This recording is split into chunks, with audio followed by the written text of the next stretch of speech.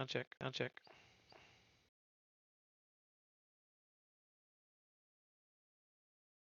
Sound check. Sound check.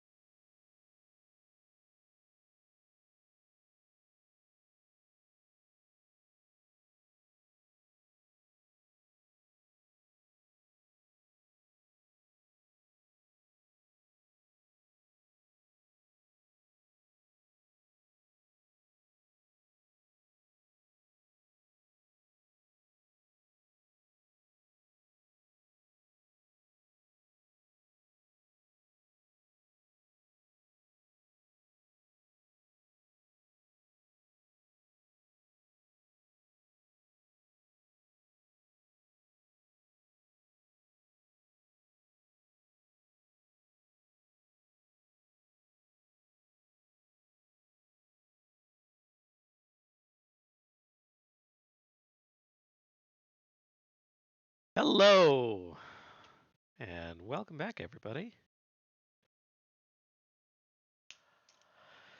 How's everybody doing today? Hey there, no hummus. Bots. Fun dip. Good afternoon, everybody. We are back for the second day of our UCF Final Game Project stream. So, for those of you who managed to uh, catch up on us yesterday, we streamed for a good long time yesterday, about 8 hours. So it was a good time. Um, hey there, hey Kuven, hey, don't press reset. One more assignment, then done for the semester. Good for you. 9 hours? Wow, time flies when you're having fun. Ah, good old chat, always broken. I swear, Twitch's API just doesn't work.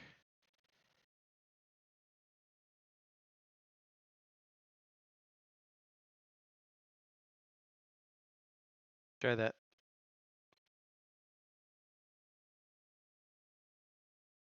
There we go. Looks good to me. Question is, will it be good on the gameplay stream? We will check that as well, but I think chat is now working on this perspective. So, anyway, for those of you who are just joining or who missed out on stuff yesterday, what the stream is about. This stream is about us playing some some very excellent projects from a UCF's senior level um, AI for game programming class. I like to call it Game Design 101. So these are student projects. They're in early access, kind of early alpha version state. We get to play with them. These have all been created by groups of 4 or 5 students, mostly 4 students, throughout the course of this semester. So it's really only been about 4 months of development time, part-time with everybody else's classes, many of whom are taking senior design classes and all of that. So we've had some really great games. They put a lot of effort into building these, and we have what I think are some great results in a very small amount of time. So we had 44 games developed during the course of this semester, and we have now gone through, we've played 8 of them. We picked the top 15 of sort of the ones that we thought would stream and be most interesting to watch. And we had all of those. We played half of them yesterday. We're going to play another, say, 7 of them today. I always have aspirations of playing more. We have some honorable mentions, but we're just going to have to see how things go in terms of that. So anyway, we are hoping to have a good time. Um, and without any further ado, I'm going to jump right into it with our first one today. And it's a good one to go first because it needs it's a little bit different. So we may have a couple of things to fiddle with on the stream. Hopefully everything will work. I tried to test it out and got it to a point that I thought was working, but you never know. So bear with me. But the reason why this one's a little hard to stream is because it is an AR game. Okay, so we are going to be playing um, Team Nine's effort, which is called Overrealms, and um, it's they I have to thank them because they forced me to get new hardware. I had a Quest 2 previously, that's for personal use, but this one is a Quest 3 for those of you who haven't played around with one of these yet. And yeah, this will be kind of like a demo. Nick is in the chat there. Hey there, Nick. And this is more of a showing of features than a complete game in some ways. But there's a lot of features and it's very interesting. So we'll be curious to kind of see how this goes. But anyway, Quest 3. Um, you can also this game also plays on the Quest Pro. I know it has some features that require or at least heavily benefit from not using a Quest 2. I'm not sure what all of those are. Maybe the developers might mention some of them in chat. But anyway, it was a good excuse for me to get a Quest 3. And in addition to that, I've just been playing around with this also. For those of you who have used AR headsets and things in the past, I've had a few. Not like some of my colleagues. We have a big VR AR set program at UCF. A lot of really great people doing research on that. Colleagues of mine. Actually, I got to see the collection. One of our professors, Dr. Cruz, has about every single headset ever built in kind of a cool display at her place. So that was cool. So anyway, I first got into this with like the HTC Vive with the lighthouses that you have to put everywhere. Good product, really nice. A lot of good fidelity, good hand motion. It was ahead of its time, maybe needed a lot of video card. And then, the Quest line is self-sufficient, so and self-contained. You can play this with Steam VR, or there's enough hardware on these things that you can just play games directly on them, which is what we're going to do today. Which just goes to show how far the technology has advanced in relatively few years. And even the difference between the Quest 2 and the Quest 3 is kind of significant. For those of you who played with the Quest 2, it has some good sensors, some good cameras. It kind of gives you a view of the world in kind of static, um, the external world for AR. This is much more AR friendly, much better hardware on it. So hopefully you'll get to see that um, a little bit soon. I should retake the class again so I can make it another game. Well, yeah, I mean, or you can make another game. You're welcome to retake the class. Hopefully it went well for you the first time. Or always I've been mentioning we're trying to make some of these resources for the class available more publicly, including some lecture content and things. So don't know when and if all that will happen, but if we can, uh, there's also, if you're a UCF student, you can also potentially audit the class and just come in and kind of get some refreshing on lecture content. If you've taken it and you just want to hear me give lectures, updated lectures, I do change them from time to time. So hopefully that might interest you, or just make your own game. So anyway, Nick says Quest 3 has a ton of awesome features, super neat from a dev perspective. A lot of stuff hasn't been attempted yet for games in the market. Yes, and that is um, I will say the Quest 2, while ambitious, has issues. And part of that is just because it was its own company. It was Oculus. And it got bought out by Meta, Facebook. And whether you think that was a good thing or a bad thing, the end result of it was, for a long time, I think up until very recently, um, the Quest 2 and I think the Quest 3 maybe launched with this. I don't know.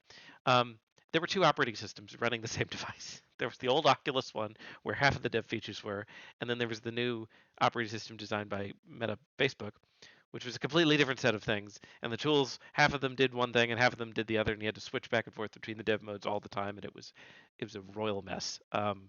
And yeah, so that was not great, which I think they've been, fixing. But anytime you acquire or merge something, you're going to have issues like that, especially with VR AR, which is still it's been around for 30 plus years in some form or another, but in some ways I still think it's like young from a developer's perspective. There's just, the tools are still new. Q3 has the optic stack, which is great from the Pro, some brightness issues. Yeah, yeah. And it's a reasonable price range compared to some of them. Anyway, so that's enough of me sort of um, blathering on about that sort of stuff. So let's go ahead and just jump into it if we can. So to do that, unfortunately, here's a feature that I would love if you're listening, Meta developers. I would love a way to overlay Twitch chat into one of your headsets natively without having to do that integrated through a game itself, because I won't be able to read comments while I've got the headset on, so I'll have to kind of switch back and forth a little bit. But we're gonna go ahead and try and get our casting going. This one is supposed to cast sound. Quest 2 didn't used to cast sound. So I don't know how much sound there is in the game anyway, but we're going to hopefully not have a whole microphone feedback situation, and hopefully it'll just work. But, oh, hey, Korea. Nice to see you. So I'm going to try that. So let's go ahead and switch to gameplay here. And yes, as expected, chat is broken on this because of course it is.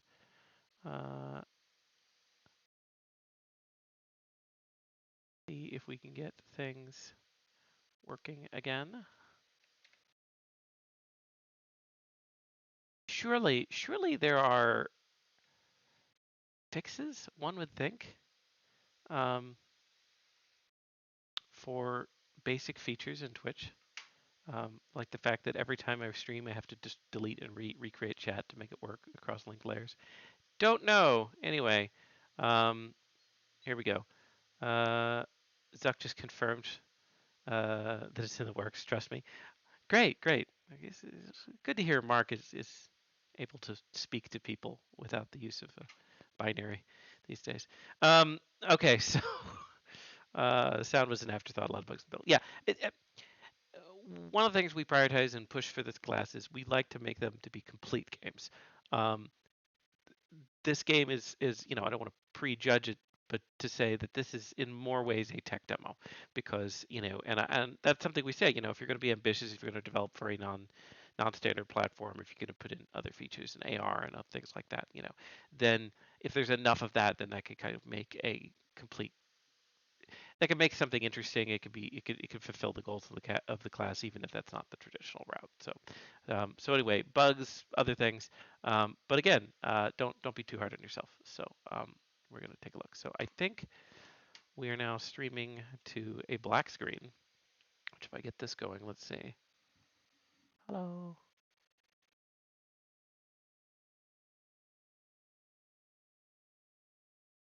Nope, not yet.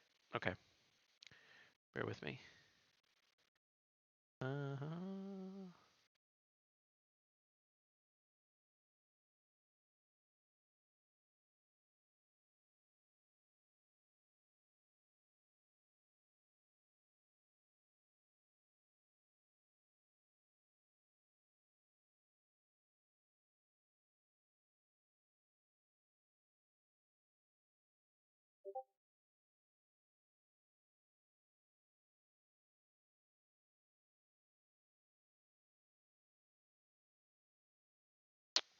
Well, right now I can't seem to stream anything, which is kind of a bummer.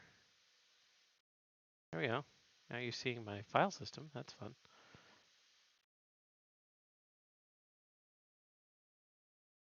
Go ahead and try refresh here. Interesting. A couple of things. After I graduate, how do I get emails that you'll be streaming games? Um, well, you are welcome. We've changed the way that the class Discord works. You can stay logged in through Discord, and current students have a special set of roles in the course, and you lose that role when you're no longer a student. But you'll be able to stay as part of the Discord, and we do stuff there. So there you go. And yes, you can follow the channel and get an email from me. It's normally at the end of the semester. I do upload everything to YouTube. So a couple of ways. I don't really have an email list, but we're mostly using the Discord. So that'll probably be the best way of doing it. Okay, let me see if we can get things going here.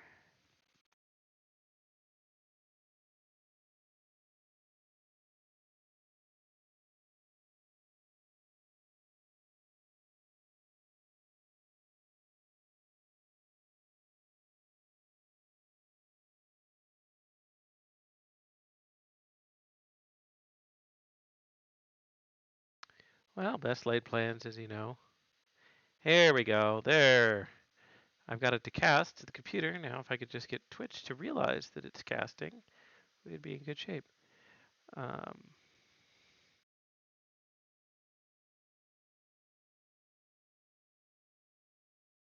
so we're going to turn off that.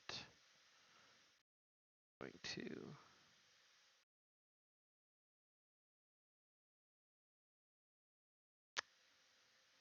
good. Are all games VR? No, this is in fact our only VR game today. Avant-Garde. Hence the complexity. All right, I'm going to switch back to my chatting overlay for the moment. Hi.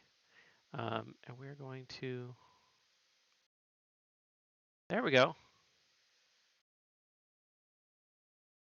Aha! We have a different black screen. This is good. Okay. So there's a headset microphone here, but I'm going to try and put this on over my existing setup, which is probably not a good idea, but I just don't want to mess with that. Okay, so I believe can chat confirm that they are seeing my living room through the lens of a uh, of this. And interestingly, so I can see you're looking at my Twitch setup right now, and Inception, yeah. So that's cool, and yeah, just to show you like how good the cameras are compared to the Quest 2. So yes, we're gonna have some Inception here. Gonna be tricky to go through, and yeah, so it's actually doing hand tracking right now, which is quite cool. It's like I can almost read. I have to get really close to see Inception, yes, but the fact that I can read text on a computer screen through this is actually kind of cool. Hand tracking is kind of boarded. Well, I'm not actually going to use the hand tracking for this. I have the actual things here, but just so you know, the Quest 3 has hand tracking. And here we go. So this is our little board, right? So this is a card game, board game, however you want to call it, and turn-based kind of strategy game. And we're really just going to kind of go through the features. So you can see I have this little teeny board that's on my hand, and this is effectively playable in AR. You notice we're not replacing all of my living room um, with a full VR setup. And then probably pretty ring light. Yes, I have ring light. You're getting to see behind the scenes of the setup of my stuff. I hopefully haven't left too much random stuff out in my living room, uh, and you can't see too much of my kitchen, which is good because it's a mess. All right, so you can see I can kind of grab this thing, and now let's see. There's a way to make it go So you can just intuitively grab this thing, and then I have to, I think, get on here and, whoops, there's a way to make it big. I did this last night. Uh, okay, time for me to bring up my notes. Back up from it, hover over it. Yeah. Okay. And then do I have to push something or no? I think it was just movement based. There we go. Okay. So I'm sitting at my desk, so I've got this in a stationary zone. It's a little finicky, but if I can get it kind of, I think it's my, I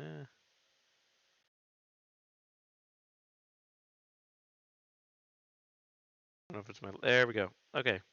Oh, I almost had it.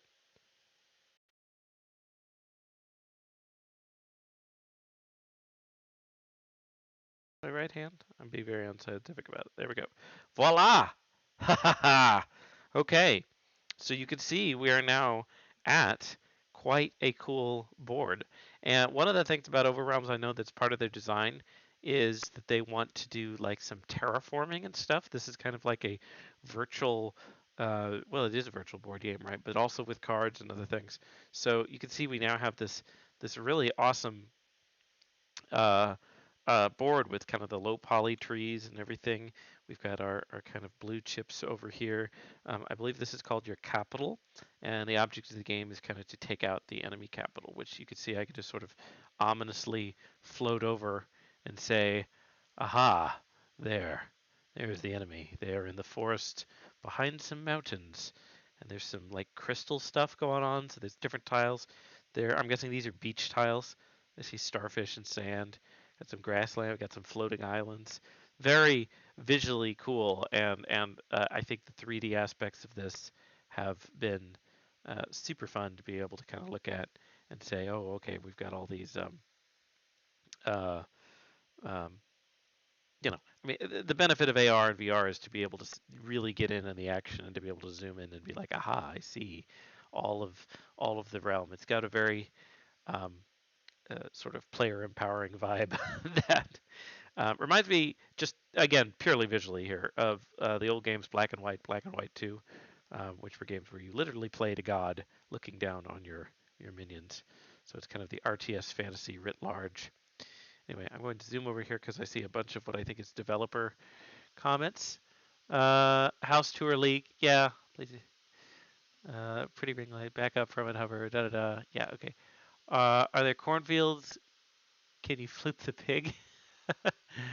There's a pig card. Okay, so anyway, one of the things you do is that I can't see my hands anymore. Voila. Okay. I believe there aren't really any. It's kind of on developer. It's on free play mode effectively, right? So normal mechanics, there would be a certain amount of cards you can draw every turn, and then we're going to use that to summon entities, and then the entities would have a certain amount of movement they could do per turn, and the opponent would be doing that as well. I think there is so this is designed to have an AI added to it. It's also designed to be playable multiplayer, 1v1. So in that way, similar to some of the card games we've covered in class, like Hearthstone and other things like that. But again, we're just on free play mode, so we're going to see how it goes. So anyway, there's big card. Yeah. So I believe if I press B, I might be able to draw a card. Let's see. It is B. It's crazy that I could see that in here. I might need to do something to start it first. Let's see. Hold down the left grip. B does spawn cards. Interesting. Maybe they're under the table. No. But yeah, so I should. Oh, there we go. Ah, okay. So I've spawned like 5 cards because I kept pressing the button. Okay. So when I hold down the grip trigger on my left hand, I've got my cards here. There's something about this. So I grew up watching the Yu-Gi-Oh anime, right? That was the card game thing, and Yu-Gi-Oh was big when I was younger. And there was, I mean, it's a ridiculous show, right? But there was something just that seemed cool about people going around with like a card deck on their arm and being like, "Now I'll send you to the Shadow Realm," right? And this is kind of like that, and so I'm enjoying this fantasy. But yeah, so we've got cards here. The um, uh, I'm assuming by the iconography here that they have different costs. I see. They have four different numbers on them. We've got blue crystal, which I'm assuming is a mana cost. I have these mana crystals here. It looks like I'm at 10. I'm assuming this is also following what I would call Hearthstone rules, which is effectively modified Magic rules, Magic the Gathering, in that you get mana every turn. Your mana refreshes every turn, and maybe you start with one mana and get up to 10. Don't know. Maybe the designers can comment in chat about the design of that. But I have what appears to be mana um, cost in the top left. I have a heart. I'm assuming that's health in the bottom left. I've got a gold number in the bottom right. Might be attack. Don't know. And then I've got a green number in the top right, which I is on some cards, but not others. And yeah, maybe that's damage. Several of these have damage written on them. So I'm going to see if the devs can maybe illuminate that a little bit. I summoned Pot of Greed to just summon 3 additional cards from my deck.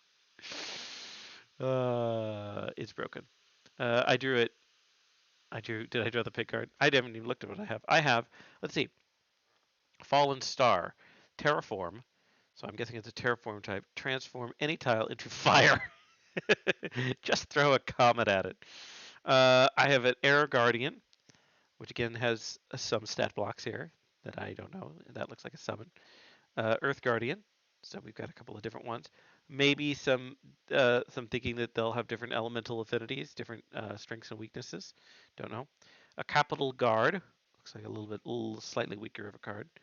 Um, Pandemonium. Transform any tile to any tile, which ironically is cheaper than the Fallen Star, and it seems more powerful, but maybe you don't get to choose. Maybe it's random. That would make sense with Pandemonium. It also has a D20 on it, so it's probably random. And then Lady of Frost, which is legendary. Frostborn, 50% chance to draw a Frostbolt on summon. Maybe the born keyword there. I'm just pulling from my knowledge of card games.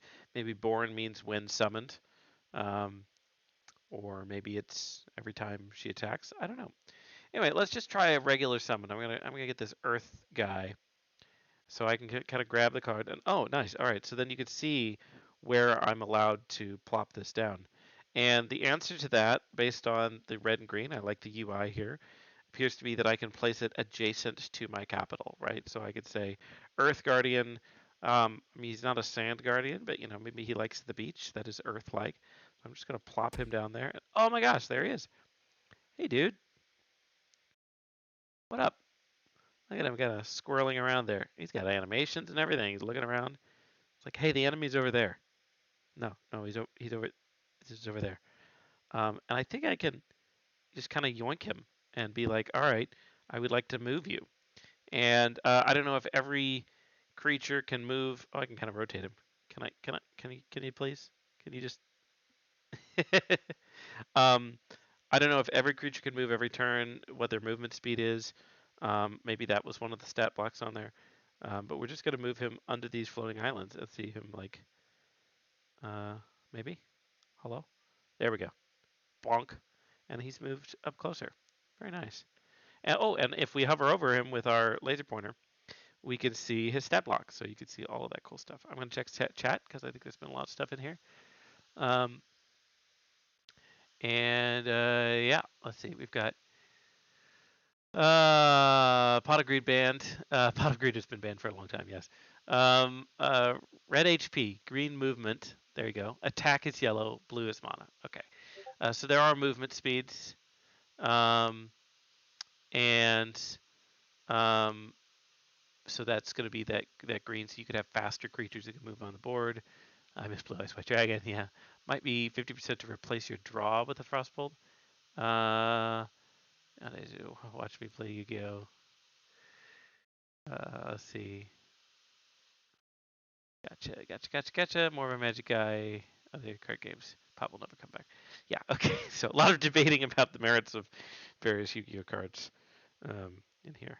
But you can see I was a fan. I have, there you go. I got my Yu-Gi-Oh cards back here, among other stuff on my little display case. So okay, so let's play some other cards. So I'm very interested in this terraforming mechanic. So we're gonna try and burninate the countryside here.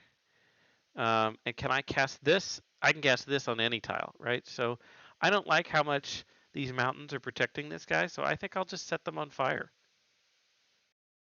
And there you go. Some animations.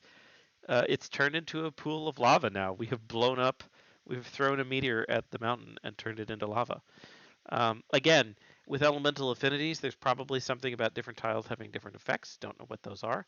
I assumed the mountains were impassable just because they look kind of chunky. Maybe not.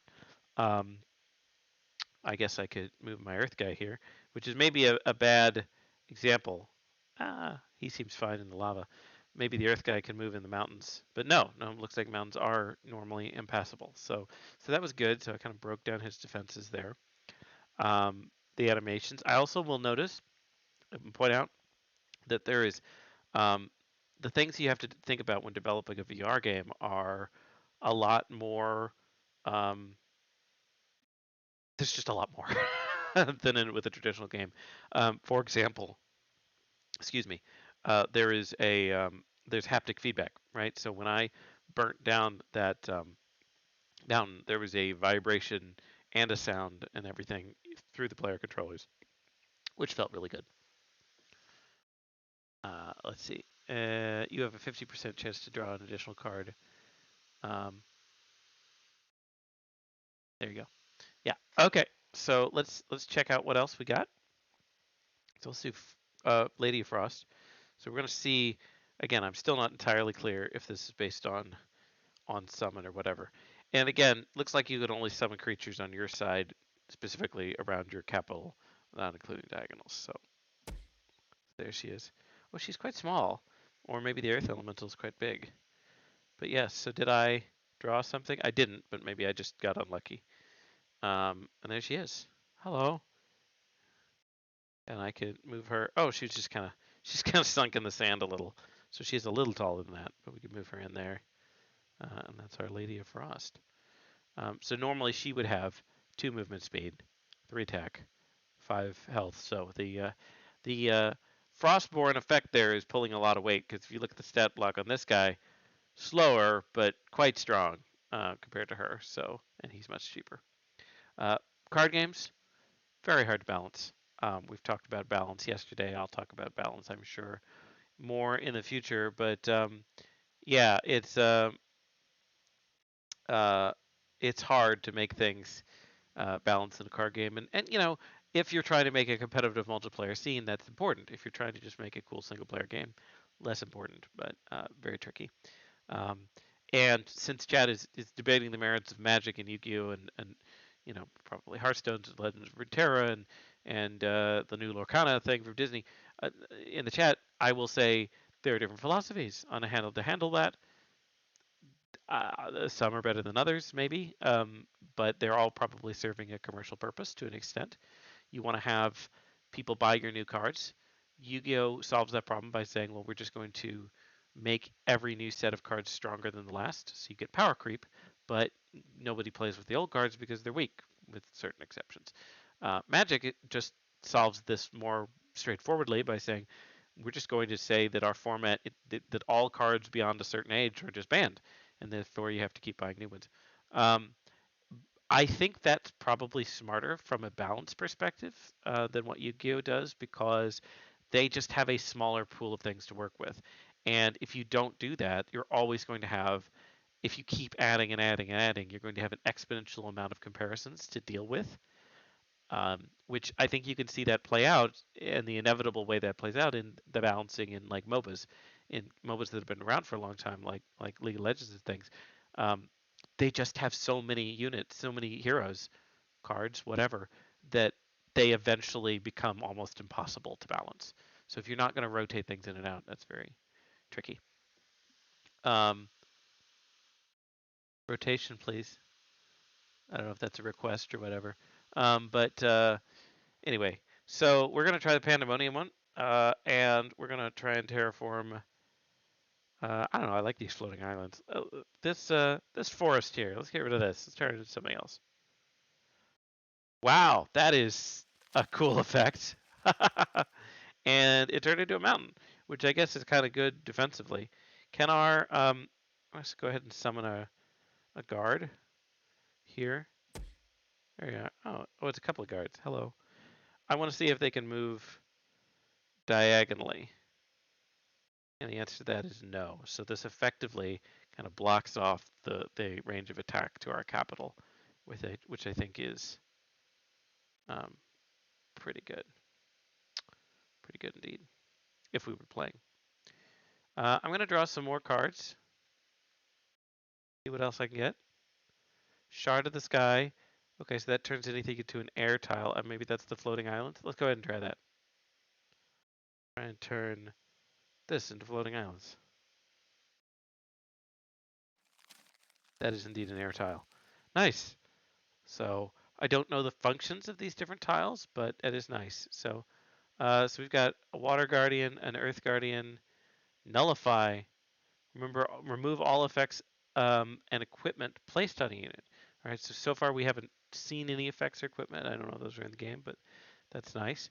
I do know there's a little bit of a kind of a glitch here, which is that things that aren't summons, like the Earth Guardian's a summon, he has stat blocks for movement, damage, health. Things that are not summons, that are just like what I'd call magic cards, quick casts, whatever, um, are seem to be defaulting and showing a health value when in the hand, but when you highlight them, they don't actually do that. So you've got some default issues there with that, but that's pretty minor. Checking on these days, referring to rotation format. Oh yeah. Rotation is a good format. I agree generally. So so let's keep drawing a couple more cards. Call the Sea. Oh, so I don't think we got any water tiles unless that's the beach. Maybe that is the beach. So yeah. It won't let me cast it on the beach. So let's just make a nice little beach area for us here. Love the effects and the haptic feedback and everything. So this is cool. Keep drawing. Overgrowth. So we got a lot of terraforming, right? And that one only works on plains tiles. So you can only grow trees there. And again, I think if the game designers have insight on like, well, what are some of the intended effects of these different tiles? Like how do people interact with them? Seems like there could be a lot of depth to this game. Don't know what it all is in terms of the effects, but seems cool. Fallen Star again, Tectonic Will. So I assume that turns things into maybe the Earth tile is kind of the little crystal. Maybe that's something we can mine. Is there resource management in this? Effects feel good. I can keep summoning. I should summon these other guardians just to look at them. There's a water guardian. Looks very watery. Got those gauntlets. And here's an air guardian. Looks more Earth-like, but he's got kind of a tornado kind of thing going on within there. So that's cool. And then we've seen that one already. There we go. There's our first equipment card. So that gives monosteel equipment +4 attack, +4 HP. Seems very strong. So can we just cast that on this guy? Oh, got a nice equipment sound, and you can see now he's got improved health, improved attack, and the numbers have turned green, which is a good kind of stylistic choice to make it seem uh, like those are updated numbers.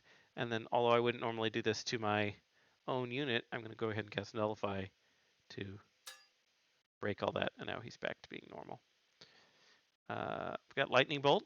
Can I cast that on friendly units? Looks like I can, and I have hurt him for 2 damage. And then Deforestation, so we can cut down some trees. There you go. Shard of the Sky.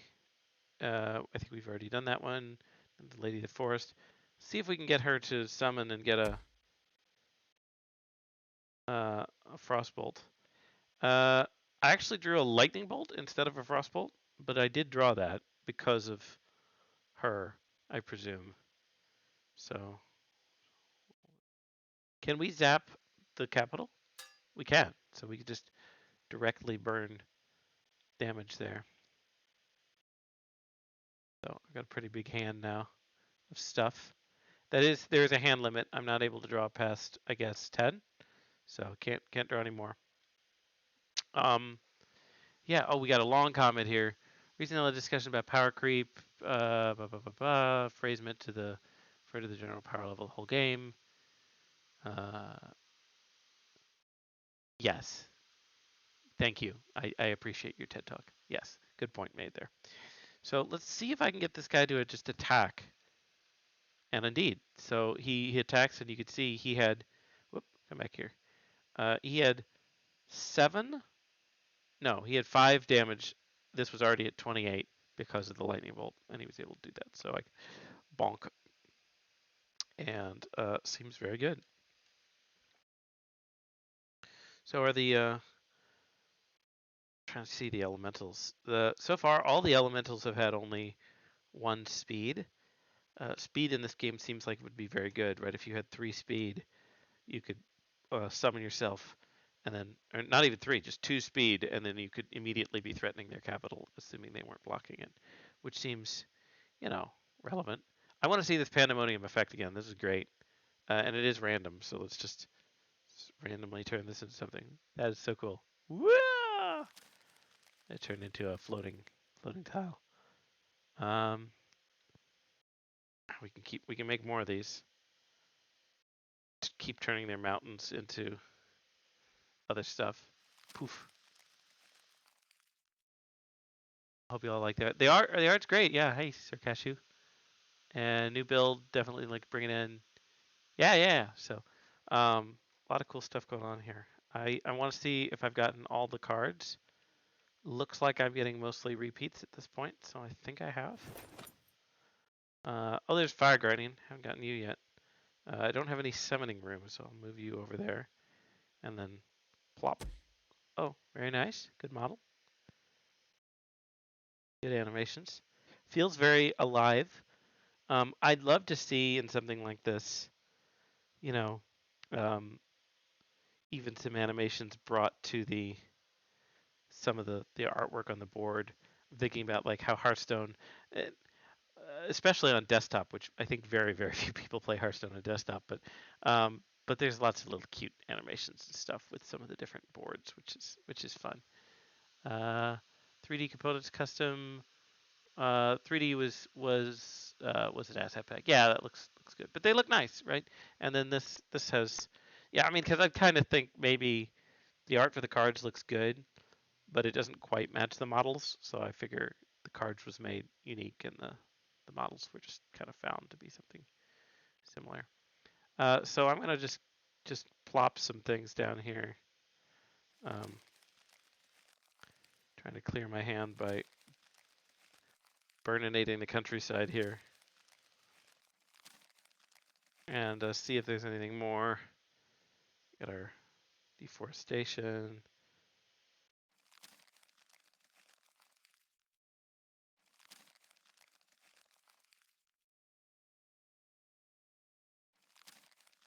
Throw my forest back.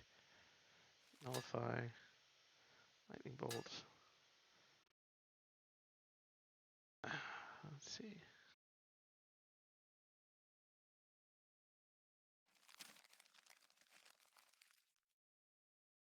Oh, I can't actually nullify on something that it isn't a valid target for. So I'm run out of hand space again. Is one of the devs, can one of the devs let me know if there's any other cards in this deck that I have not yet seen?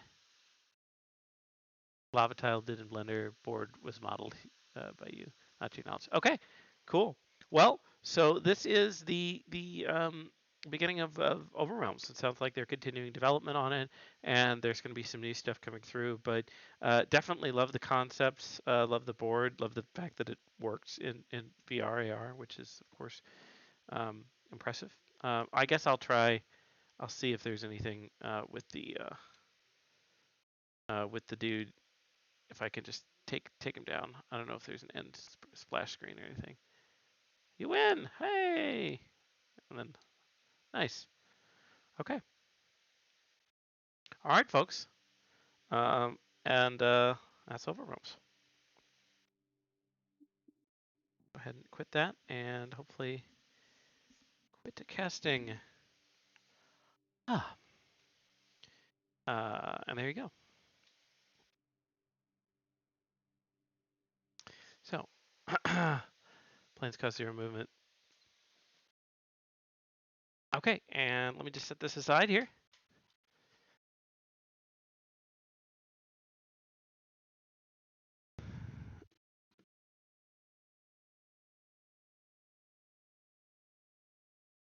A note on VR games: they're a lot of fun. They can definitely give some people some motion sickness. I get that a little bit depending on the game and the locomotion style used. One of my grad students is working on some analysis of work of um, different movement styles and a few different things in VR. So it's an active area of research. But for the most part, I think with reasonable, I find those kind where it's stationary, where you're sitting, a lot easier to get through.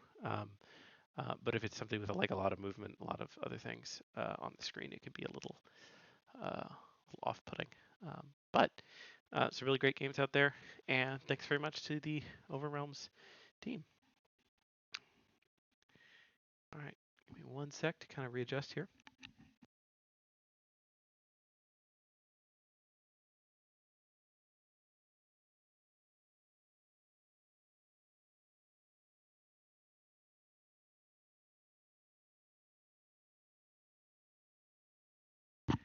And we're back. Okay. Alrighty. So, my next game on the docket is Team 45's game, which is called Wardbound.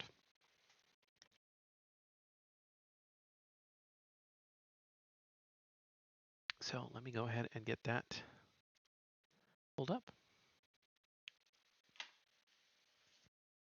How's everybody doing today? For those of you who are UCF students, are you almost done with your classes and projects? Hope so. I always try and I spend a lot of time doing the stream over 2 days because there's a lot of games, but I always hope that because it's done during finals, that people can at least come to one of the days, and hopefully don't have classes on the whole day for 2 days. But we also go into the evening, so that tends to be not so bad. Finishing up my discrete 2 final as we speak. Oh, good luck. I'm taking an exam while I watch the stream. All right, as long as it's an open note exam, I guess that's all right. So, just try not to worm actual exam questions into the stream, so I have to answer them. Okay, so I'm doing a quick README here.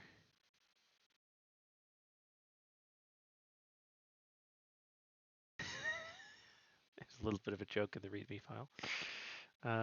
To start the game, I'm supposed to go to the nearest beach on a full blood red moon, measure the angle of refraction through a seashell, wait days, do a dance, shout Wardley, and then the game should start. Or I could use the exe file.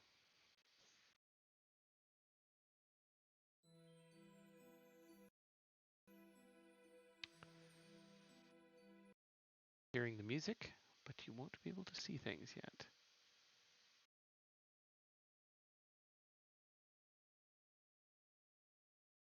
Stream counts as notes, maybe.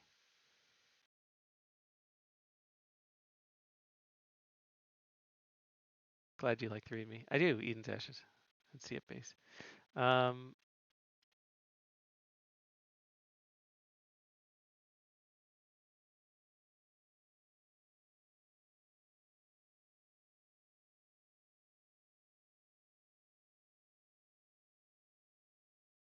Twitch being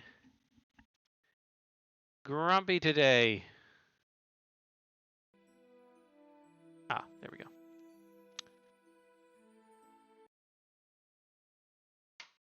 And we're here.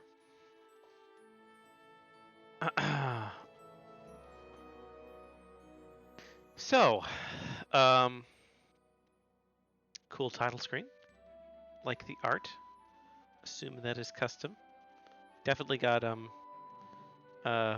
some Hollow Knight vibes there for me.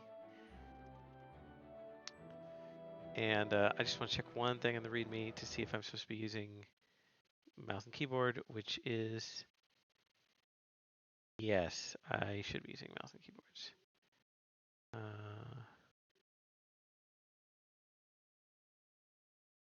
Okay. Here we go.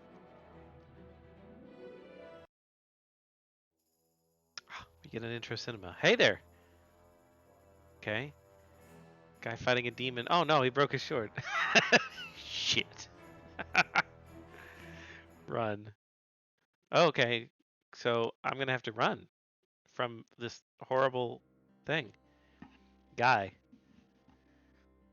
Is he a lion or an elf? He has elf ears. Phew, that was close. Now to find a way out of here without my sword.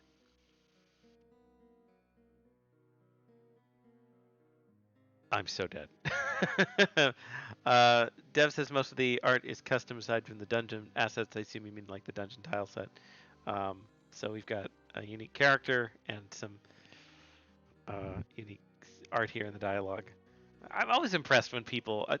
I am not an artist when it comes to the visual aspect of things. I'm like, how do you convey how annoyed he looks with like just two eyes that are just basically black ovals? But you can.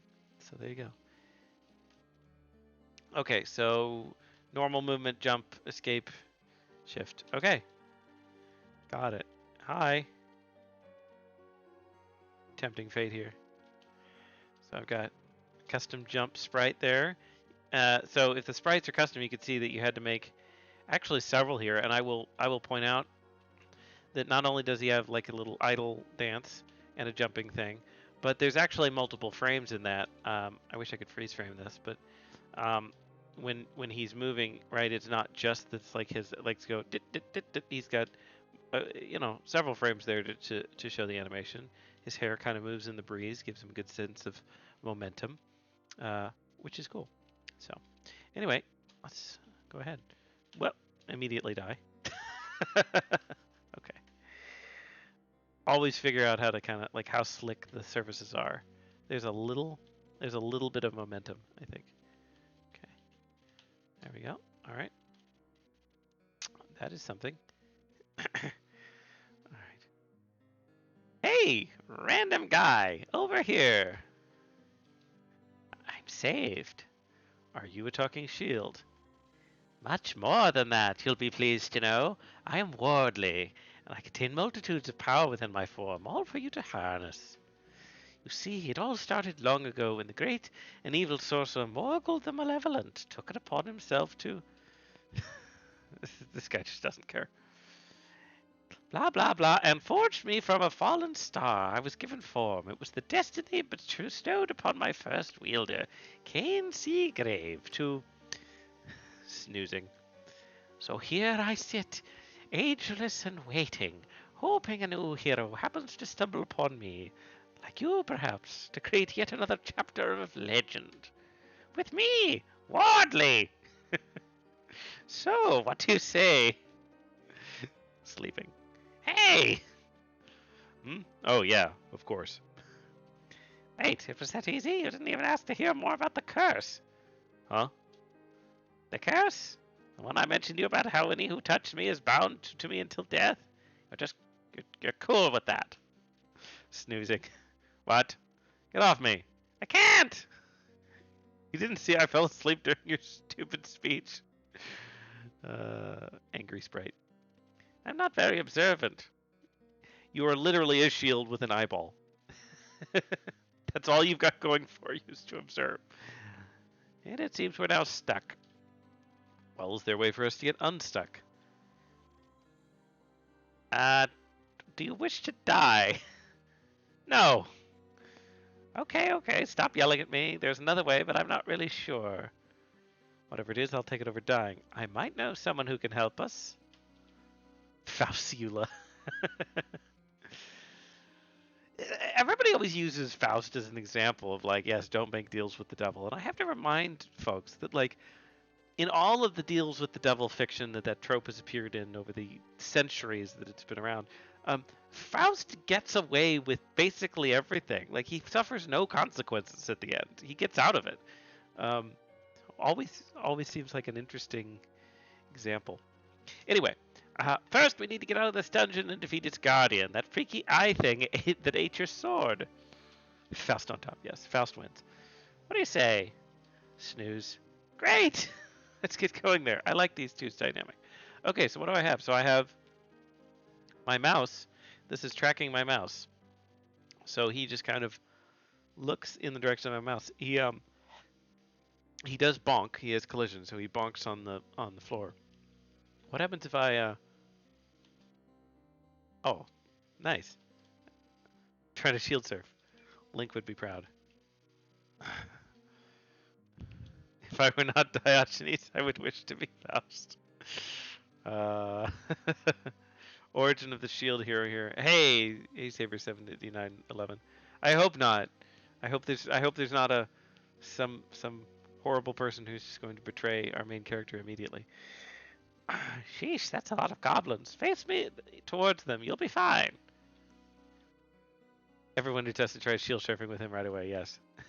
It just seems like the thing to do. Oh, okay. Wow. That's a lot. Okay, so I let one get through, but they just... Oh, shoot, that's not environmental. I mean, that is a real thing. Is there a church that says against shields in the world? Maybe. What happens if I just...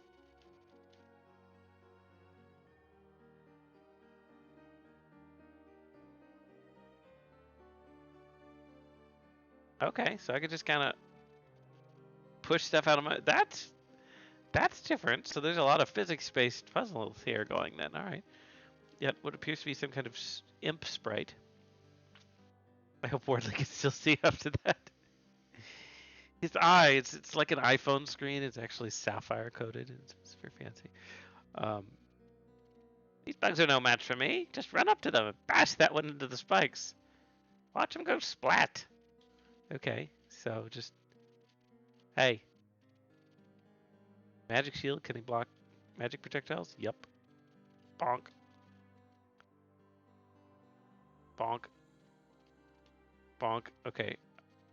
I did not follow instructions. What's the point of a shield you can't put down anyway? And a magical talking one at that. I have no idea. My memories are very fragmented. Recall my previous wielders, but not much of their fates. Perhaps my creator would know. I'm not sure. Ah! Yuck, a whole swarm.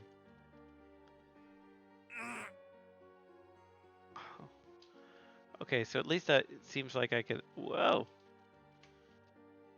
Okay. This is approaching bullet hell levels of projectiles. Good sound effects on the grunts of pain. I'm just gonna leave. I think I need to very much change my... Oh, that worked. Change my perspective on how I platform... Oh, they're infinitely spawning anyway. How my perspective on a dungeon platformer like this would work. Was that a frog eating that one? That seems important to know. Oh, I'm distracted. Oh, I splatted that one. And yes, he splats them there. Anyway, my normal approach to a dungeon crawler like this would be to kill everything. Oh! Oh, crap!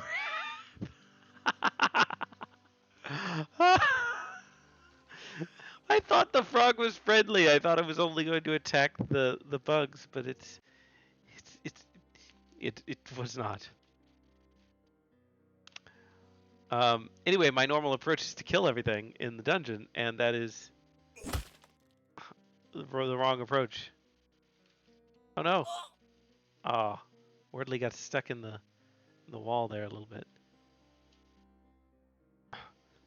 My approach is to not die.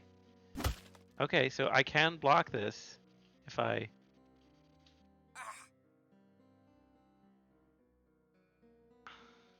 It's one way to get rid of the curse. Oh, okay. So there are interesting interactions here I was not expecting. Oh. Why did I hit main menu? Accidentally? I seem to go back here. There we go. Alright, not sure what happened there.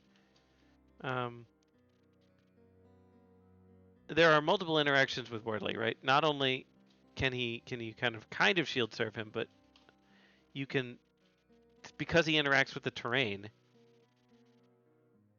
There we go. There we go.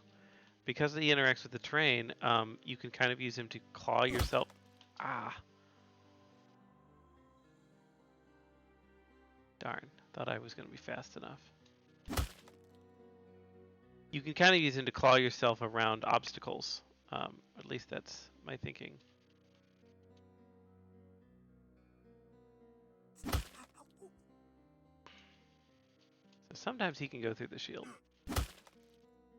We hate frogs now. It's one of the more prevalent bugs we didn't find a way to fix. Oh, that respawning back at the start.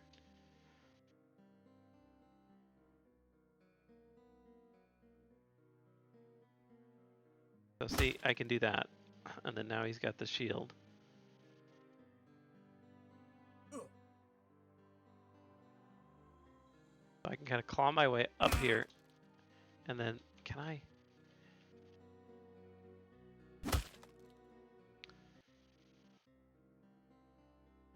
Okay, I'm just going to die and see if I can... Uh-oh. There we go. So it seems I will get back here. Just sometimes it puts me in the start. So, what?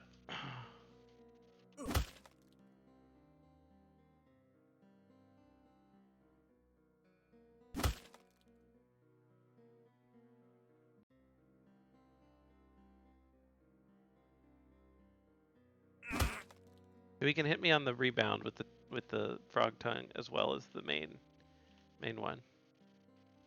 Really need some health. Like these little decorative kind of hidden areas. I'm no longer, but I believe that's a toad.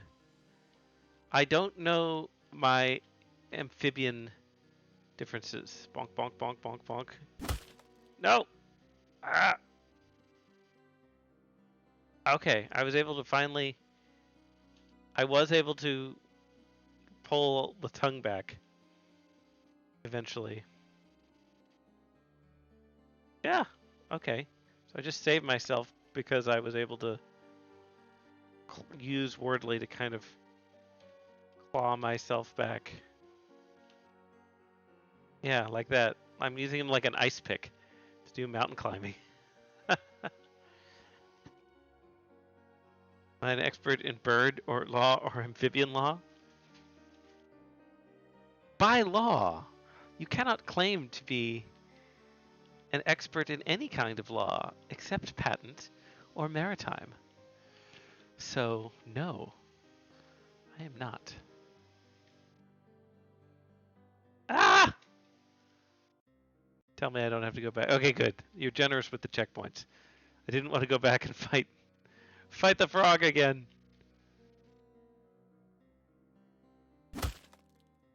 He has some...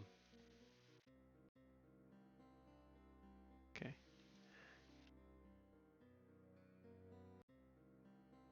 They have some range. I was going to say, yeah, sniped. Definitely sniped. I don't know that I want to go up here to this frog. It just seems... I don't know where I'm trying to go in this particular zone, so...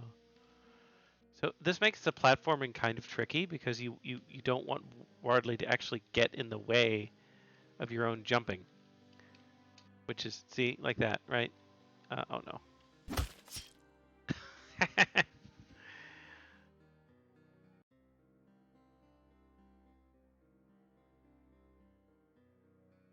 Okay, so maybe if I'm just... I really could use some health. Like one hit kills me at this point.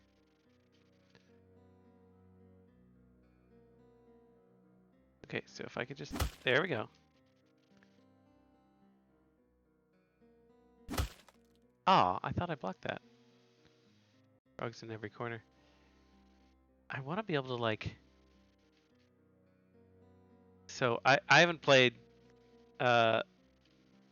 Jedi Survivor? Whatever it is. The Jedi game, the second one. I played Fallen Order, or was Fallen Order the second one? But anyway, I played one. I played the first one. I haven't played the second one. But there were these frog enemies in it, and you could grab them by the tongue, and then cut it off. And I'm like, I need revenge. Yeah, I need to be able to grab these frogs and somehow sever their tongues. Okay, toads.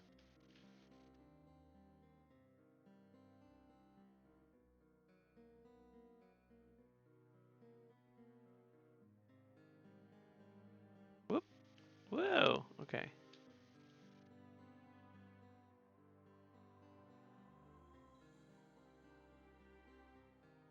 Come on, eat the fly. I want the frog to...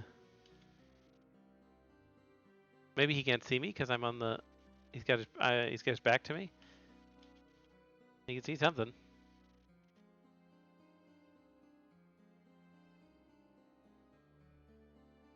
Hmm.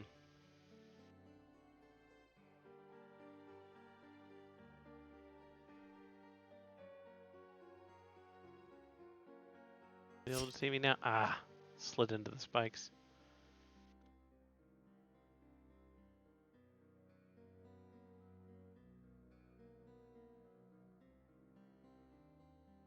Oh, dodge the tongue. Okay. Whoop. Oh, come on.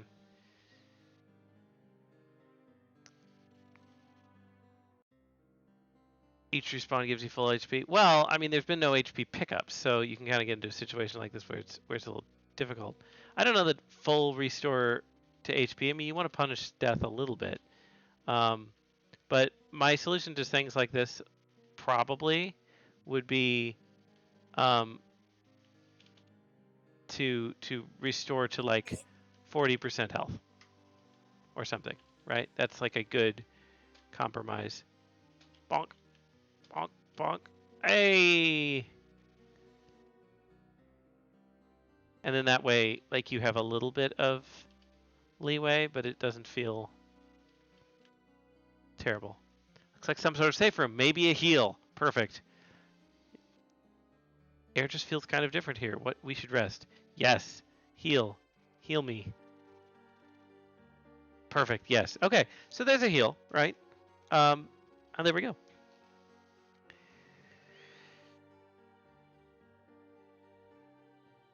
Yeah, I agree.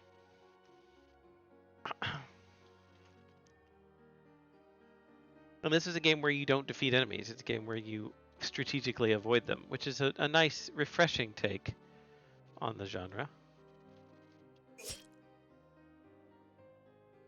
Oh, I have attached the thing to my shield.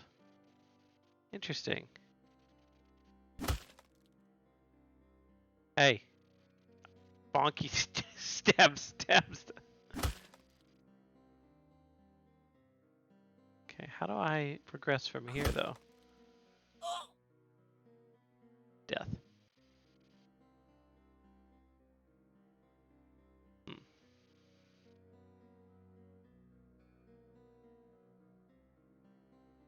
So this seems to make he struggles on the shield, and then it becomes very... It moves on its own when there's a slime attached to it. Which I guess is the point. The point is to put this annoying thing that gets in the way. Yeah! Okay, so where can I jump? Can I... You settle down there, Froggy. Oh, actually, to pick my Timer here? Okay. Ah. An interesting bug that causes him to occasionally respawn. I think I know what's causing it. I mean not it's the behavior that will replicate it. It's pressing the retry button while it's already reloading. Um, because there's no feedback on the retry button. There's no like click, so I'm not entirely sure every time. Ow, that sucks. I'm not sure that I click it every time.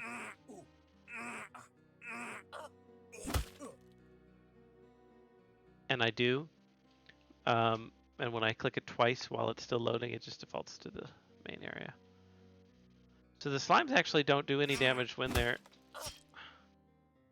in spike form. They seem to do damage. There we go. Ah! Oh! Seem to do damage when they're in slime form. I guess they're more like acids.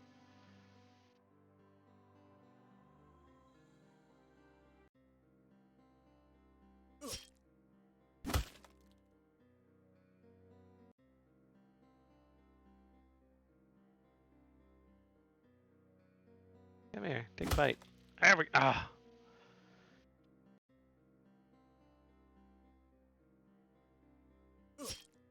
The physics of Wardley is interesting because he has some ability to do things like that, but then once you do that, you actually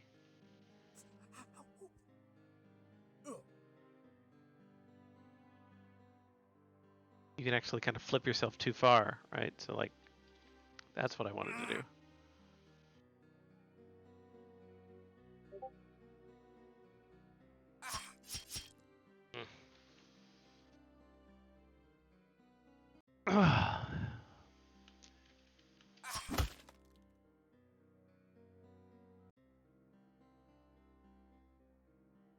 Okay, eat the slime. But don't do that.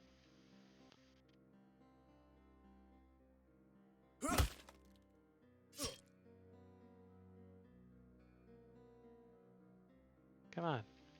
Come on. Ah.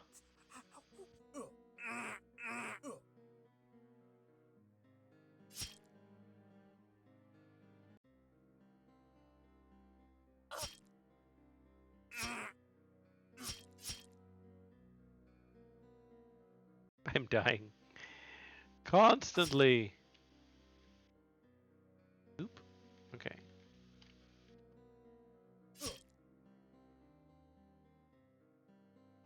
Okay, so claw up. Challenging. There's a lot of platforming elements while being attacked by enemies. That wasn't even an attempt. Okay, I'd really like to just avoid going into that death corner entirely.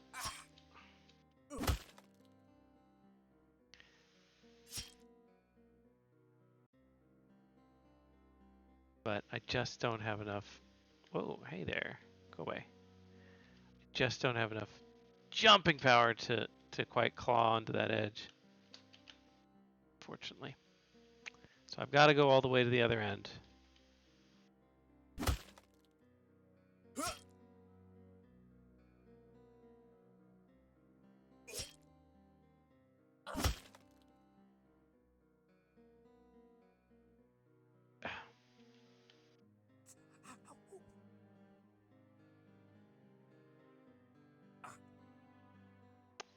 Yeah, you can't move the shield when there's very much when there's a slime attached to it, so I can't block the shots. He is very good at just dragging you directly into that pit. At least apparently I'm not alone from the playtesting in determining that this level is hard. Good to know.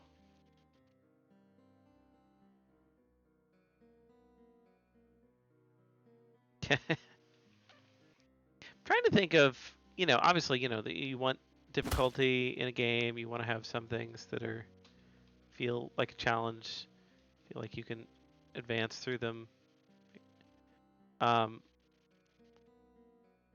I'm trying to think of ways if something needs to be made easier.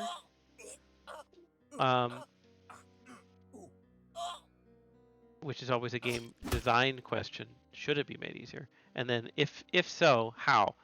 I would say from a game design perspective, since this is fairly early in the level and this doesn't appear like a challenge area, like this isn't Path of Pain or something from Hollow Knight, I would suggest maybe this is a little tricky unless I'm clearly missing some way of doing this that I just don't understand. But this once you get very practiced with the mechanics, what may be hard in the early game may be maybe quite easy later on. See, I'm learning things like if there's a spike stuck to your shield, just ram it into one of the ball traps, and then you don't have to worry about anything, right? But taking the premise that things should be made easier. Oh, there are certain things that feel frustrating, and maybe could be made a little less oppressive. That was rough. A lot of the death traps all closed together. It was rough. Has Dark Souls slapstick. Yeah, if somebody wants to put like Benny Hill next to any of this, you're welcome to. Come on. I think part of it is just a question of like the point of the game, or at least the point of the game as I see it, right, is to utilize the shield physics, right, for fun and creative ways of breaking the of beating the puzzles, right? And so part of that is learning. Well, how does he interact with different enemies, right? Like, okay, so this teaches me he sticks on the slimes, and then you can't move the shield properly, and sometimes you can pull back from the toad, and sometimes you can't.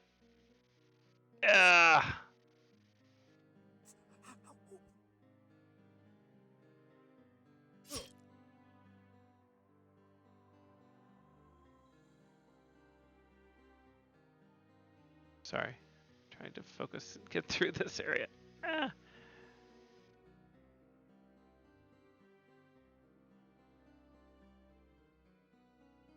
Does this place seriously ever end? Hang on, I think we're getting close. Just a bit longer. I was trying to think I'd be better off dead. No, don't give up. Bonk.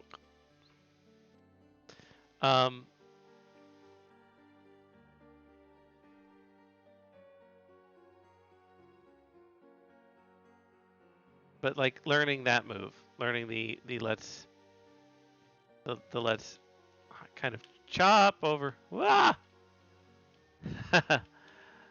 Let's claw our way up one of the platforms, right?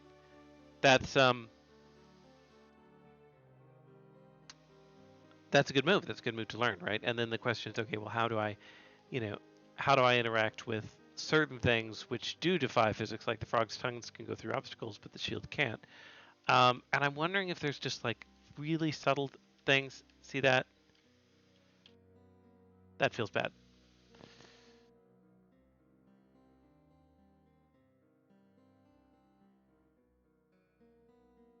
Enemy interactions, shield physics where the main idealize. Hollow Knight reference, for example, there's a way to kill slime frogs, but not the frog. Frog is ways to get it both.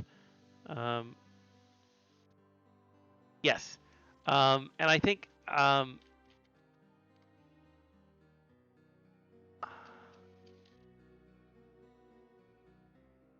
don't think it resets those.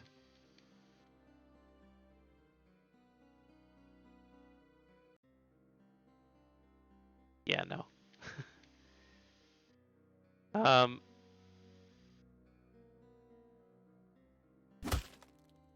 There we go. Okay. Oh no, but see now I'm glitched out because he dragged our guy into the. There we go.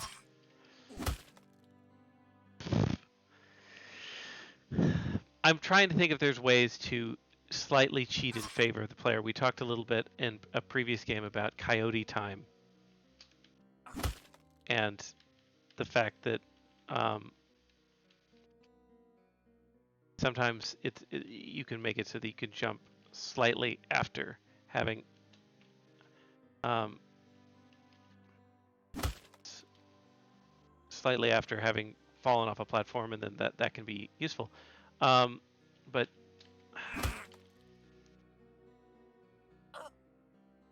I'm wondering if there's also some additional interactions that you might do with the shield to make it so that you can knock the slime off you if you spin it around really fast, like after it's already attached, or kind of hack at the frog's tongue to make him release earlier, or they just small things like that, or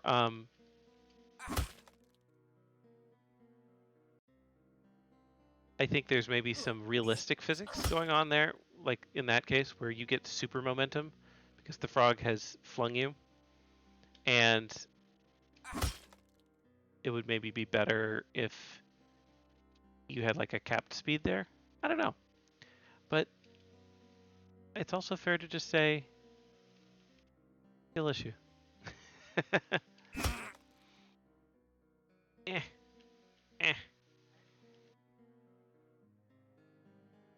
The enemy AIs of the little flying guys seem realistic. They try and keep out of your way and stay just out of your reach.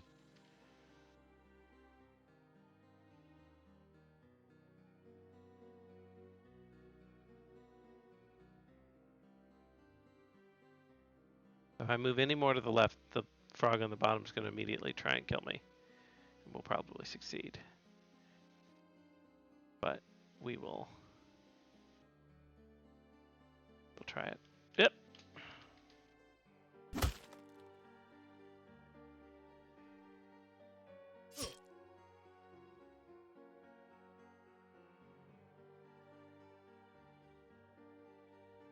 Yeah.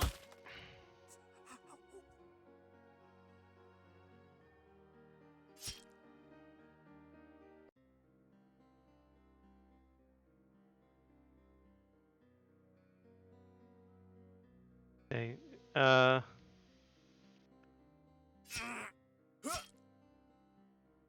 Frog Ting momentum made collision more relatable. It could be cool, more wide open. You just propel yourself on the glass swing. Yeah. I'm spitballing here when it comes to these changes. Don't take them as gospel. I think it's always, and this is why I say, there is one person who should never test your game. One set of people, and that is developers. You should not test your game because you are not good at doing that. I'm not good at testing my own games, right? Because I'm like, oh well, this just seems obvious to me, right? And that is like you can test for bugs and things, but if it's like, hey, is this good? Is it easy? Is it hard? That's something you always want to have playtesters for, which is something we focus on in the class, right? Is saying, make sure you have a set of people that are um, that are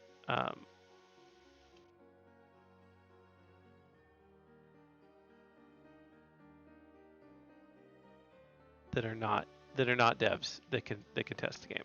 Whoa.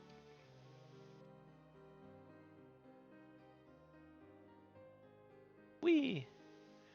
All right.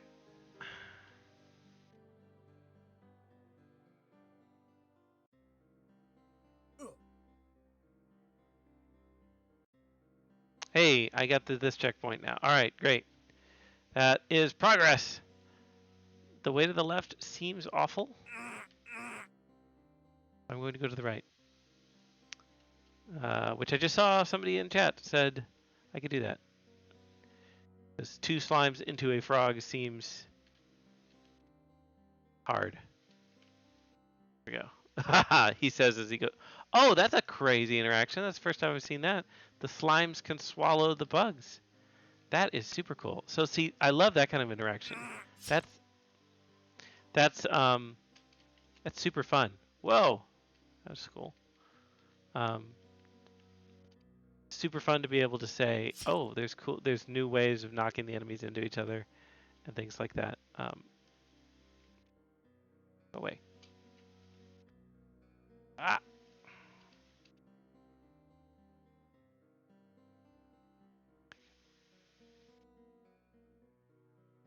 bonk,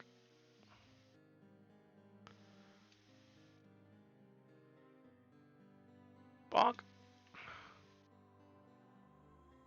bonk. I just walked straight into the spikes that time. Whoop, whoop. There we go. Whoop. I also think I'm trying to be too precise with the shield, and I think I just need to be like whop, kind of use it more as just kind of a flexible, swinging, crazy thing. Whoop. Okay.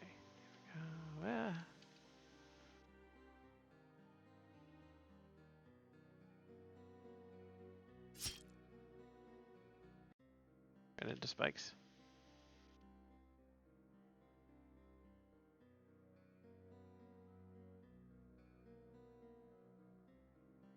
I don't think there needs to be consolation. Yeah, I like the bug spawners as well. Yeah, I don't think there's consolation needed. I think it's just there's a lot to these levels. I like that there's multiple paths, and I think it's a challenge to get through. And I think there are definitely parts of games like this where you want to be able to try and pursue those different ways of doing it, right? Like try and clear out the bugs by sliming them all. Try and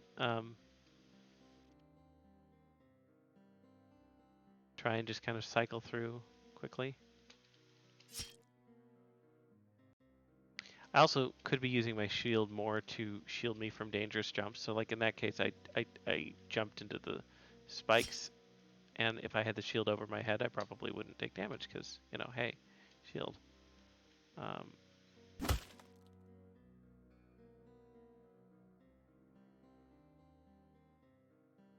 Okay. This is where I fell last time. Not quite sure where I want to go here.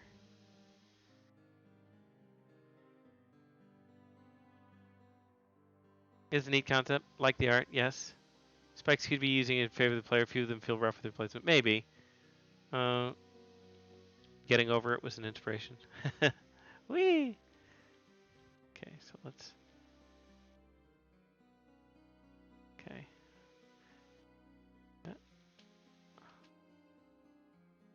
Yeah, things like that are a little hard to get into. Yeah, I don't want to deal with him in any way. There we go. Okay, what else do where can I go? Up and to the right, it looks like. Okay, whoop.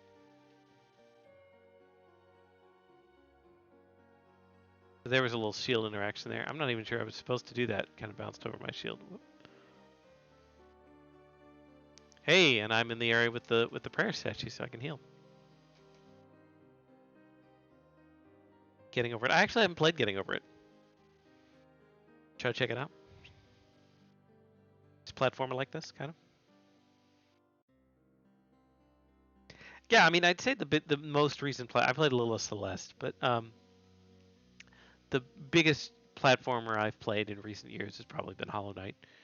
Do you like bashing your head against walls? Bam, bam. I mean, I have done Path of Pain. It was a fun challenge. I enjoyed it. So to an extent, yes.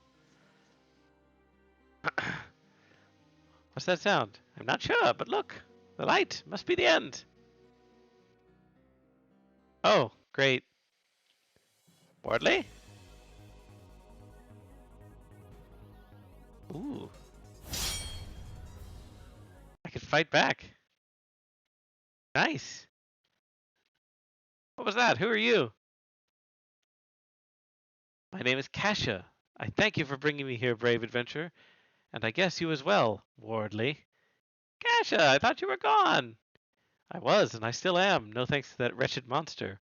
Now that I've taken my revenge from the suffering it had wrought on me in battle in these depths ages ago, I think I may finally rest. She's a ghost. Wait, I'm confused. How did you know Wardley? And why did you just come out of him? And why is he smaller? Most of all, respectfully, how the hell do I break this curse?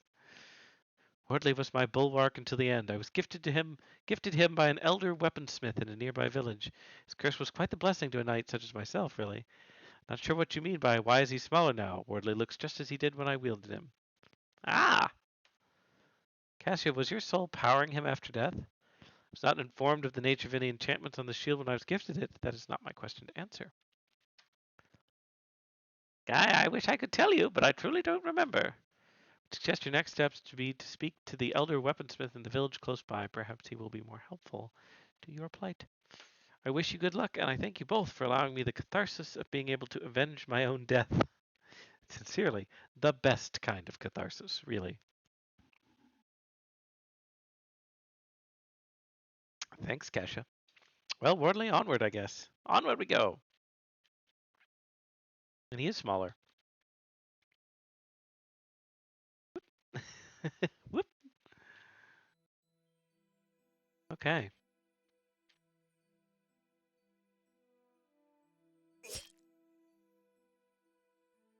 That's interesting. Whoop. So the challenge has changed. I don't even want to say increased or decreased because. Oh, and we're here. Good job. We made it to the end of the thing we made. We hope you liked it. I did like it, and it's beautiful.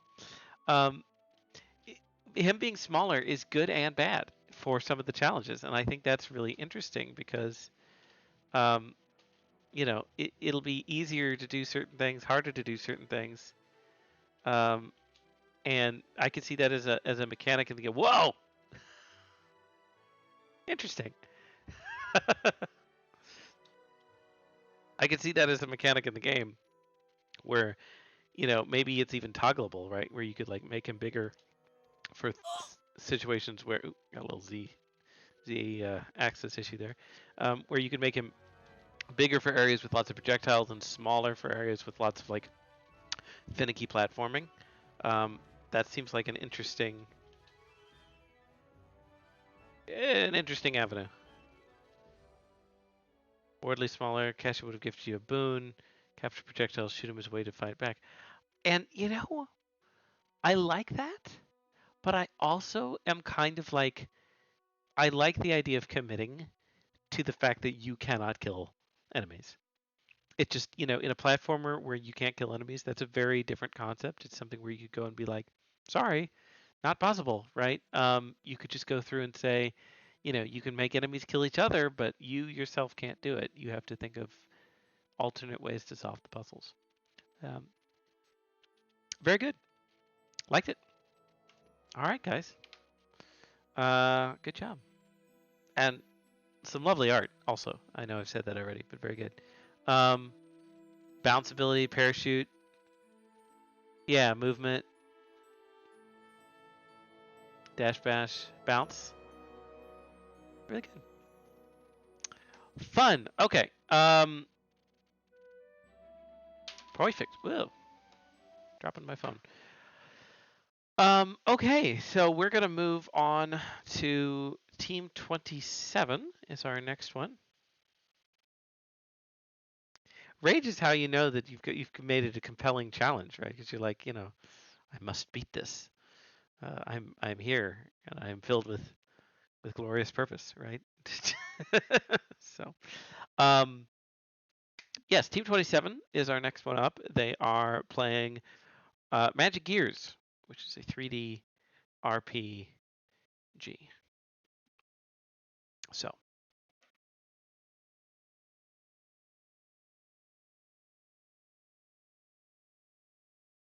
let us begin that shortly.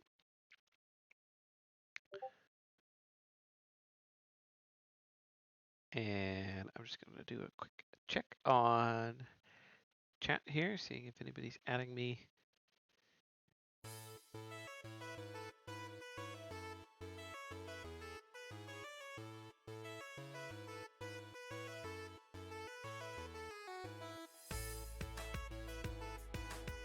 People are dunking on my inability to deal with frogs in the chat, which I think is funny. Okay, let's see. This game seems a little loud to me. What do you think, chat? Turn it down a little.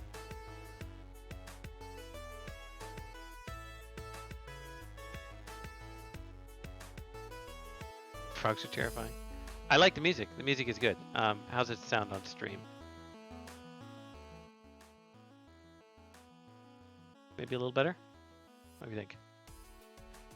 My sound channel for the stream and my sound channel for my headphones are different, so I can't tell. It's good. Great. Perfect. All right, so here we are. Magic Gears. We've got our protagonist here. We got the low poly 3D art style. Go over controls. They are obvious, which is good. It's point and click strategic RPG, which is great. And let's go ahead and...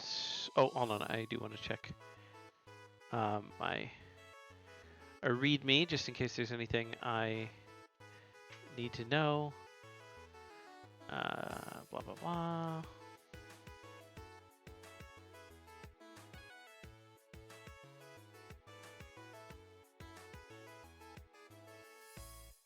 Okay. Nothing major. Here we go. Do I want to skip the introduction of the story? Never. Roydrawhead versus Bonk Frog. Who you got? I'll leave that to chat to decide. No, I don't want to skip. Long ago, magic was discovered. Okay. This was very controversial and widely seen as a bad decision at the time. Roydrawhead sweeps Bonk Frog. Oh, here it is. Magic quickly became a limitless power source capable of extraordinary things. As with all resources, however, some thought to control it for themselves. A great and terrible calamity was the result. Civilization was wiped out and chaotic magic spread across the world. Now, many years later, society has recovered. Yet still you seek answers. Your desire to know how the world came to what it is today. Alright. So, one of the big things of this is there's some, of course, RPG elements for sure, but they have made what I think is an adorable hub world little thing here, which is where we're at now. Roydrawhead is pacifist. Would not fight. It's true. But, Bonk Frog is merciless war criminal. He can go against Smart Rat. But anyway, here we are. So we have this very nice little 3D world here, where we can free move around. Some like little particle fountain here. Just click when near people to interact with them, which I will do. So we've got the city here. So in a world with magic, there's apparently a lot of technology. We're in a modern day area. So let's go ahead and say hello to this first person here. Hello, Lore. Hey Harper, do you have anything to show me? I have a proposal, young Harper. I guess we're Harper. If you see anything of note, send back the data you collect to me and I'll add its information to my records. Between the two of us, there's so much we can learn about the magical creatures of our world. Check back when you've defeated new creatures and I'll tell you all about them. Okay, so he sounds like he'll be a lore character. There you go. And or maybe we'll give us some information about stuff we collect in the world. What about you? Dad. Oh, this is my father. How are you doing, young Harper? You got my weapon, right? Been practicing with it every day, right? I won't stand for it if you're defeated by anything out there, you hear? Who am I kidding? I got nothing to worry about. I'm sure you'll find what you're looking for in Old Town. Rundown City. Old as Calamity. Keep going north, you won't miss it.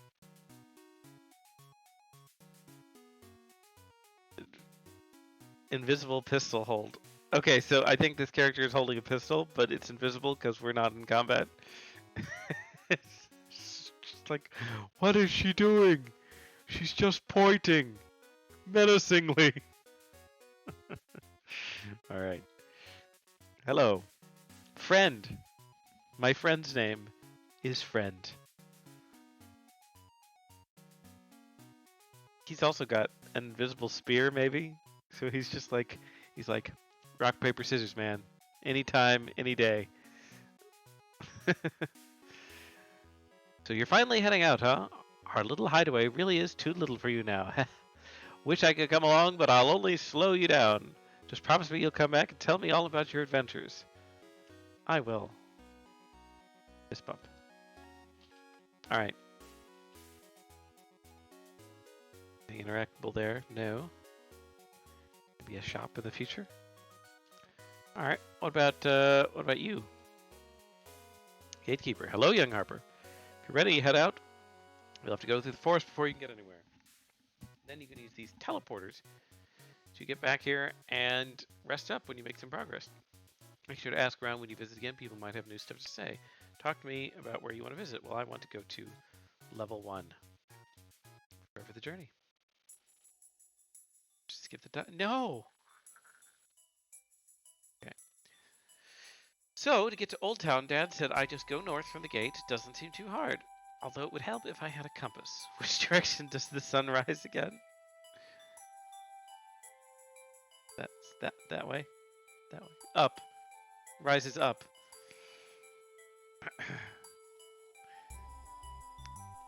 You look up into the midday sun.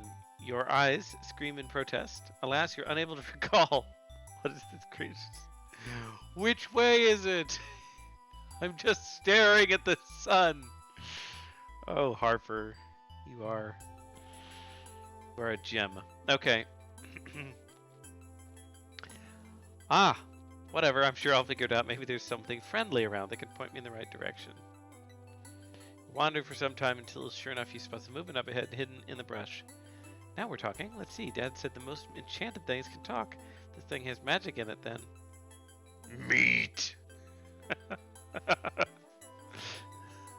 It's a cactus. Why does it want meat?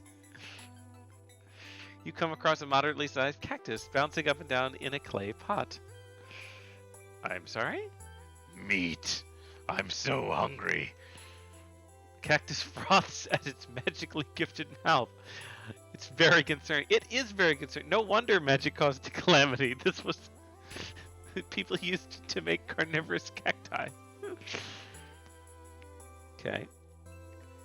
What? Don't plants eat sunlight or whatever? Technically true. No. I mean, yes, but no. It's always sunlight, day in, day out. Well, maybe I'm sick of it. Maybe I want something different, something savory, something with a little more protein. So, give me your protein. Oh, God. This is terrifying. Ah. Petition defeated Bonk Toad. Wants to be a flytrap. And we're here. We're in our turn-based combat. And we have our father's weapon that we trained in day out. Gun. Okay. Excellent. So, how do we take this guy out? I'm tired of thinking I want to chew.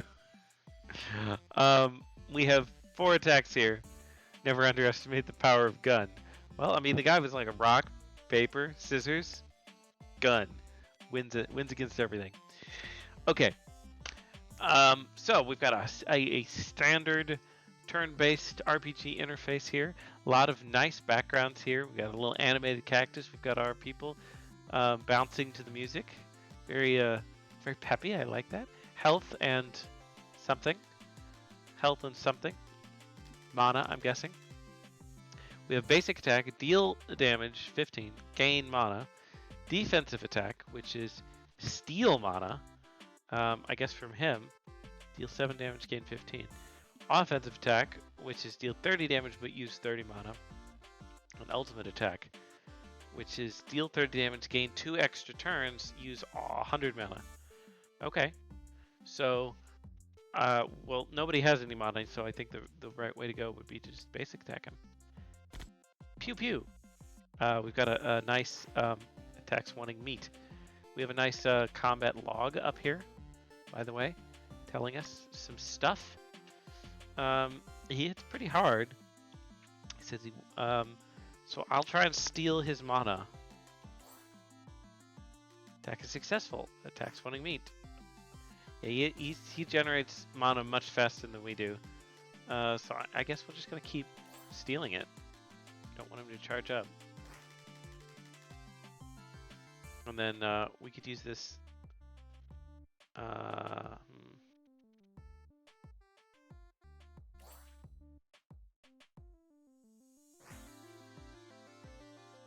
Yeah, he's at 100 now, which seems bad. Our offensive attack. Ready to reflect an attack. Okay, well, I definitely don't want to hit him with a big attack then. Let's use a defensive attack. That's my lowest damaging one.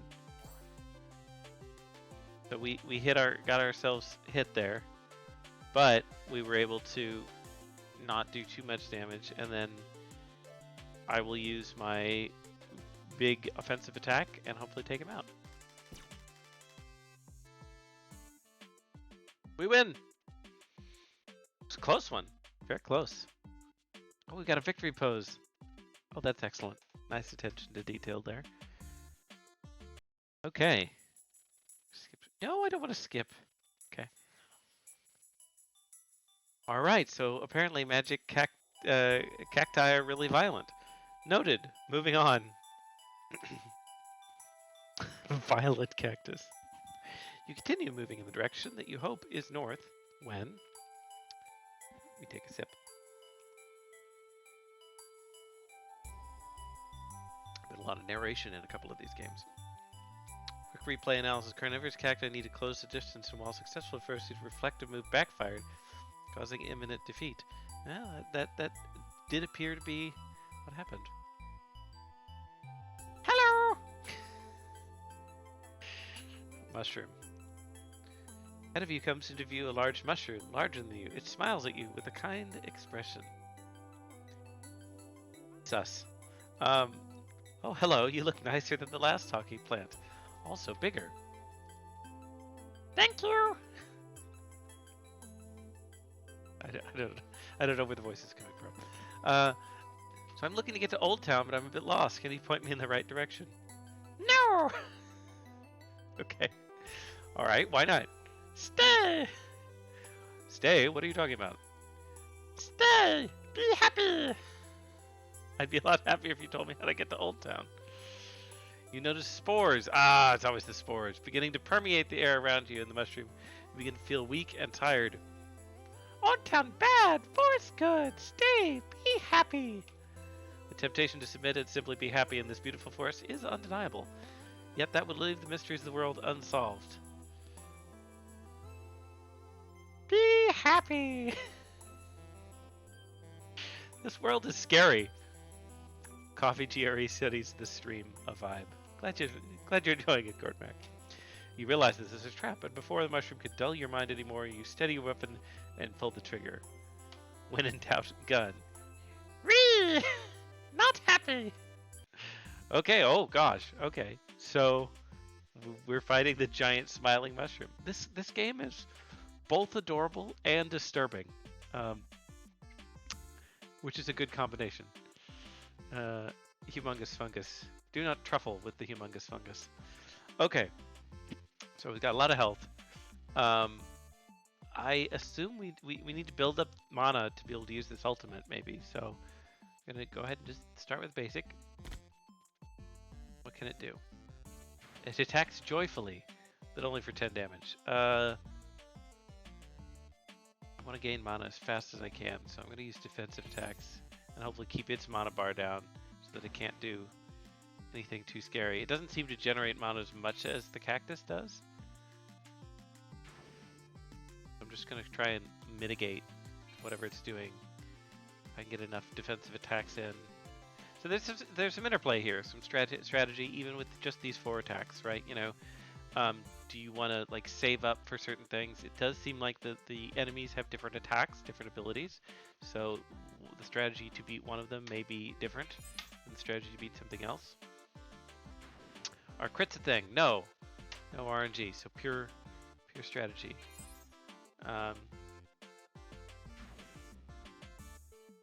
One more defensive attack, and I ought to be able to have my ult next turn. Okay. So I don't know if it has multiple attacks, but it hasn't been doing them, but it also hasn't had very much mana. So maybe my strategy is working. So I'm going to ult it. Boom! Fired that like a shotgun. Okay.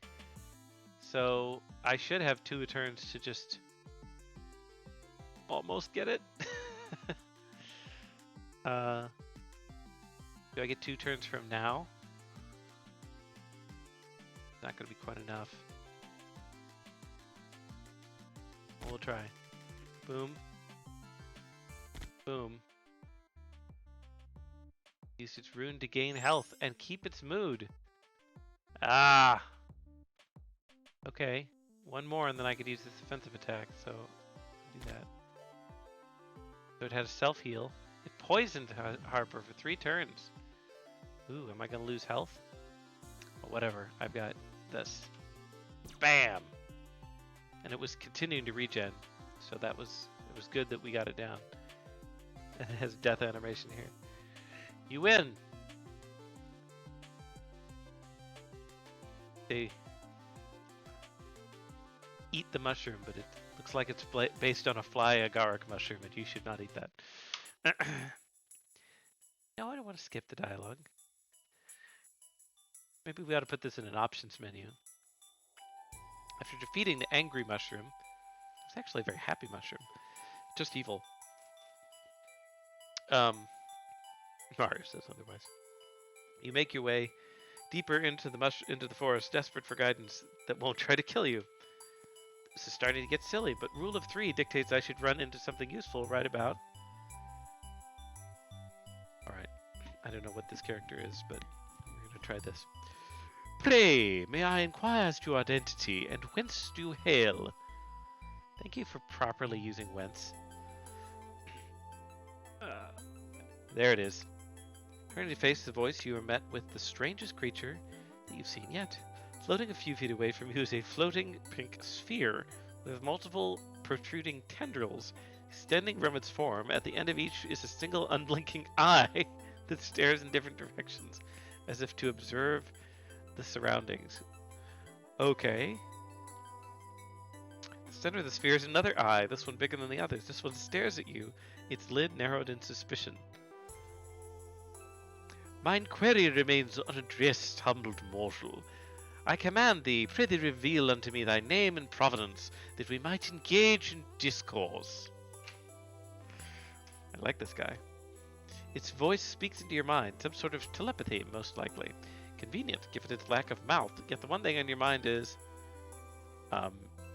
it's Harper. I'm from Bastion, but everyone just calls it the Hub. Cute. Why are you talking like that?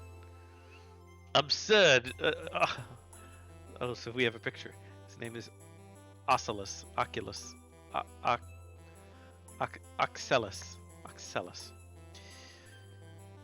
Absurd! Uncultured swine! Dost thou not grasp the language of nobility? I, Oxellus, do declare myself the master of life and death, and the deity of this realm. It is but apt that I converse in this manner.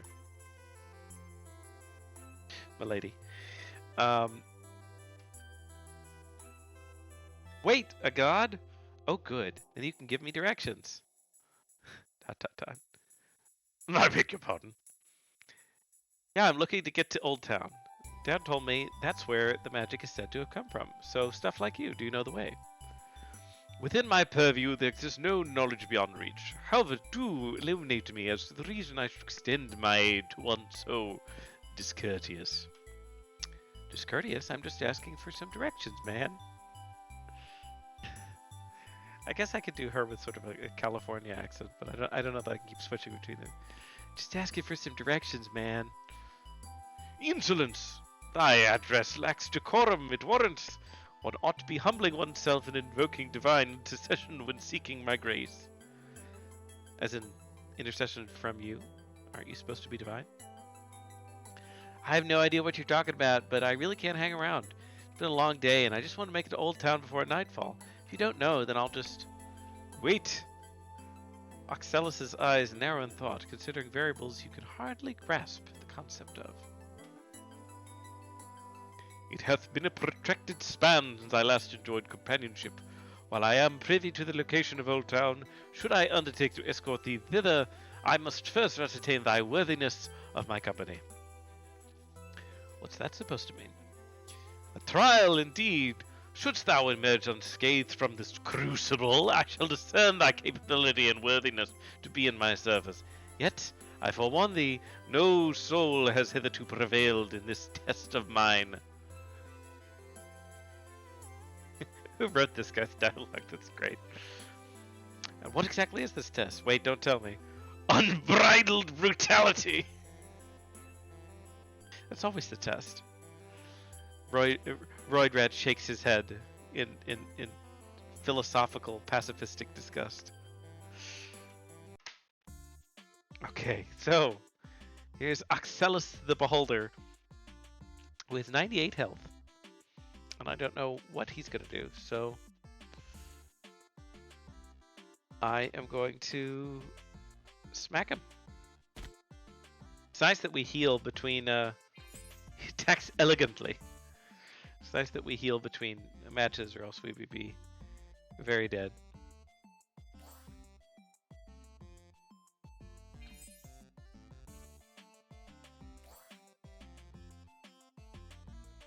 Looking to gain health and mana for 2 turns. Okay, so just cast a self buff.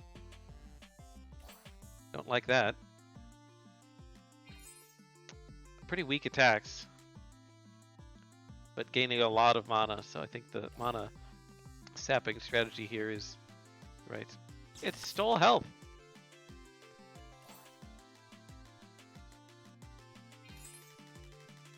At least the buff is over. I am dying, but in 1 turn I could do the ultimate attack,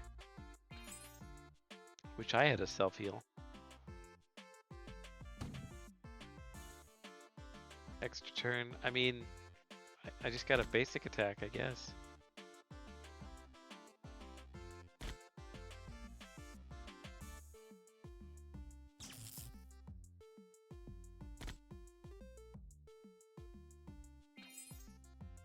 Lost. 1 more turn. Okay, so it looks like our only choice is to just retry. So, okay. Well, maybe his ultimate attack isn't that good. So Oxalis is more difficult. Makes sense. Okay. Maybe we shouldn't be using defensive attacks. Maybe we should just burst him down before he gets his stupid health sapping stuff.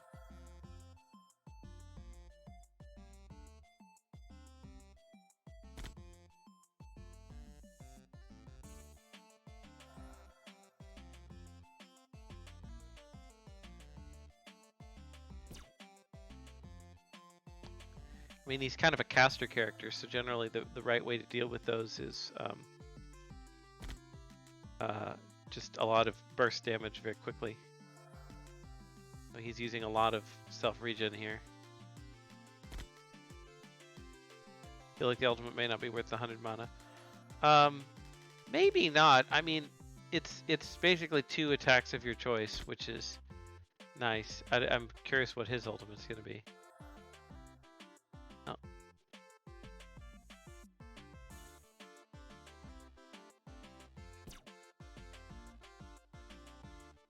Poisoned Harper for being annoying. Kind of wish I could scroll through the combat log and see some of these because there's some funny descriptions. I've been poisoned. Do I take... Oh, 20 damage from poison. That's bad. Oh. Okay, so the poison attack is not great.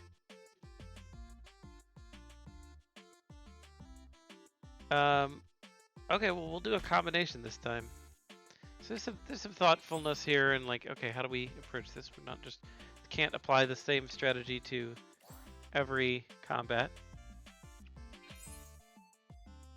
My thinking this time is to mostly use defensive to stop him from spamming his self heal, but then use offensive attack instead of the ultimately. You have to find elegantly to win.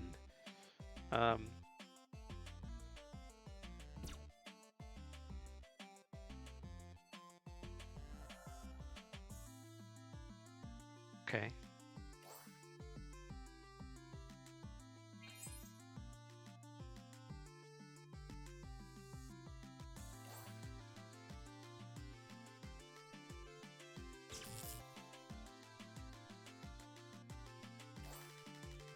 I'm gonna try and get 2 offensive attacks off in a row.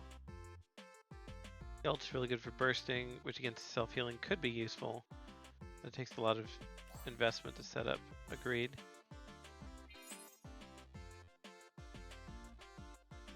I could do 2 of these in a basic, but if he self-heals again, I don't know if I'm going to be in.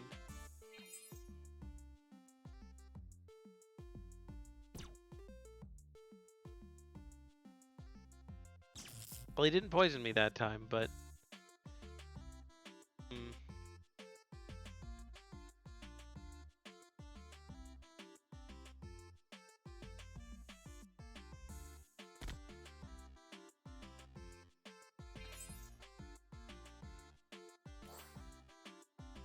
I mean, I'm thinking maybe instead of...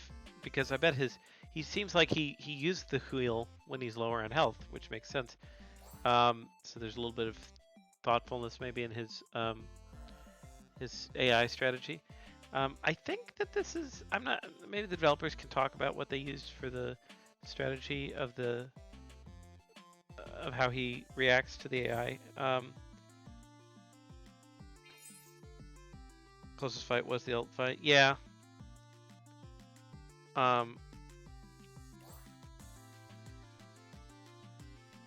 RPGs generally, I'd use a utility system to kind of figure out how to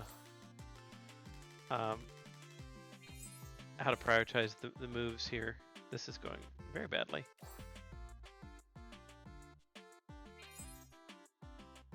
But this was the fastest I could have gotten the ultimate attack off.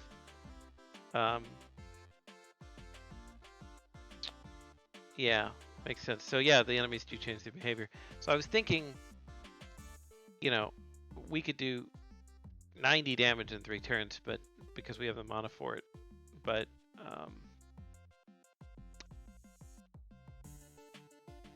he's going to kill us before then, unless we can force him to switch into his healing posture.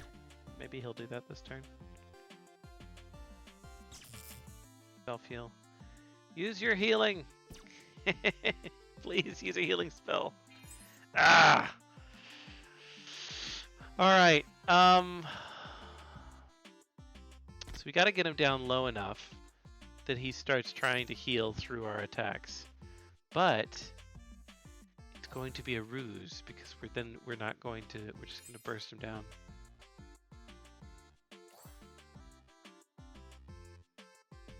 Okay, so that got him into healing mode. And now we're just gonna do a bunch of attacking.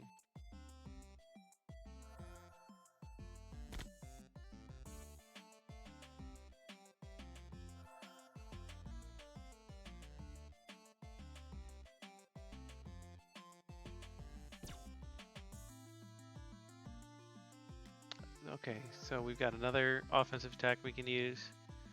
So much healing. Okay. Healing through a lot. We have more health though this time because he's focused on the healing. Got 100 mana. What's he gonna do with it? Okay, he's casting the poison spell, so that's his ult.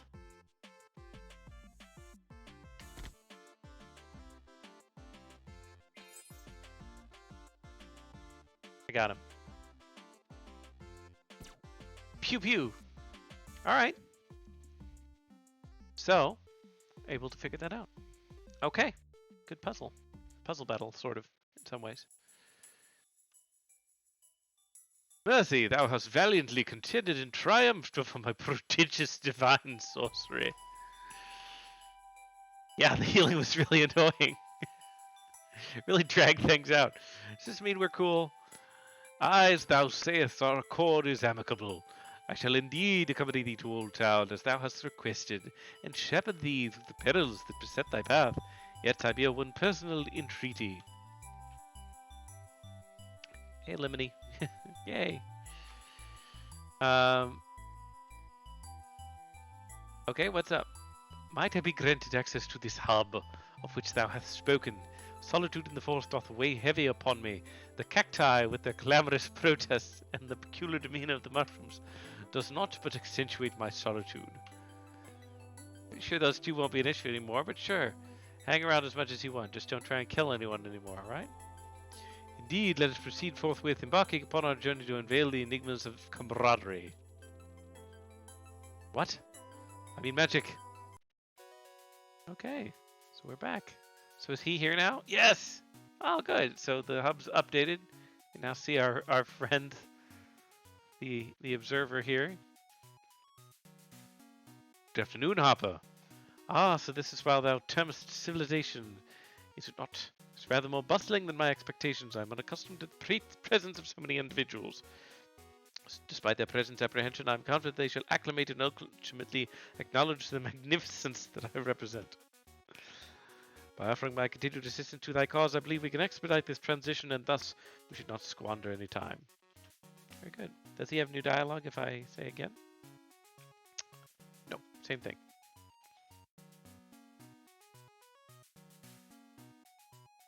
So it's you can be stronger with allies. Okay, yeah. So we're gonna have our allies, including Oxalis, here in a moment. So let's talk to this guy. Maybe he can tell us about the cacti. What did he show you? Yes, I have data. Fascinating that you sent me. It's fascinating. I've learned a lot about the creatures you've encountered, including that strange Oxalis fellow. Take a look and share in my knowledge. Select the wave that you're interested in reading about. What do we do? Okay, so we can now read. Roaming cactus. So this is a common thing in RPGs to have kind of a, what I would call a bestiary.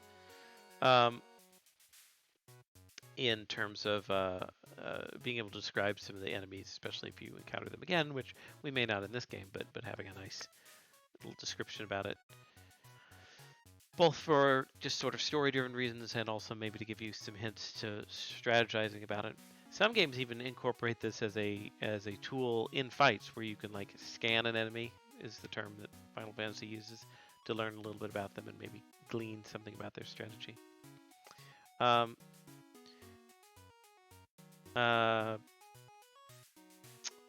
Roaming cactus, a unique botanical anomaly, defies traditional plant behavior and inhabits small pots within mystical forests, driven by an unusual desire for meat.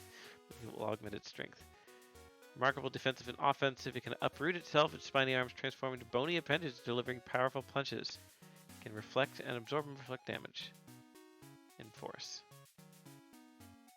Eats meat. Wow. A lot of writing has been done for this game.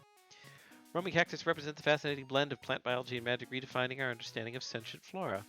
Further research is needed to unlock the mysteries of this specimen. Oh, and then we get a picture of it. Very nice. So very much like a bestiary in an RPG.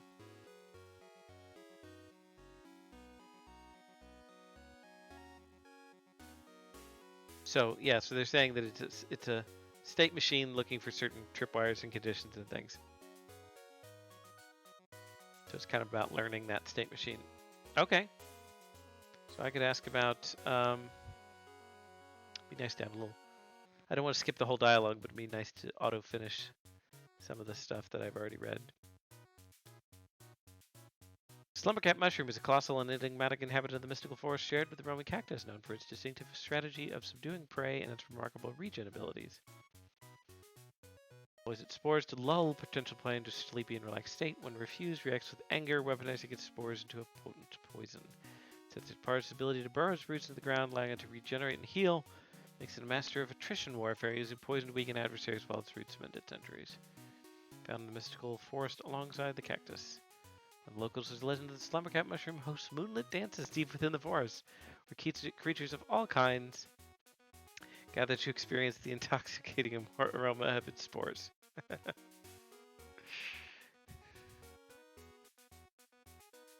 Do not breathe the spores.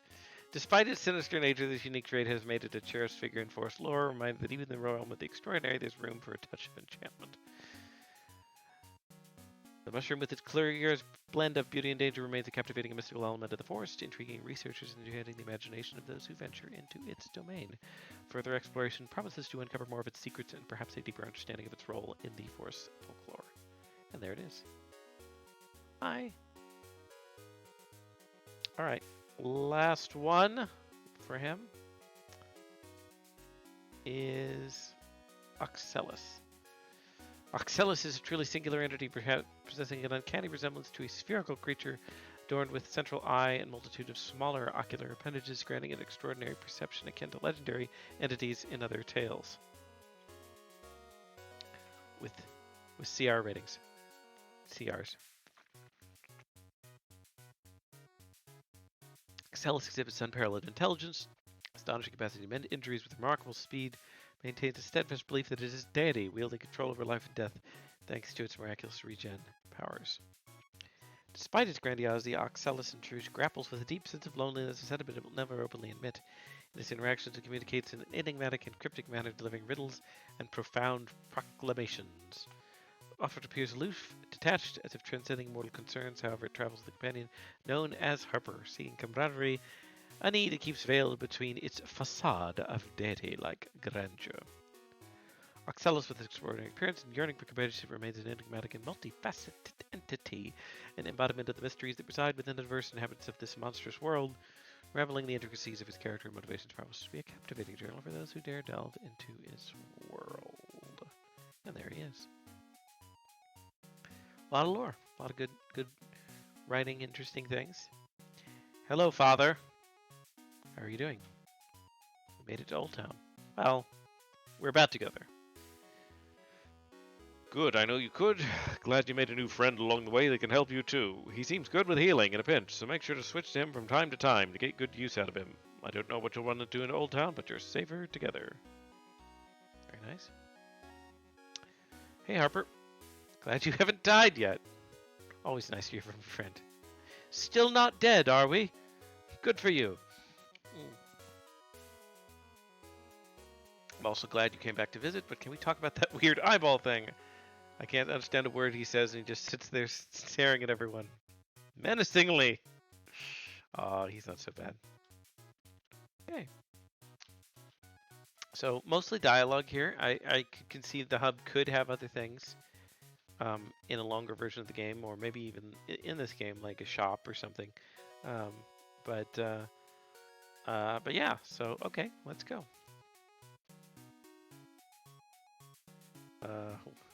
Win friend, yeah, for sure.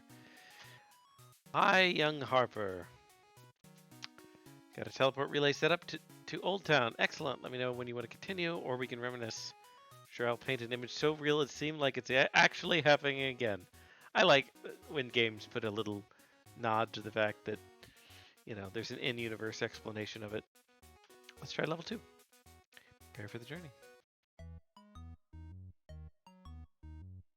Here we are in the Old Town.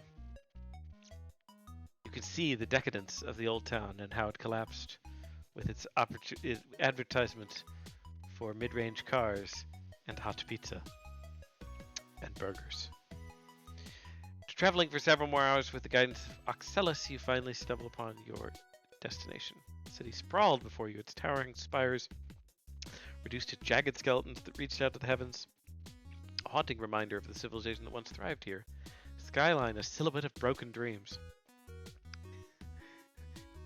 But the map is so cheery. Punctuated the horizon. Skyscrapers, once gleaming with glass and steel, now loomed like the silent sentinels guarding the secrets of the past. We've got all the alliteration here. The streets below were a labyrinth of overgrown vegetation and crumbling infrastructure. Nature had begun to reclaim the city, entwining its once proud structures with vines and moss, erasing the mark of humanity with each passing year. Eerie silence was occasionally broken by the rustling of leaves or the distant cry of some forsaken creature echoing the empty boulevards. Wow, so this is old town. It's kind of most dilapidated and wretched locale. Yeah, that. Though my birth postdates the inception of sorcery, I have perused numerous accounts of Old Town in the scattered tomes I've encountered. Once it stood as a flourishing metropolis, replete with marvels.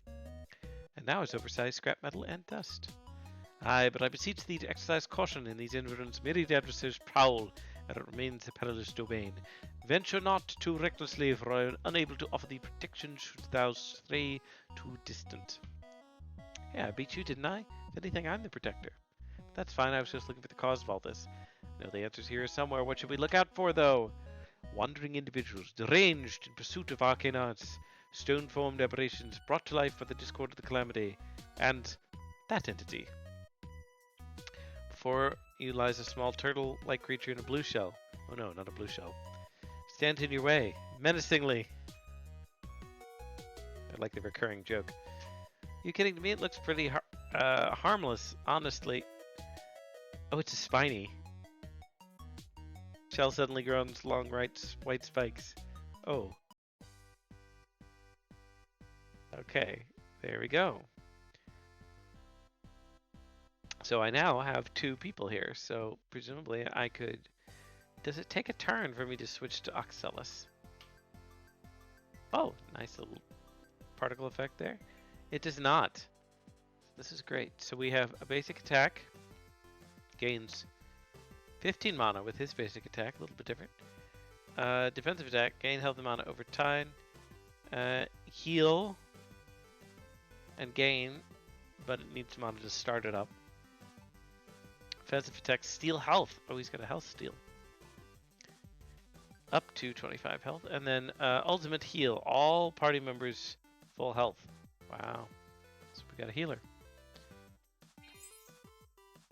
We elegantly attack the turtle. Okay. Ouch. Okay.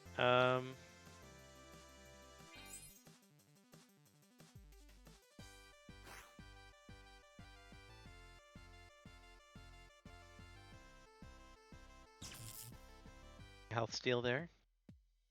Out of control. Oh my gosh. So big he received 20 damage as well. Well, I have to swap out. I've got no health.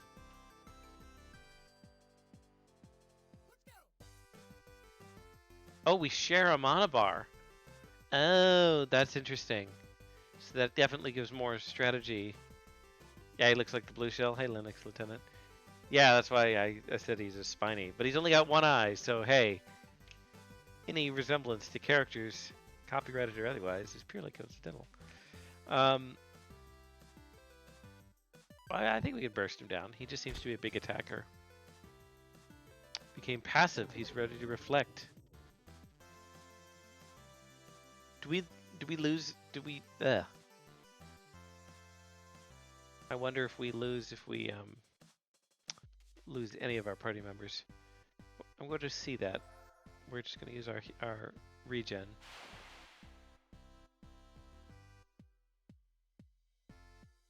Okay, so we lost. He did die himself, so... Okay, good to know. Good to know, good to know.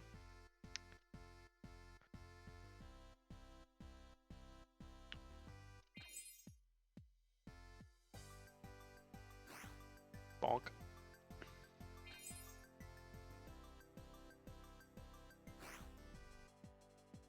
Heal.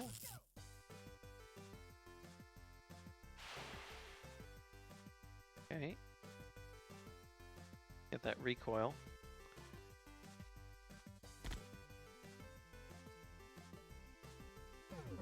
The defensive attack here to not take too much damage. And take him out.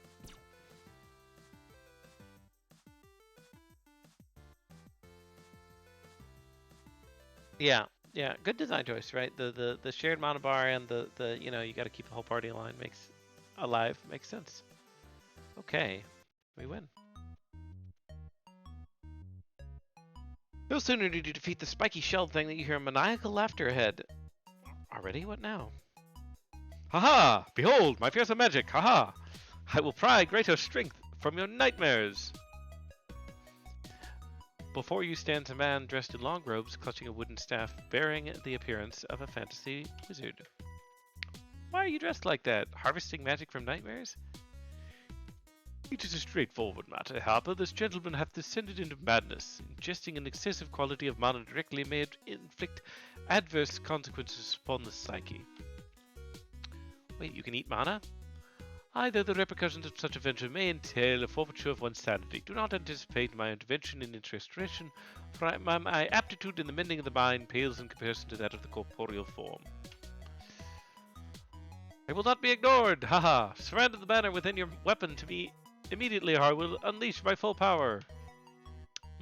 No. No? No. No, I'm gonna pass. Then perish. Okay.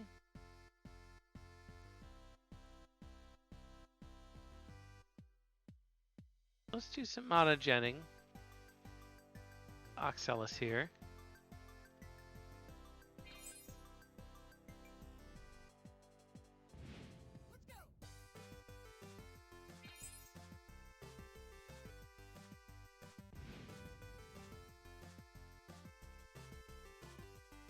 Get to the mana stealing from Harper.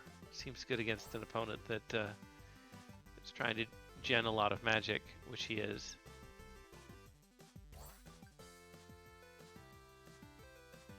Found Harper's biggest fear and nightmared them. Can't attack for 2 turns.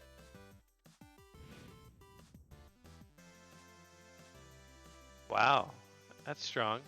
Got scared, and I received damage, so it's like a better version of my ult. That sucks. Okay, I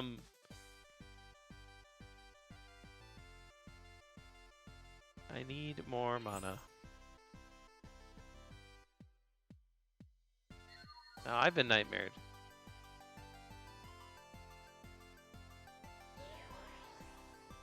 He stole all of my mana and then drank it. Wow. So genning a lot of mana against this enemy is a poor choice. Okay, so we're probably... Oh, I think it said something took pity on me. I missed that. Yeah, would love a history scroll there.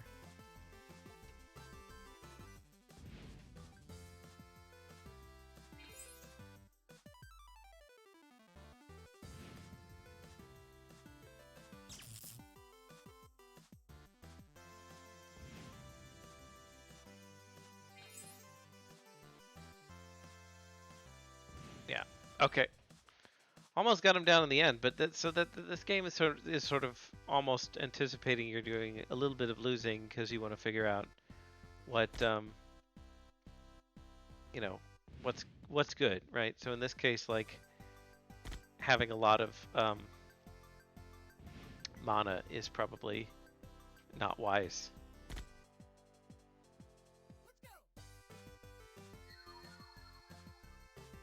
Okay, I've been nightmared.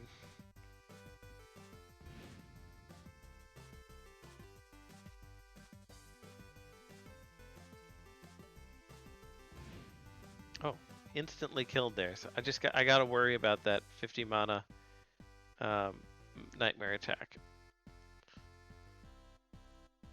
So we'll attack basic first.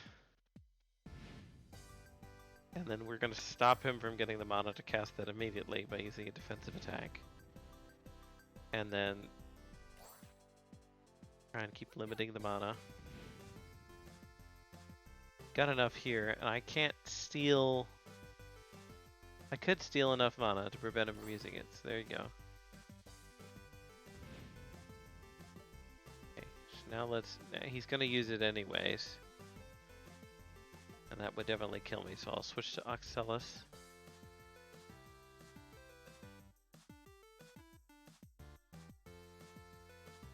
This is smart here. We're gonna use the regen. Because then I'll just hopefully tank through the nightmare spell. So that'll counteract the damage I take.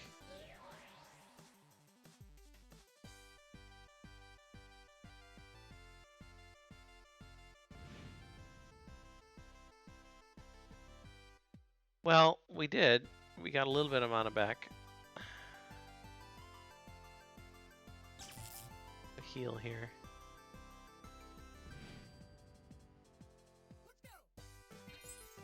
Gonna probably nightmare me again. Yeah. Am I still regenning? Nope, regen's over.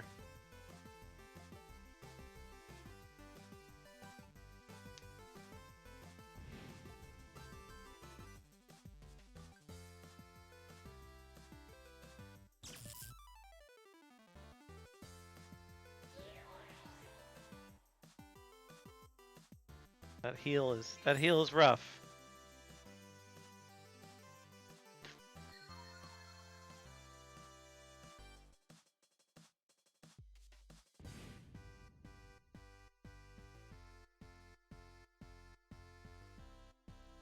Okay.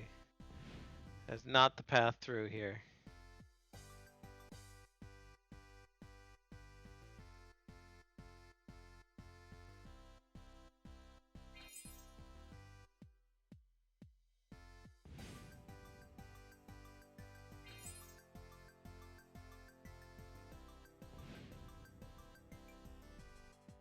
Okay, so he's gonna use the nightmare attack now if we don't wanna steal him.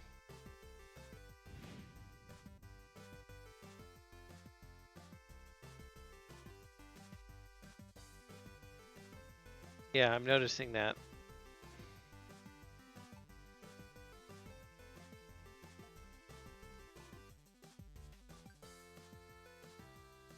Maybe with the regen that wouldn't be the case.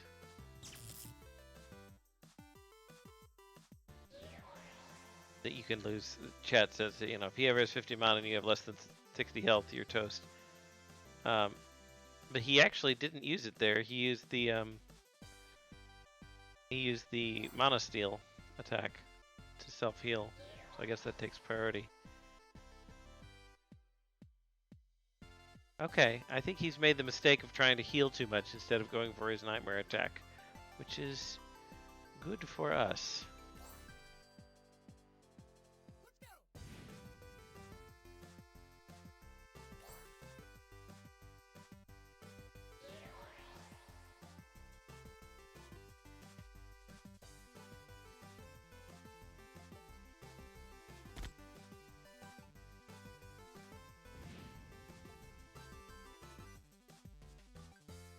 Oh, he's returning the mana. He feels pity. He is crazy. Okay. Interesting. So we can use heal here.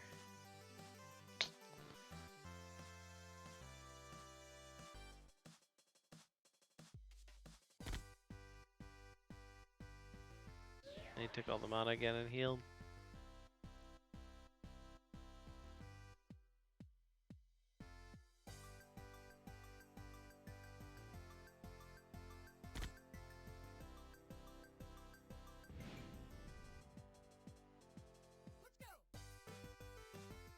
Turn the mana. That's good.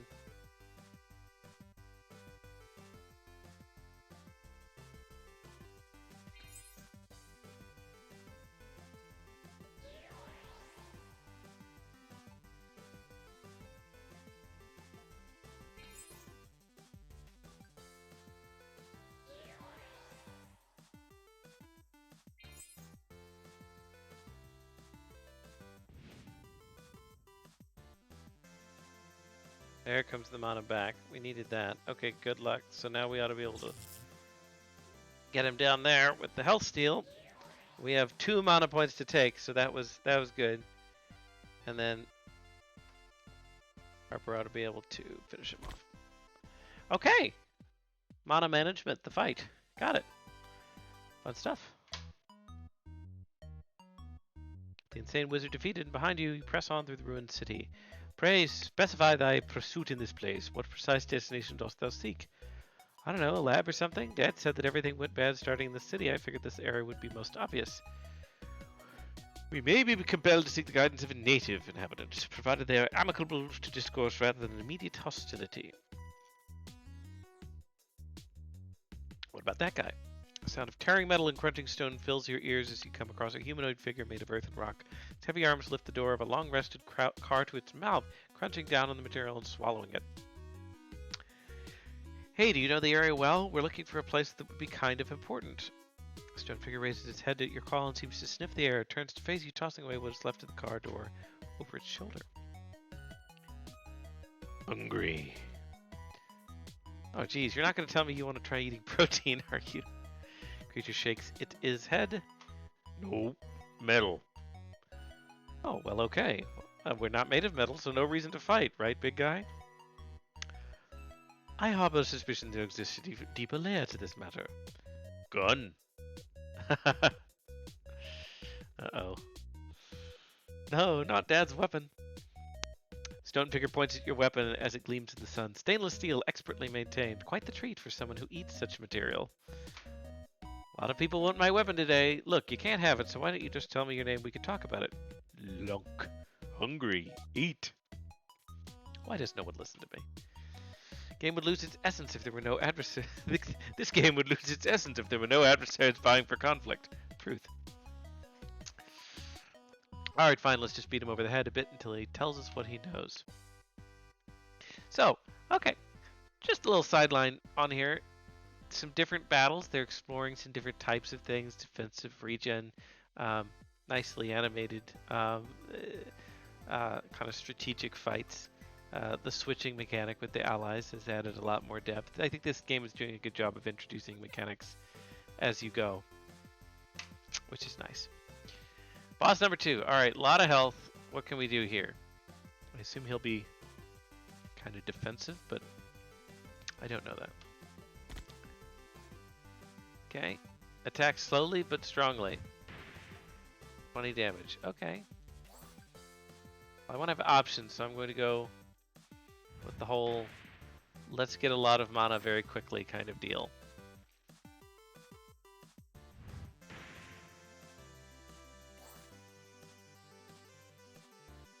Is as hard as metal. Oh, okay.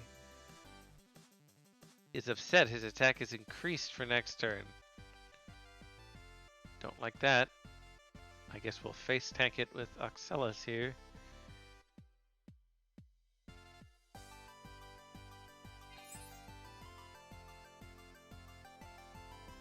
Okay. 30 damage. Okay, we're fine. Bop.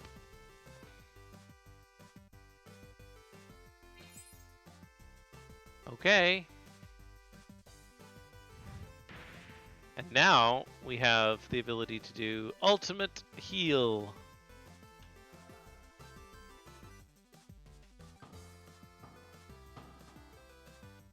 He did some kind of shieldy thing. I don't know what that is.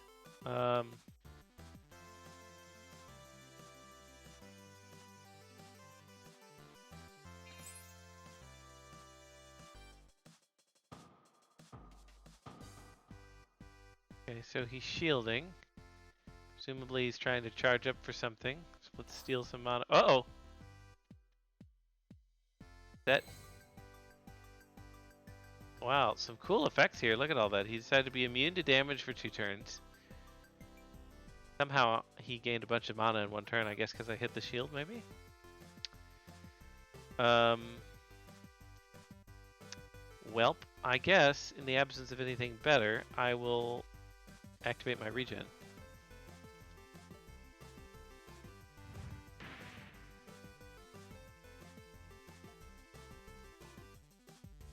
So, he's immune to damage.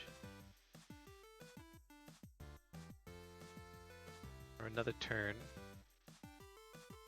Is he immune to stealing mana? No. Okay.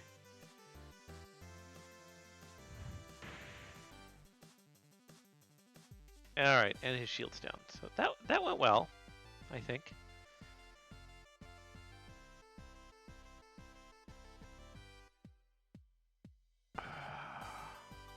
Kind of wasted Axelis' self-regen by switching out, maybe. That's okay. Oh no, his regen's still good. The sprite effect just went away. we're going to do some health sapping here.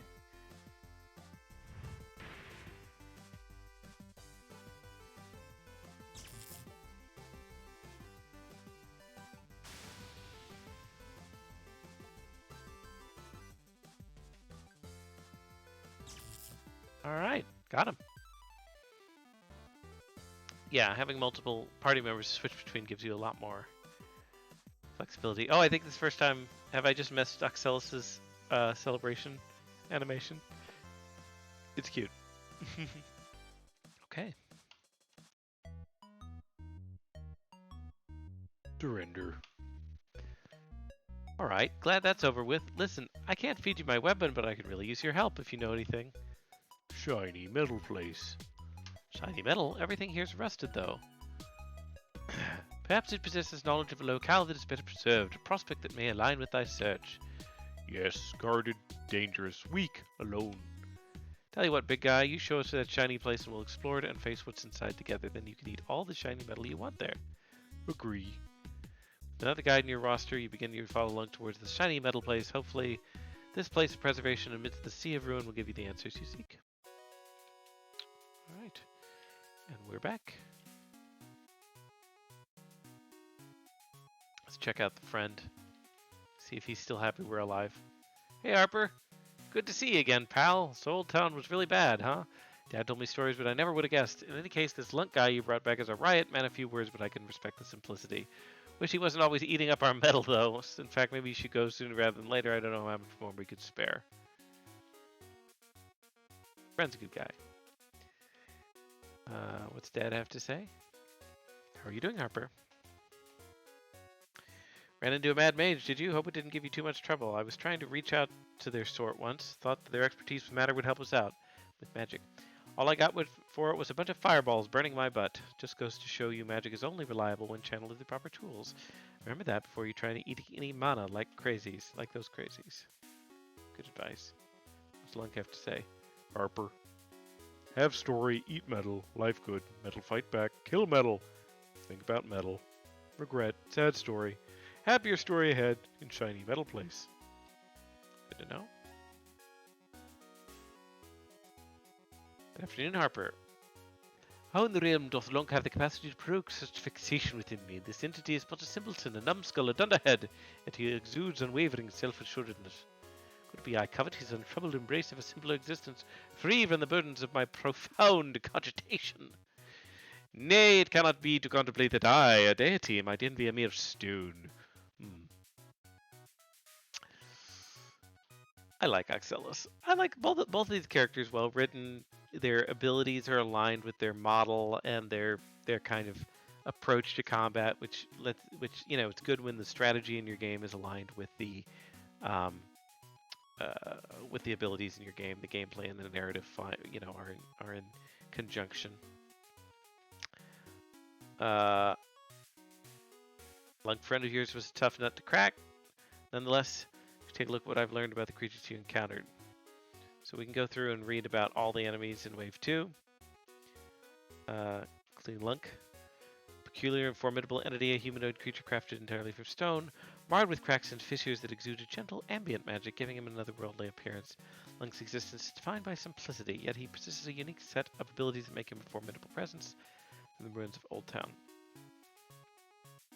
Driven by insatiable appetite for metal, displaying uncanny affinity for detecting the finest and least eroded of materials, higher the quality of metal, the more tempting it is to him. However, his low intelligence is a stark contrast to his supernatural abilities. Revoked or harmed, Lunk can generate mana, harnessing the power of the very cracks in his stony form to reach the defenses of his assailants. He also has the capacity to generate a formidable stony barrier, which temporarily shields him from all harm. His communication is simple, often one word at a time. His insatiable hunger for metal is his primary motivation, driving him through the ruins of Old Town, searching for his next metallic meal. By his limited intellect, Lunk stands as the ultimate defender, a stony form imbued with mysterious magic, serving as guardian of the treasures of the ruined city. His one-world proclamations, though lacking in complexity, are a testament to his unwavering determination and singular purpose. And there he is. Reminds me of old King Cole from Banjo-Tooie. It's an older reference from the classic days of 3D uh, platformers on Nintendo. Mage. Within the decaying ruins of Old Town, one can encounter a peculiar and tragic figure known as the Mad Mage. Individuals driven to the brink of insanity have regressed to a medieval state of mind, donning tattered robes and claiming to wield ancient mystical powers. No, they actually do wield them. Believe me. Despite their delusions, they predict extraordinary connection to the ethereal force of mana. The Mad Mage, in their desperation to harness magic, has uncovered an unconventional method. They consume raw mana, granting them the ability to manipulate the ambient energies of the world as though they were born with this power. However, the ingestion of pure mana comes at dire cost, gradually driving them into madness. Deranged mages can manifest their magic in various ways. The example encountered had the power to weaken others, sapping their strength and inflict nightmarish visions upon their minds, tormenting them with a realm of horrors. In a bizarre twist of fate, the Mad Mages can often be found haggling with invisible merchants for more mana, bargaining with fervor as if in medieval marketplace. That sounds like they're talking to their patron, is what it sounds like. Constant pursuit of arcane deals real or imagined adds a touch of dark whimsy to their pitiable existence. Counters a reminder of the thin line between magic madness and perhaps a peculiar kind of commerce. And there they are. And finally, a lot of dialogue. I like the dialogue system. You can click through. There's choices. Well implemented, all that. And I know when this game was going through development, there was like, can they, how much depth can you add to the combat and what's effectively a 1v1? But I think they've done a good job of, incorporating the partner switching system and making that free, making it not take a turn, which I think is a mistake some RPGs make. So you're allowed to kind of have, feel like you can use all the abilities of your party at once, which is smart, and it's added some fun strategy to the combat.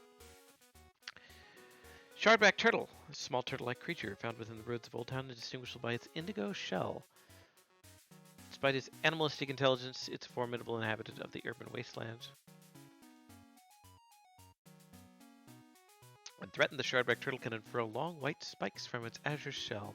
These spikes can be shot from its shell with a swift projectile motion, inflicting substantial damage to potential threats. In doing so, it does sacrifice its own well-being to protect itself. Additionally, it can adopt a defensive stance, retracting into its shell to form an impenetrable shield. The shield not only safeguards the turtle, but also reflects any attacks directed at it back onto the attacker.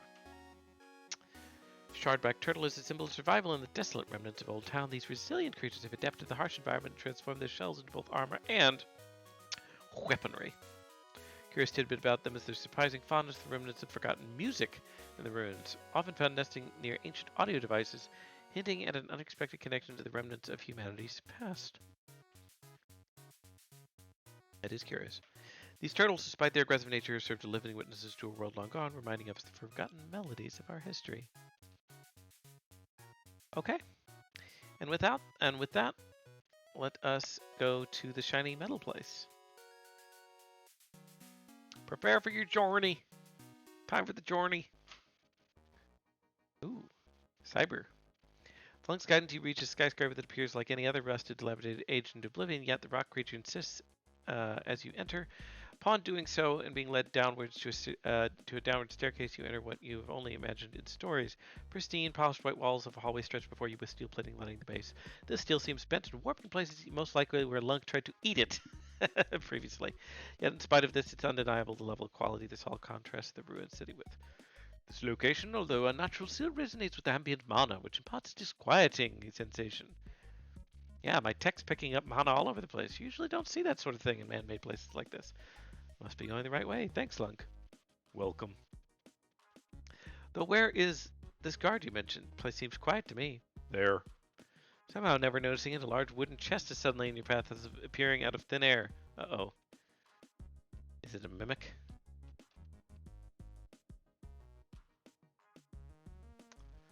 This is no lifeless artifact. I discern a living essence within. Nevertheless, it perplexes me why Lunk would encounter difficulties with it. On the chest's surface, two eyes suddenly open. It is a mimic. Chest seems to grow and twist as its lid pries off its hinges and extends in the air like a mouth opening wide with several serrated teeth lining its rim. Ah, you just had to open your big mouth. I bear no responsibility for this. It comes. Fight time. All right. A lot of health. What can Lunk do? We gotta bring the big boy out. So, chat, is Lunk and Roid Rat, are they gonna be friends? I hope so. Got more health than our other folks. Kind of a basic attack here. Defensive shield, reduce the next attack to only 10 damage, gain 20 mana if hit on his turn. Good. Increase damage, deal 26 damage. 26. Increases Lunk's next attack by 1.5. Ultimate shield, negate all damage. Lunk crushes Roid Rat. I don't know. We got some fans of Roid Rat in the comments. I think I'll start with Oxella because I want to gain that mana early on. Chest bites upset. Ow! Excuse me.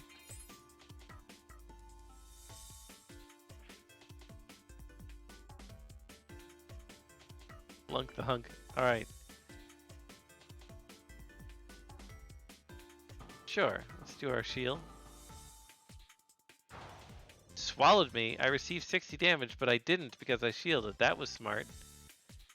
But he's unavailable. Wow. Okay. Interesting. And we gained the mana from that, so that was very timely. It's good. Good that we decided to block that next attack. Steal a little health here.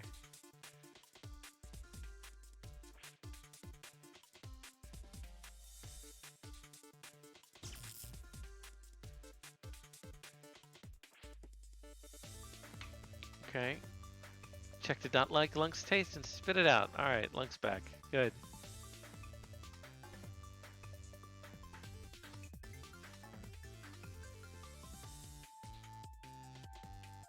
Maybe Harper can help us out here. Steal some mana. Best will only receive half damage for 2 turns. That's okay. It's upset. Okay. Just gonna gen some mana here. It's upset. Okay. Bring Lunk out here.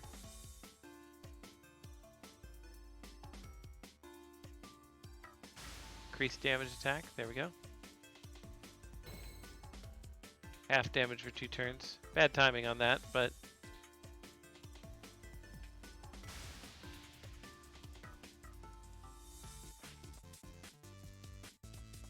we ought to be able to just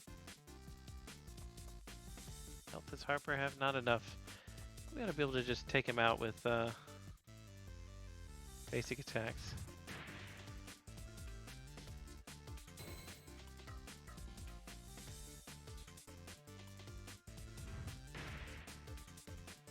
Got that defensive ability, but I think we ought to be able to just zap him. Bam.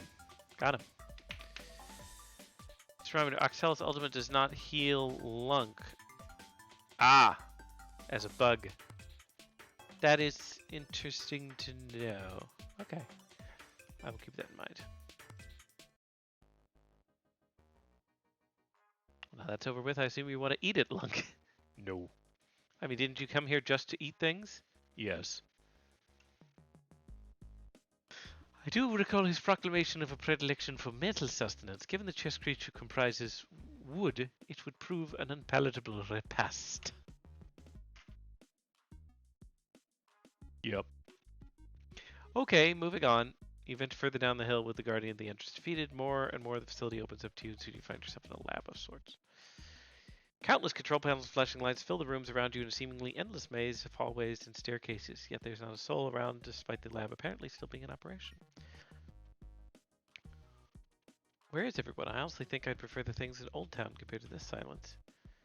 As of now, our knowledge remains quite limited, but given the pristine condition of our environs, one might reasonably infer that an encounter with another entity is probable. However, exercise vigilance in the interim. Smell food. Well, yeah, there's metal everywhere. Moving food. Getting closer. No sooner does Lunk finished his statement that what can only be described as a large robot rounds the corner of one of the halls. Halt. Robot stands tall like a man wearing complex power armor. Its voice like the grating sound of a static radio. In its hands is a weapon very much like your own, but larger and more threatening. It's got a gun! Robot aims his weapon to you and you hear it prime with energy as it takes in the ambient mana. State identification code. Lack of valid entry code would result in forced removal. Axelis, you got anything? Why dost thou presume I possess knowledge of the code? Eat? Robot pauses, processing the stated identification code your rocking friend offered. Finally, its head tilts to the side with a ding. Invalid identification code, switching to combat mode, prepare for aggressive forced removal. Wait, now you're gonna fight us about it? Why? This unit finds you annoying.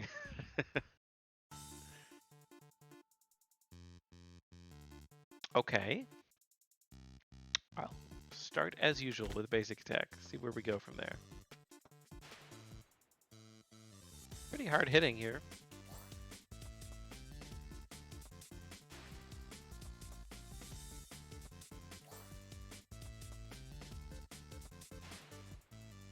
Okay, well that's all Harper's got for us.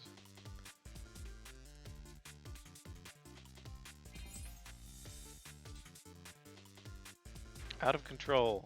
Oh, 82 damage. Yike. Lunk, what can you do for us here, buddy?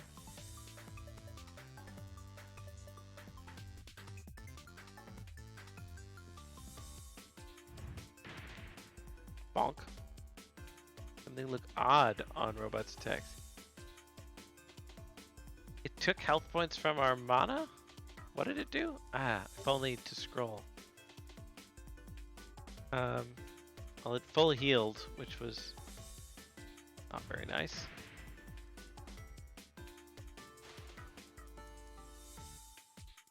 I have a plan. It's not a great plan, but it is a plan. 127 damage. Wow, that was more than previous. Okay. So I wasn't sure what the trigger was for what caused it to full heal there, but obviously we want to avoid that.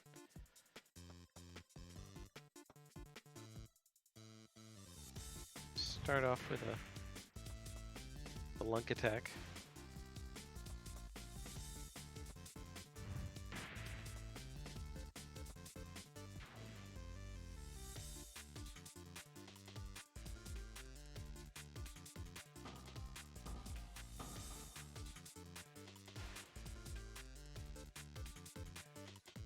Wait a second, we were guarding. We should have only taken 10 damage there.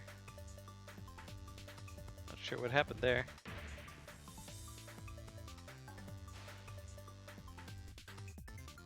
Interesting. Okay.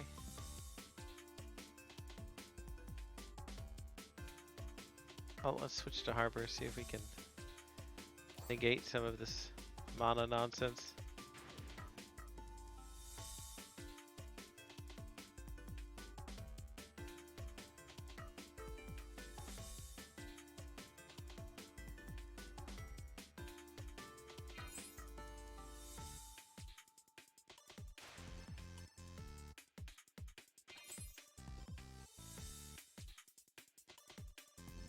Odd. So it says it's taking it from my mana, but it seems like it's taking it from its own mana. I think it might be a typo.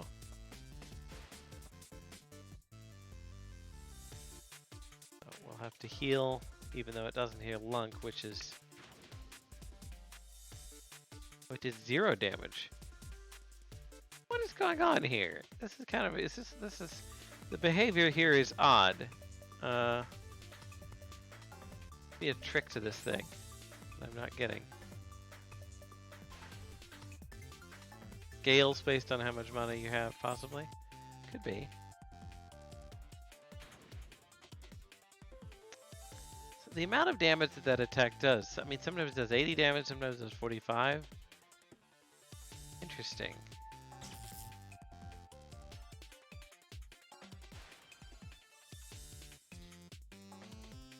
The Lunk's gonna be hurt here. Oh no, he healed! Apparently the bug is fixed. Okay. Um,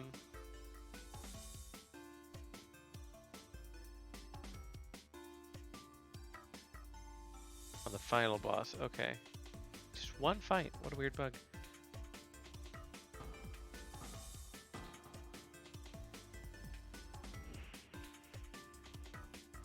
So okay, so it's taking based on how much mana we have saved up.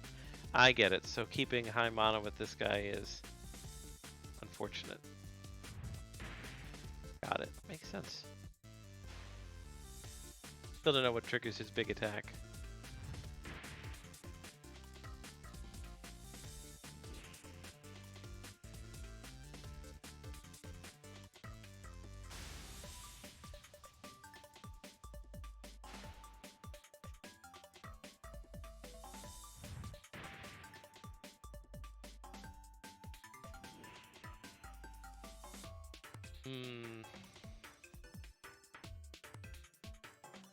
Ellis has got nothing, right? Yeah.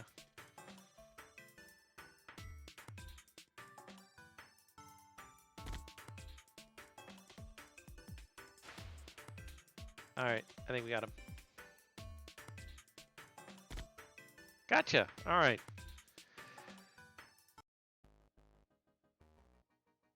Flurry of sparks, metallic grows, the robot collapses, motionless for now.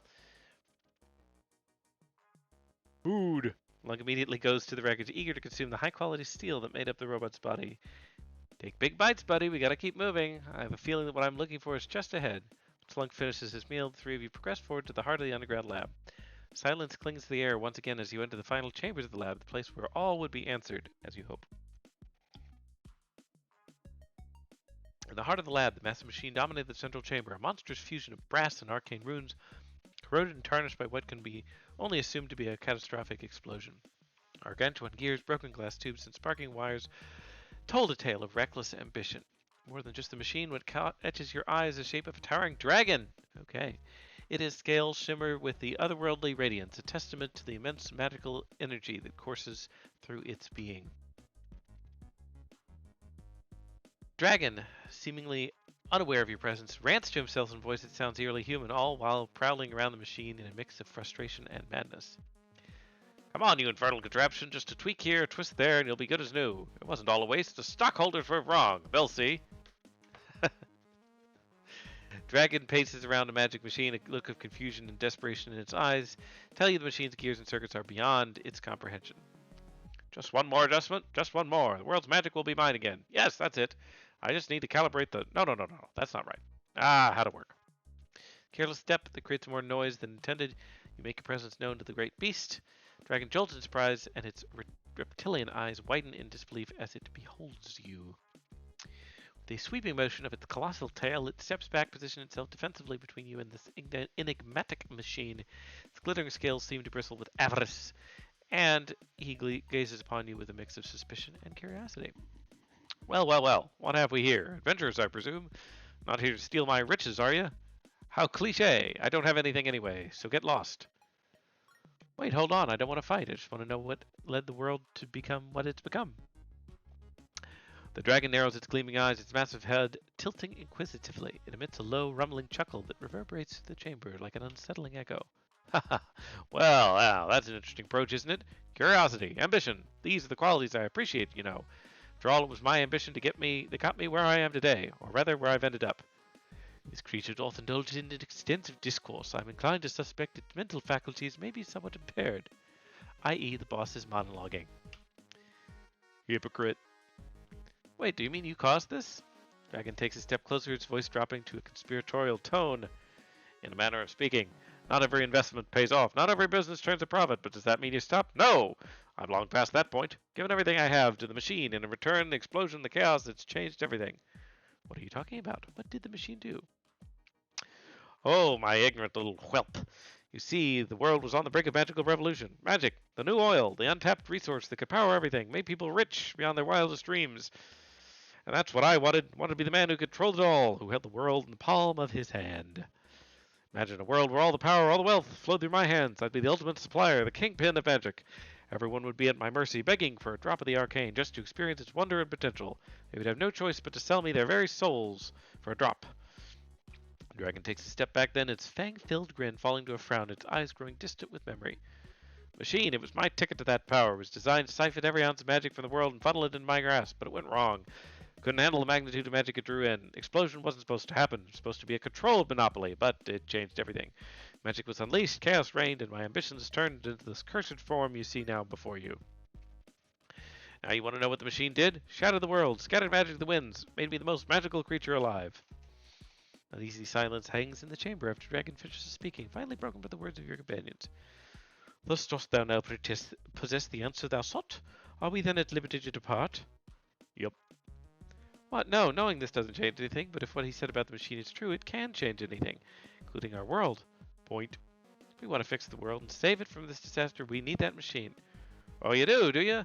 You might be quite the dreamers to think you could just waltz in here and take what's mine. Oh, I can't let that happen. No, no, no. See, I've invested a lot into the machine, and I'm not giving it up without a fight. Been fixing it for years, and it's almost there, but I can't have you interfering, so let's make a deal, shall we? You leave my machine alone, and I won't have to, well, get rid of you. What do you say? Nope. Nay. Nah. What? We've been through a lot to get here, and I'm not leaving empty-handed, so we have to take down the one that ruined the world so we can fix it. That's what we'll do. The beast that was once man rears up high, the ambient mana in the chamber beginning to swirl and coalesce at its will. Very well, and you'll fall like the rest. I don't know why the dragon is sort of... I appreciate that the dragon is an ex-CEO. Okay, so... And he has cackling laughter. Alright, let's see what we can do here.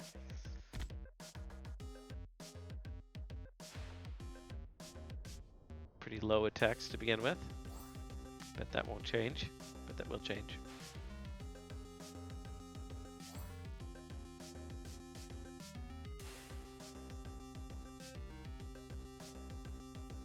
Risk one more attack? Sure.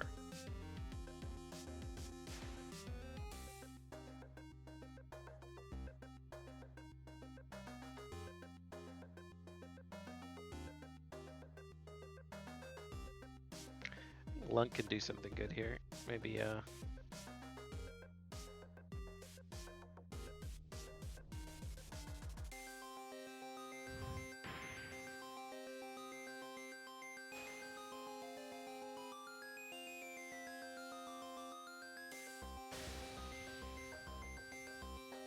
use that offensive attack, try and chain a couple of those together. Shields the attack and does something else. Well, why don't we defend?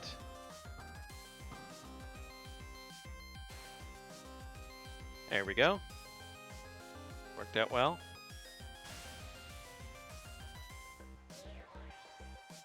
Does something else. To block whatever that is. Seems good to block. Still took 20 damage, but I think that was a glitch. I'm not sure if I actually did. I'm out of mana.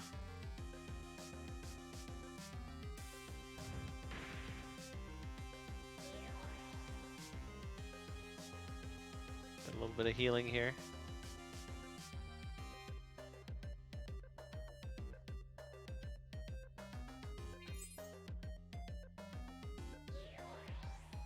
Gaining a lot of mana.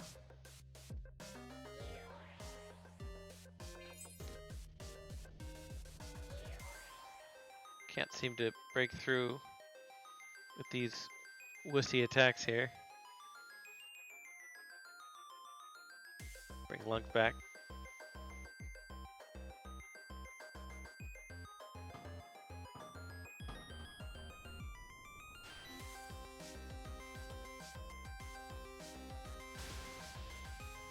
Use an offensive attack there. It's the War of the Shields. I like the effects on the shield for him. Very cool.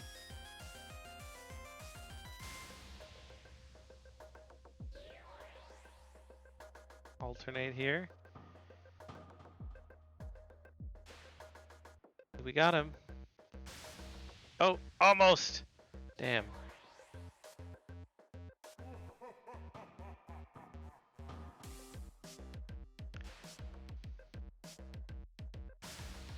Got him. Excellent. We win. All right. Final thunderous roar. The dragon was defeated. Crumbling to the chamber's floor in a cascade of shimmering scales. Let's go.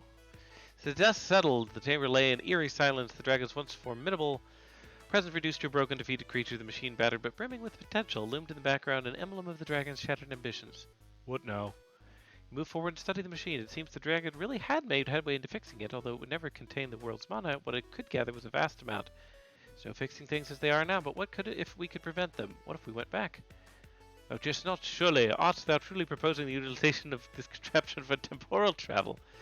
Such an action would irrevocably alter the fabric of reality, rendering all so complicated. Probably, but I knew things never was going to be that simple, fixing things. With few adjustments, the machine, it thrums to life, lights flashing on and on with generators whirling. You watch the mana in the air begins to swirl to its mechanical body, powering it for a great feat of magic. Besides, I have no questions now. Who wants to see what the world was like before it all went wrong?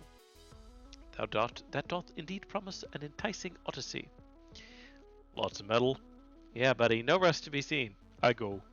The party in agreement, you throw the switch and declare your wish. The machine roars as its output of magic is focused, bending laws of space and time. A brilliant shimmering light engulfs you, sending you back to a time long forgotten where endless potential still waits. The end. Excellent. Well, that was very good. We're back here. And there's more dialogue. All this was caused by a businessman looking to monopolize magic. You're saying our world went downhill because of rampant capitalism? The game is making a point. Gosh darn it, I knew those microeconomic books I found in the cellar were full of evil. Good job taking down the greedy lizard. I'm proud of you. Hey, Harper.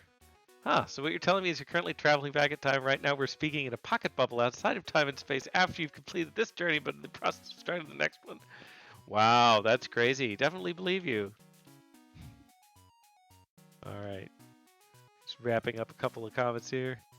Hold, what transpired? On recollecting in the apparatus, a brilliant radiance suddenly find themselves in this locale. A ceaseless sensation of deja vu pervades me. Harper, thou hast snared me in a temporal cycle. I shall not easily extend my pardon. Nevertheless, the prospect is undeniably captivating. Let's explore what the annals of history may unveil during our sojourn here. Hello, young Harper. There you go. I take no responsibility for any paradoxes or logical fallacies that may occur. So there's a to be continued in this. Harper. Sheen shiniest metal of all. Sad to neat. Past have shinier? Hungry. Very good. Alright, now I think I will leave the descriptions of these for off screen. Magnificent, excellent, stupendous. The data's outrageous in how it makes my brain tingle. Come, Harper, take a look at the fruits of our knowledge. So there's even more about these. I'll read the dragon.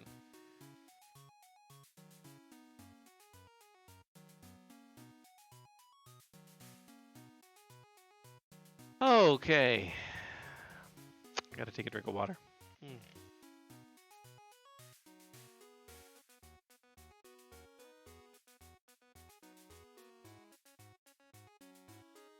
I think I blocked his ultimate attack every time.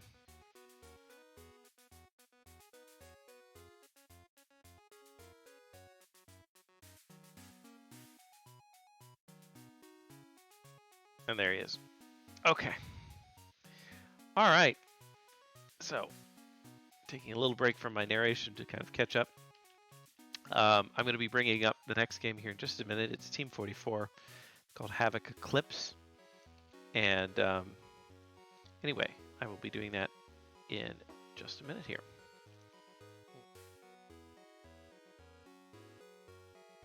I'm putting these descriptions up on the screen if you want to follow along, read. Take a pause.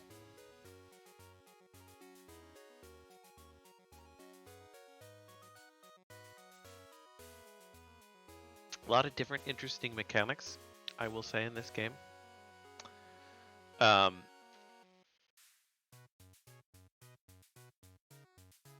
You know, like something that captures a character that's interesting, as the Mimic did. Defensive abilities. There's a good mix of kind of classic RPG mechanics, which I think is a mark of good design, which is nice.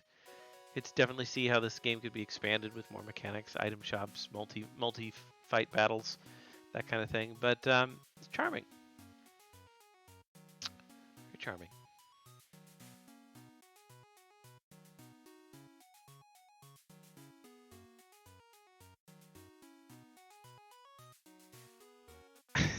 The robots are impatient. That's funny. And they like chess. Aw. Okay. All right, and that's the end of Magic Gears. All right. Moving right along at our clip, as I said, we're moving on to Havoc Eclipse, Team 44.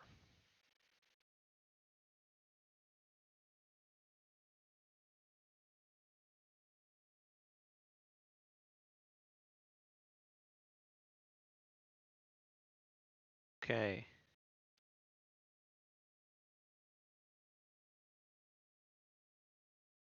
Reading the README here.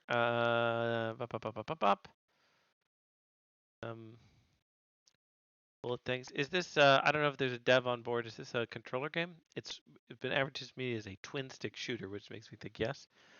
Um, but the README does not say.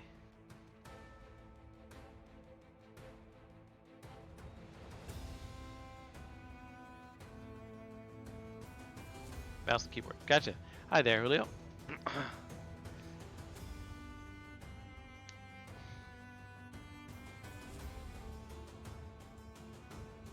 Got some good epic music here.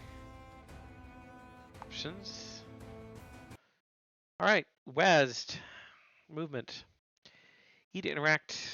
Left click to slash with a katana. Right click to fire a gun. So we have a gun and a katana in this game.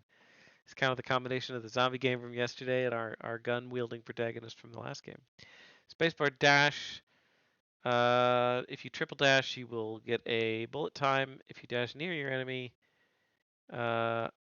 you will not be penalized. So get up close and personal. Live as long as you can, so the wizard can get you back. I think there was a story. I don't know if there's Cedric the Clumsy stumbles upon a magical hourglass. As he reaches for it, he trips on his own foot, shattering the hourglass, transports him to a medieval world infected by the undead. Cedric's arrival caused a rumbling that terrorized the zombies' magic, dubbing him the Tripping Terror. Wandering around, he meets necromancer, part-time zombie hunter Mortimer Jones, and the two team up in hoping of destroying the cursed gem infecting the city.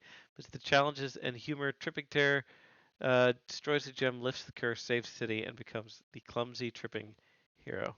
Okay, this sounds humorous. All right, so here we are. There's a barrel over there. I've got a gun and a katana, and I've got a dash. Oh, and here they come. Zombies.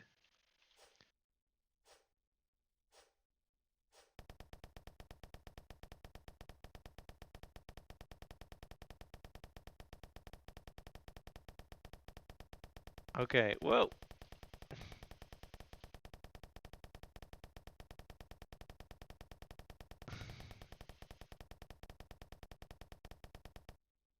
Can I katana these guys? I can kind of knock them back with the katana, which is good because they are very dead. Okay. Hi, young gammon. Um, let's try that again. Live as long as you can. So can I break these barrels? Maybe.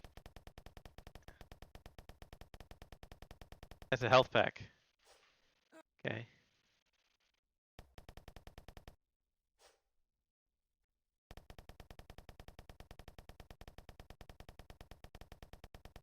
Get to my health pack here. There we go. Full heal.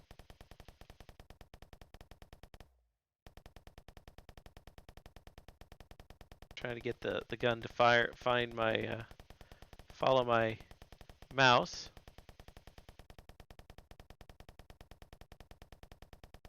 I got a score going up very arcade. Press E to open. Cost 100. Why would I want to open that? There's a... Maybe that's the way to go. Maybe I need to progress that way.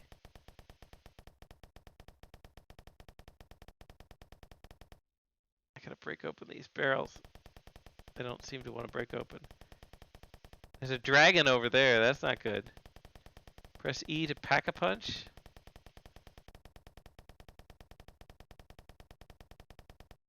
Ah, I died. The guys, you take damage as soon as you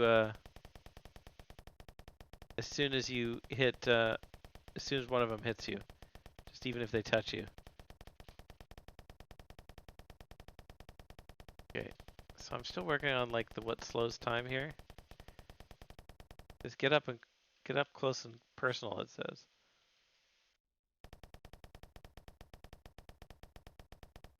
I'm doing my dash attack. I've got a meter. That's the blue meter.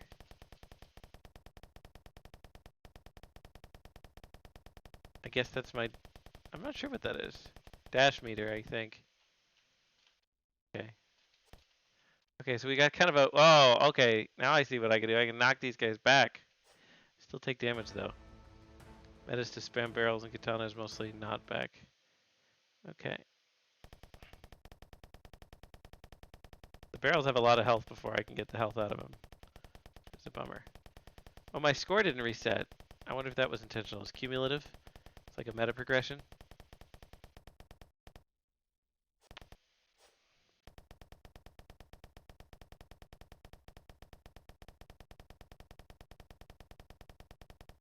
I need a better gun.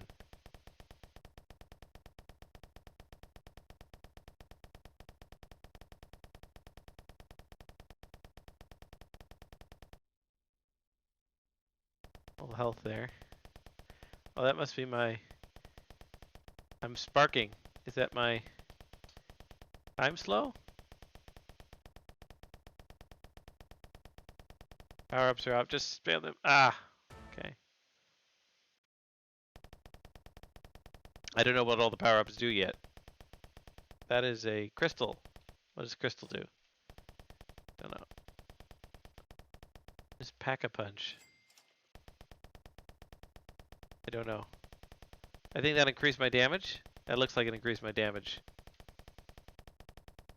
Except against barrels. Darn you, barrels!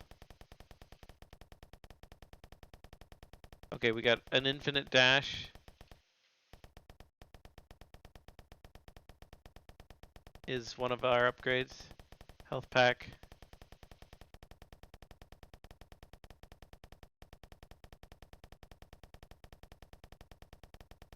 What does this do? And fire rate plus. Okay.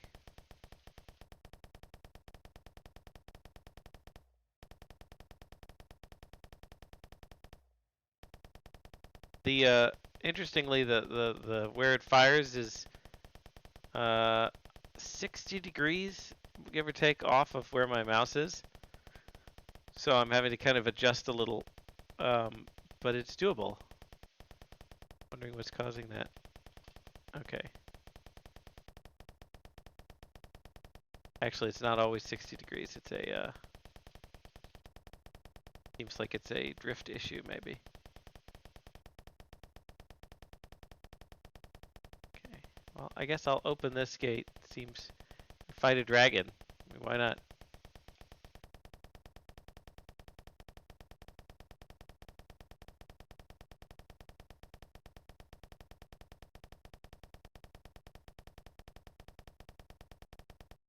Ah. Dead. Okay. So I assume, I mean, if our goal is to get out of here,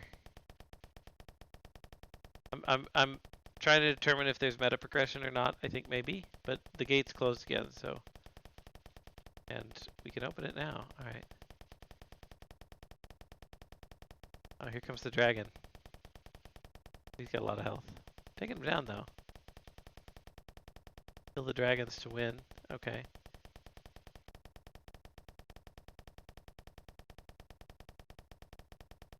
So I've taken some upgrades at the arcade cabinet, and I think the skeletons spawn infinitely, maybe? Oh, that's a fireball. He's hitting me with a fireball. That's how I'm taking damage. Gotcha, gotcha, gotcha, gotcha, gotcha.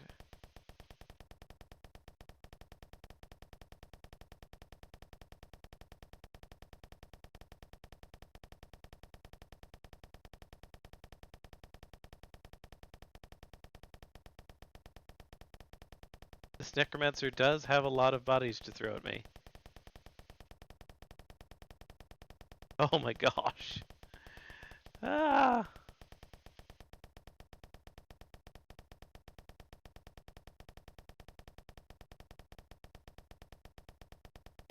I haven't seen the slow time mechanic much.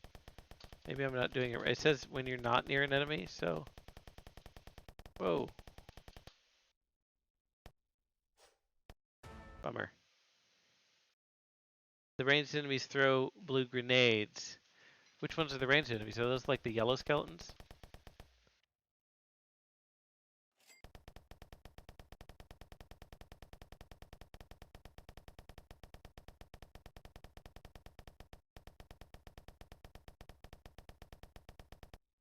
So sword damage does nothing to the barrel. And they don't seem to scale with damage, so breaking the barrels is actually quite hard. Oh, they're little blue potion bottles. Okay.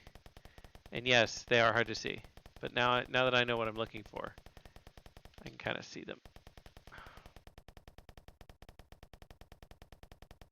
And the white skeletons, white zombies are just melee.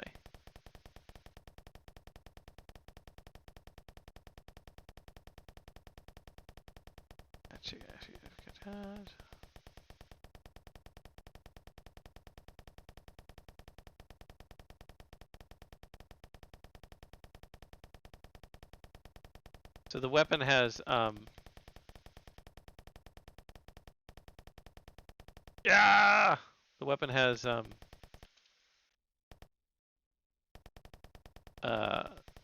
bullets bullet drift, right? It doesn't all spray in the same direction. So there's some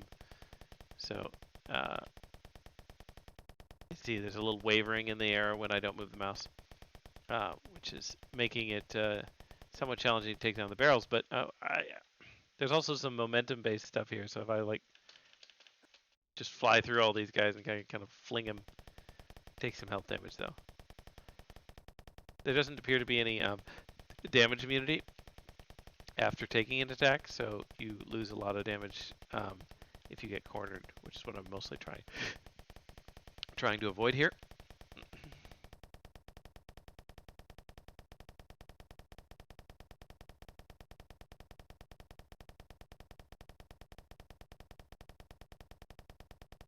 Oh, okay.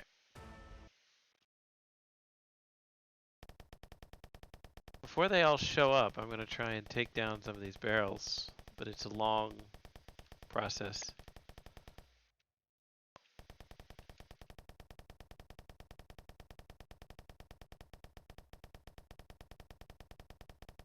I can just spam this dragon early. Take him out. I'm doing like 1,000 damage a hit. Hopefully that's because of some of the upgrades.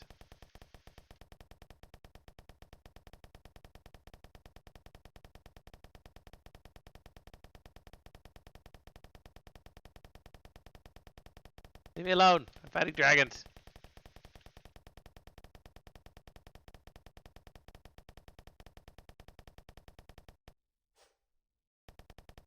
Wish I had a little hint indicator on when I take damage. The green wheel in the left is my health if you haven't been dragging that.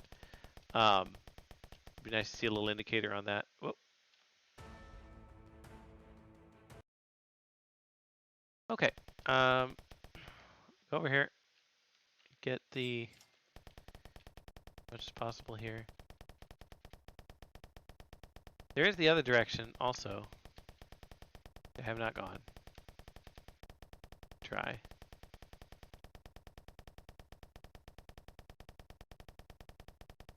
It's down here in this room. Big room here.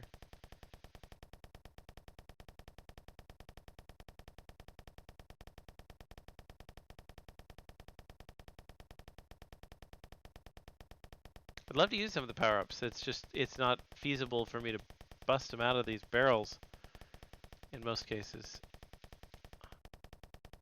Oh, there's blue dragon here. Hello. He's scary.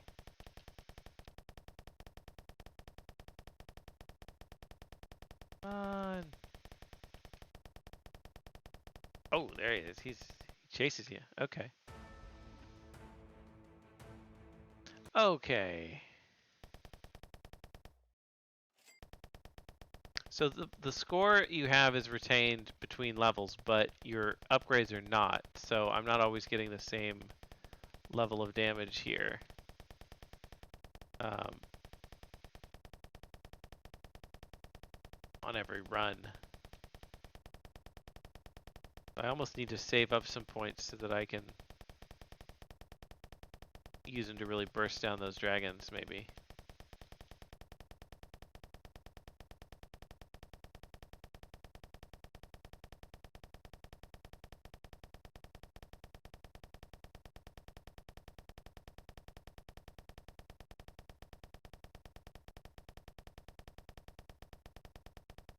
I need to relaunch the game, maybe? Okay.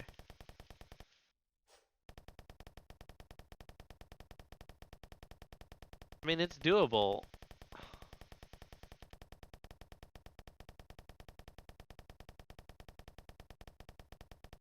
I think. I just need to get guy separated from his zombie horde. I assume the zombies have, it's been, you know, spawn on infinitely.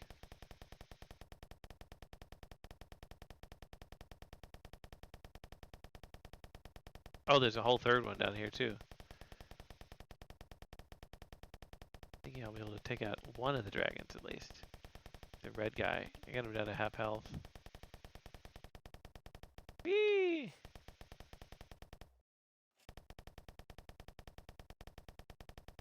Yeah, see now I'm doing over 1,000 a hit. Oh. Missed that blue potion.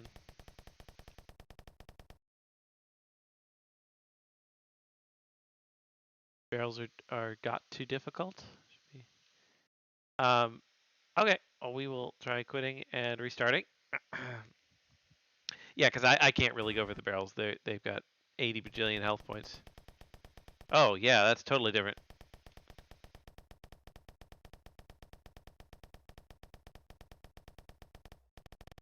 Oh, much better. Yeah, I can mow them down there. They can't even play the audio file that fast. Although, they didn't last very long.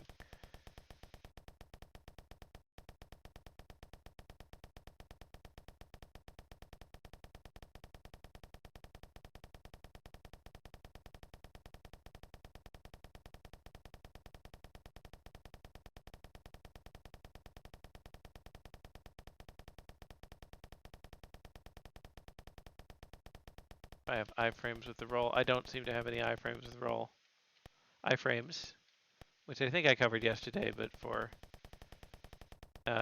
info, iframes are the things that give you invincibility during an animation, often during a roll or something like that. So having the ability to do to have iframes makes games easier because you're allowed to uh,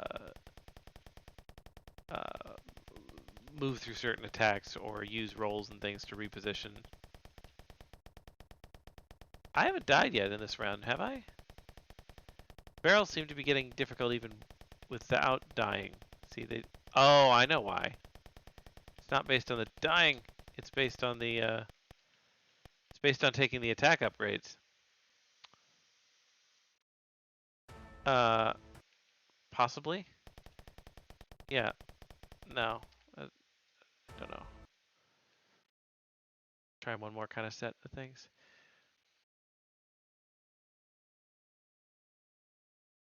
Gotta quit the desktop there. Okay. Alright. Let's try one more here. So, prioritize the dragons ASAP. Take out some of these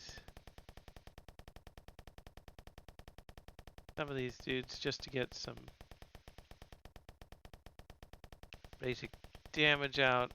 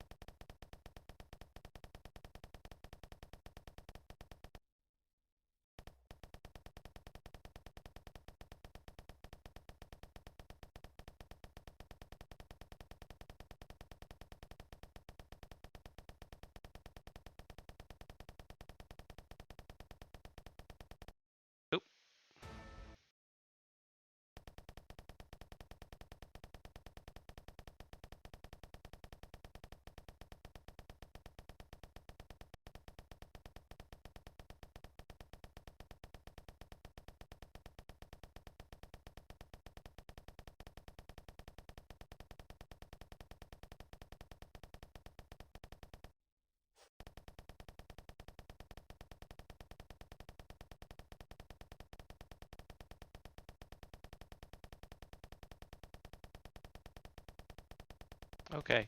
So, sorry, I've been not commenting too much here. I've been doing too much. Been trying to focus on this. A lot of any type of this run and gun game, right, is something where you're going to want to, um, you've got two things. We call it twin stick. I realize this is a keyboard and mouse, but you could do this. Normally would be done with a controller. And what twin stick means is that you've got one hand controlling your movement of your character, and then one hand controlling the movement of the weapon, right? So you can see where I'm moving my mouse is presumably where he's trying to shoot, and so when you have something like that, oh, seems to be doing explosive damage. Is that a power up? Um, yeah, but when you are going through and doing um, when you're doing that, so that requires sort of concentration. It's hard to commentate. But you're moving two things at once, kind of like patting your head and rubbing your stomach, and you're trying to say, okay, well, I want to have freedom of movement to keep my player out of danger, while also, attacking in certain directions. You see this in bullet hell games. Of course, anything that would be like this, which I'd call a twin stick shooter, generally. Uh, and it's called twin stick because one of the more natural ways to deal with it is with the twin sticks of a controller. Now that said, keyboard and mouse does many things, and arguably a keyboard and mouse, I don't even think arguably it is, keyboard and mouse is more versatile than a controller in most cases, but um, there are games for which a controller is more suitable, just because it has more dedicated buttons that are within reach of your hands, right? With the keyboard and mouse, you've got like just the keyboard kind of, and although there's a lot of buttons on a keyboard, not all of them are easily within reach. Whereas on a controller, a player controller, you often are able to determine by feel and get access to, over a dozen buttons that are very very easy. So you get more flexibility with the keyboard, but you get more kind of dedicated understanding um, with the controller, and that can be useful. Ooh, I'm doing well here. Let me see if I can take him down. Nice. Okay, got a dragon. Um, but then also the movement is different. So keyboard and mouse uses WSAD movement keys to move, and those are of course just four keys. And even if you press two of them at once, what that means is that you're still really only working with uh,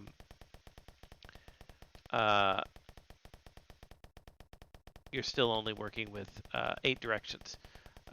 Whereas you get a full analog control with an analog stick, um, and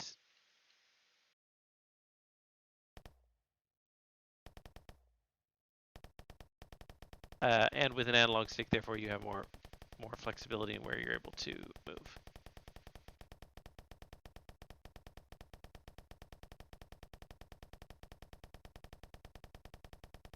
Yeah, I can't beat him without upgrades. The game does not like to quit using the quit button. It crashes. So I am going to redo one more time, see if I can. I managed to get the red dragon down. I'm going to maybe try the way on the right, see if I can get through there, and if there's anything interesting there. I don't really want to take the upgrades. I just want to burst the barrels. Maybe early on. So a couple of health upgrades. A lot of health upgrades. Gonna be the dash, maybe? I don't know what that did. Something. One upgrade here, and then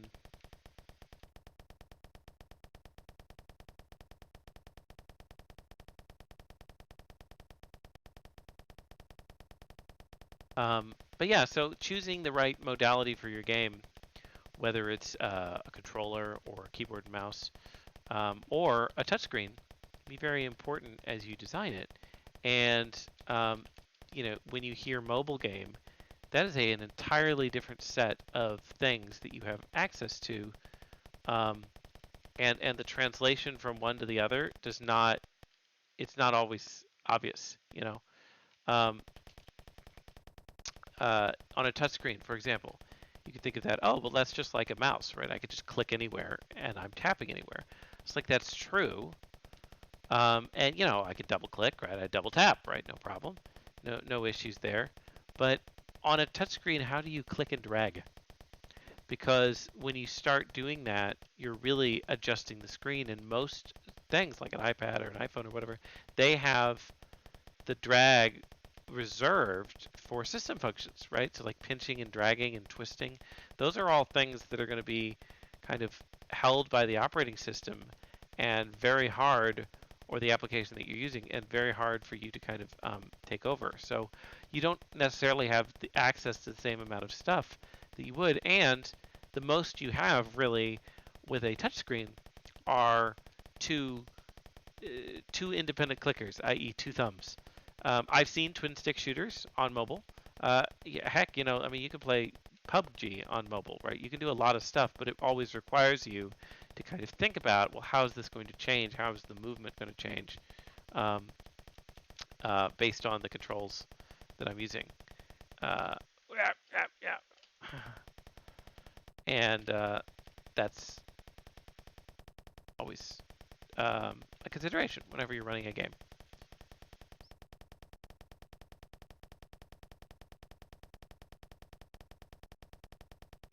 Go here, see what's in this room out of interest. Oh, there was a dragon in there. I think I wiped him out in like 10 seconds. Less than that because of an upgrade, maybe? Yeah, there we go. All right, healed back up. Unsure. I think the dragon is no longer obviously here, so it's possible that the upgrade somehow wiped him out, which would be cool.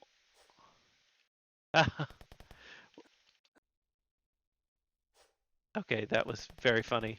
I just leapt all over all the zombies right there.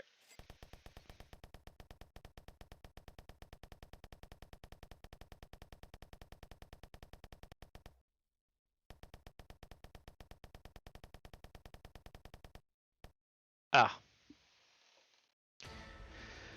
okay.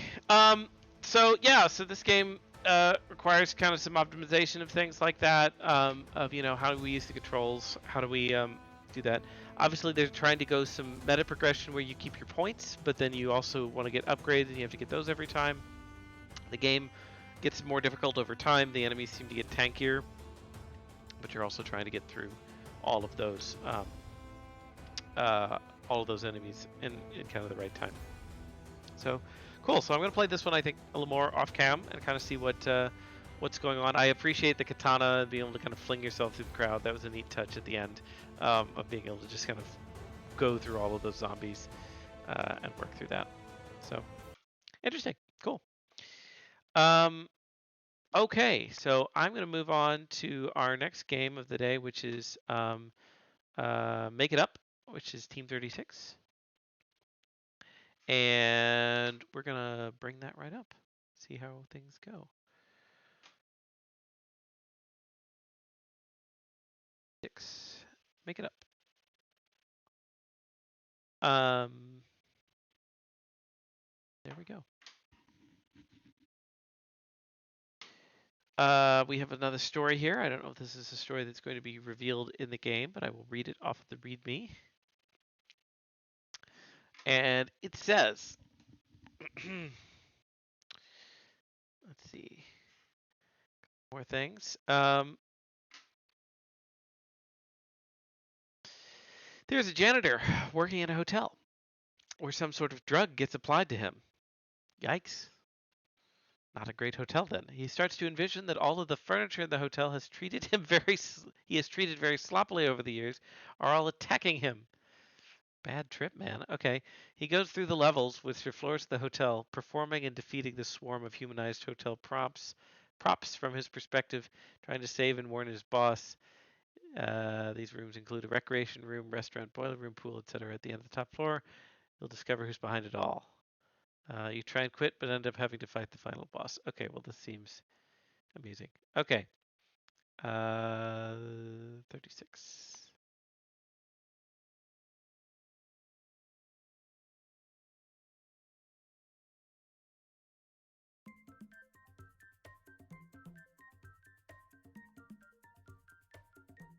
Nope, not that. That. Here we are. Woo indeed, Kuven. Woo indeed.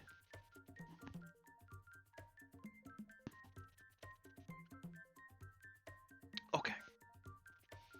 Got our cute little 2D sprite. Display settings, full screen. Yes, please. One thing that I've run into in a couple of games that's interesting to kind of tweak is if you have a game that is keyboard and mouse, and the mouse is controlling like the direction of character. You want to make sure that it's full screen and not a window, but an actual full screen, because one of the things you can do in the Windows API and well in several operating systems is you can lock the cursor to the screen on a full screen application. So you can stop the cursor from being able to mouse off the screen. Now, normally this does not matter unless you have somebody using a two-screen setup, which is a lot of people.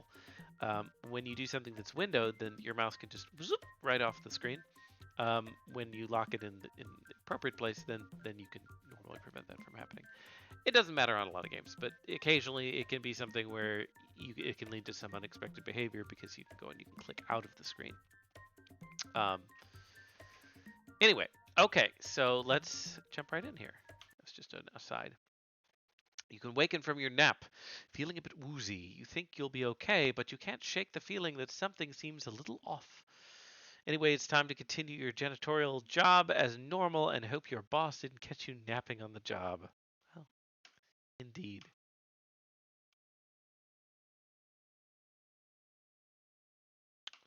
Here we go. Welcome to Make It Up.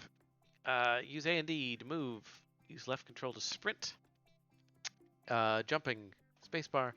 The longer you hold, the higher you'll jump. Head to the platform in the northeast, either left or middle path. Level 1, Janitor's Closet. Head to the northeast platform. Okay, I can do that.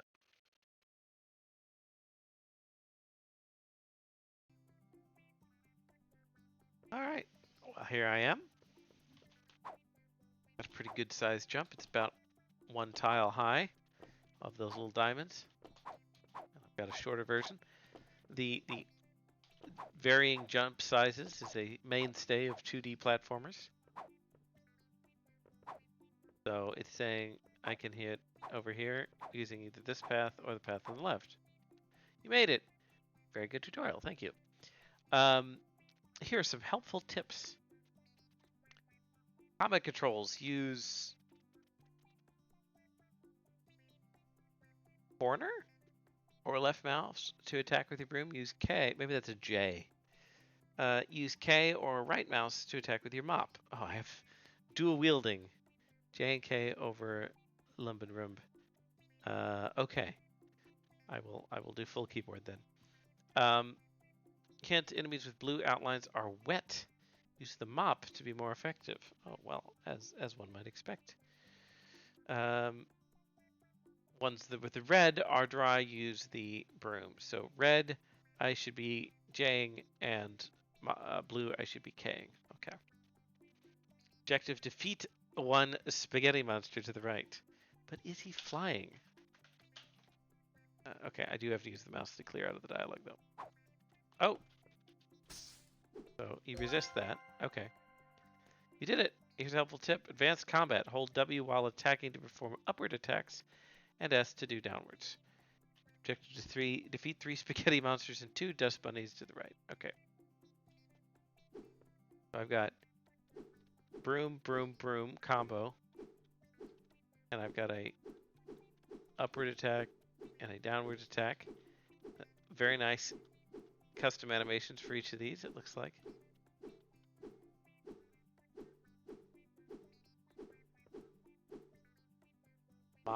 just getting a feel for my combos. So we've got a 3-hit combo. Standard, up, down. We can do the same thing with the broom. Okay, all right. Okay, I've forgotten already. Okay, so dust bunnies need to be jade. Ow.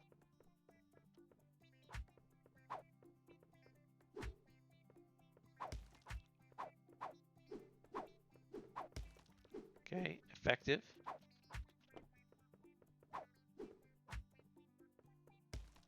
Effective.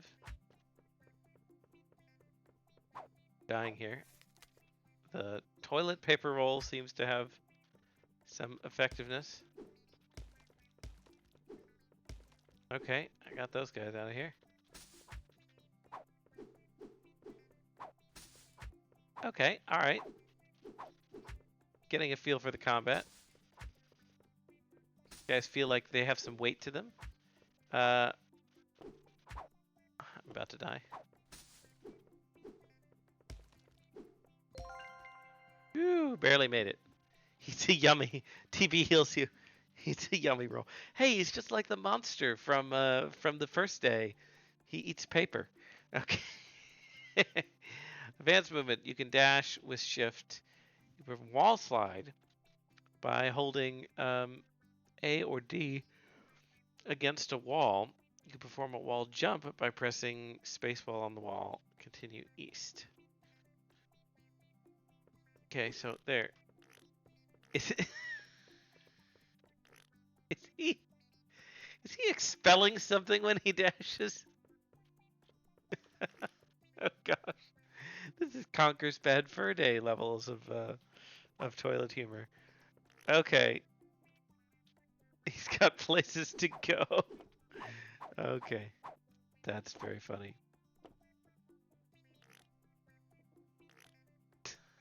Did you guys animate all this?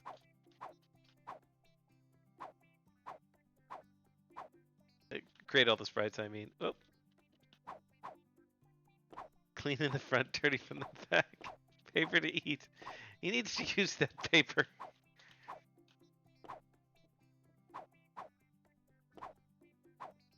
So how did this late night conversation go of, hey, we need the poop cloud to come out? This is part of our animation. Imagine that was funny. Conversation. Okay.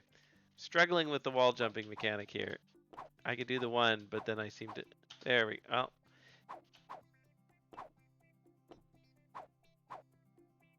Okay, come on.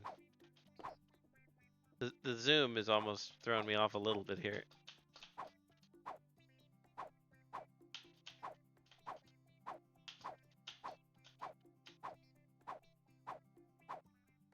Just like one extra pixel too wide from where he goes, but I'm making it now. There we go. Whew. Gotcha. Skill issue. Hey, I made it, didn't I? Alright, okay. Leap of faith. Go to the right. Current objective, go right, my son.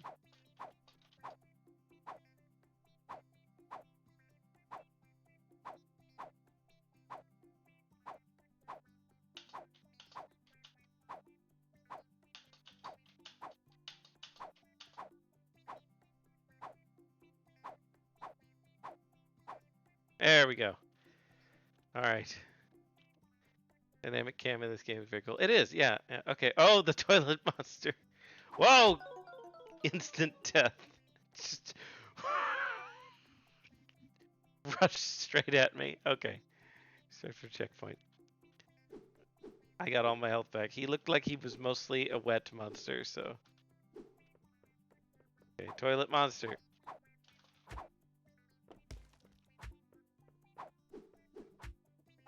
Okay, I guess I gotta get wall. I gotta get up here above him.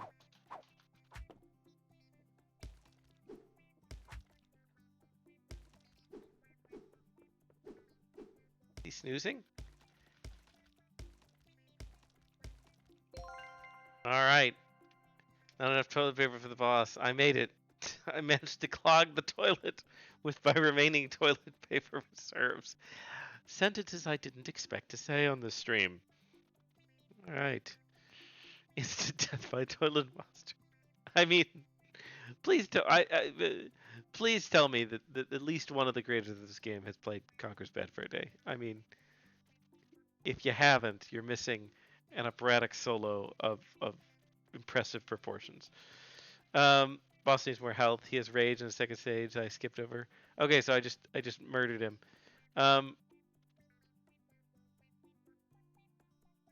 Just a random idiot one. That's okay. This is why we have VODs. Okay. Get to the elevator. Okay, I can do this. That dash though. Can I dash in midair? Oh, too late.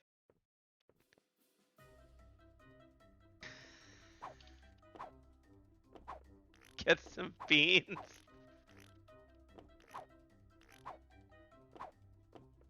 Simple reverse up B wall jump.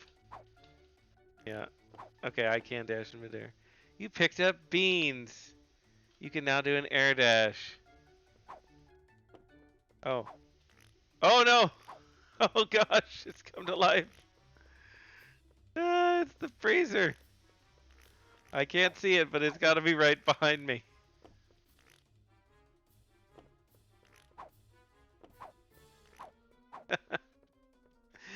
Oh my gosh. Oh, not good. The freezer is here. Ah! Why? Why?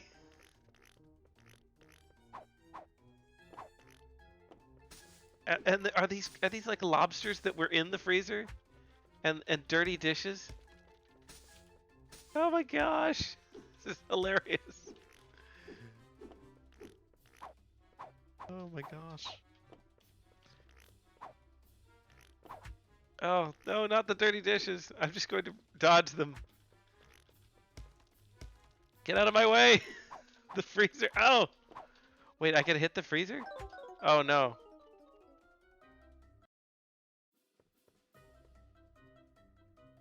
I was doing so well too.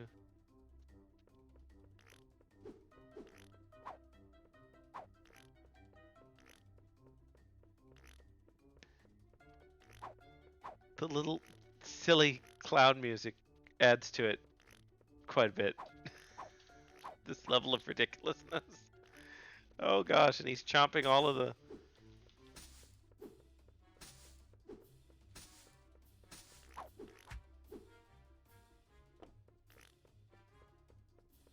Freezer has 1,000,000,000 HP, but so what you're saying is there is a chance.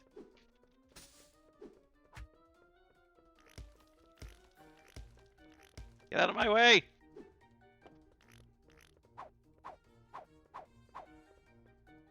Tempted to speed some of these in Discord, this one in particular. Out of my way, dish! I need to finish having this bad trip. Oh no! Ah, it auto wall jumps if you jump too close to the wall, so that's what happened to me twice there. I walk up to the wall and I jump and it bounces me right back into him. There's a speedrun timer now. Hate the dishes. The power of the beans.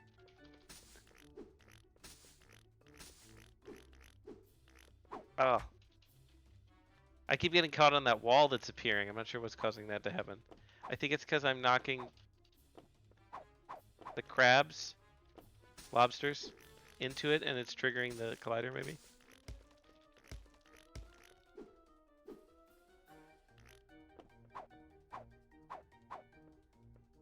No, these switchbacks are killing me.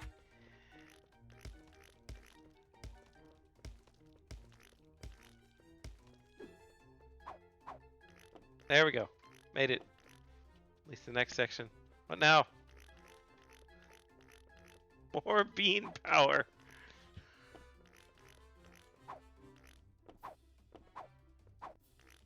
Out of my way. Okay, that was so funny. Okay, so we've had just kind of a classic beat 'em up. Now we've had a classic escape the monster type level. I like it. I like the variety. Yeah. You found extra strength beads at the bottom of the can from earlier. So I have to ask: did the janitor get poisoned by something, or was the janitor just eating extremely questionable foods that he found in the hotel kitchen? Because I feel like he has himself to blame here.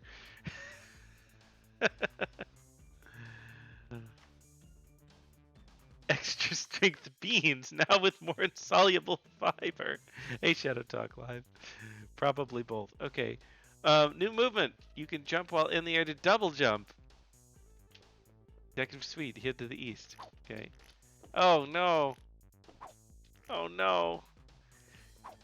The double jump. Why?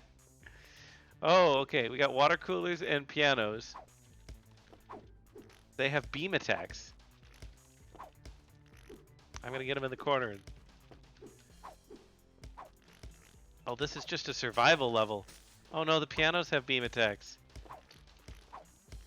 I gotta get those iframes. Now, I think there are iframes here, or else I would be dead already. Oh no.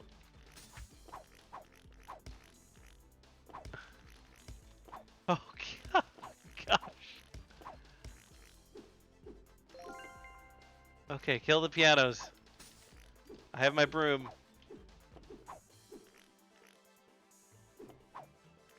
The pianos flying makes them very problematic. What is it always with evil pianos in these video games? It's it's back to Mario 64, Boo's Mansion. Scariest Mario enemy. One down.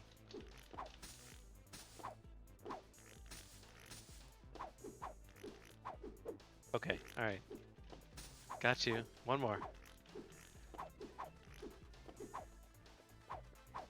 Do I have enough toilet paper to deal with this issue? And more wonderful sound bites that are definitely getting clipped. Oh gosh. The boss has questionable food in the cafeteria. Oh, hitting them with the effective weapon cancels the charge of the attack. Well, then I'm hitting them. I'm switching weapons appropriately. Making fun of workplace bits from me. Toontown, angry eyes. Get to the boss's bodyguards. So this is the boss's fault, is what we're determining. He has been secretly ripping the expiration dates off of all of the food in the cafeteria to save money. He's in league with the anti-capitalist bronze dragon, mana dragon from Magic Gears.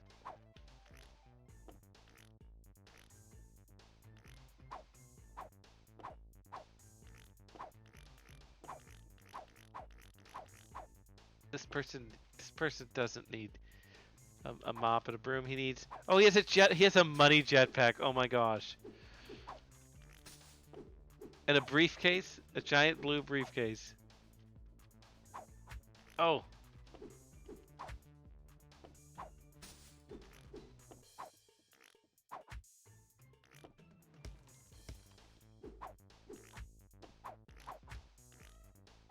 This jetpack guy has got to go. Oh.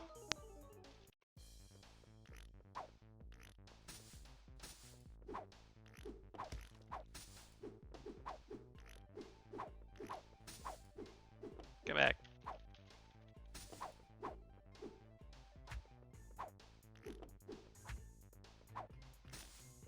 Gotta focus on one. I got you cornered now, man. Exploding briefcases? I think not.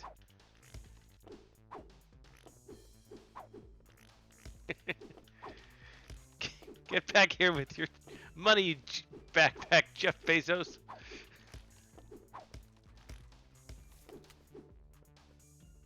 Oh! Why is this one from JoJo's? And has a gun. Oh no. Oh, I got you now. Stun locked you.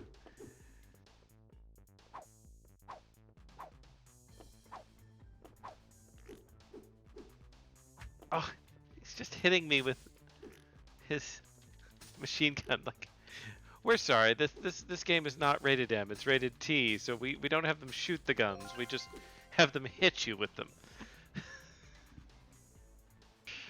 Oh my gosh. Okay.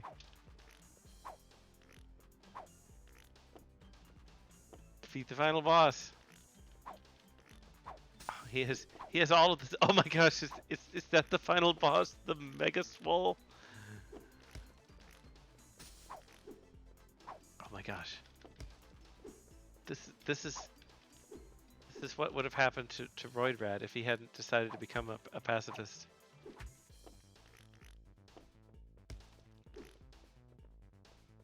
Oh no no no. Oh he has the cartoon wind up fist. Oh my gosh.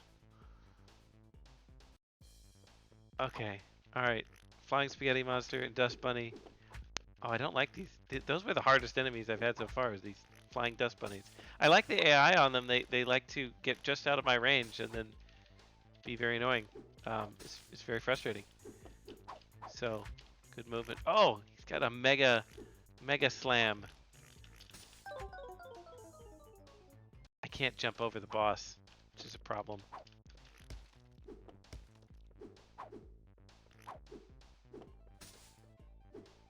Gotta get rid of the ads quickly. No plates.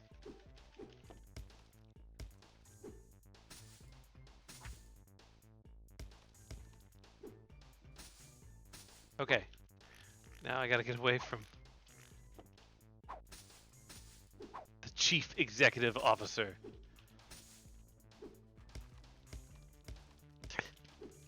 Oh no. He's gonna Hadouken me. Maybe? Oh! Yep. He Hadoukened me so hard I went into the background of the level. Oh no. He slammed it. No, I've been slammed into the ground.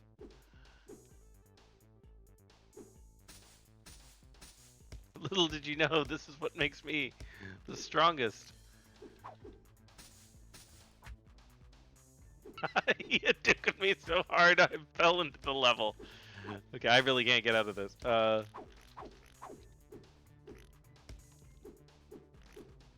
no. Bug never happens.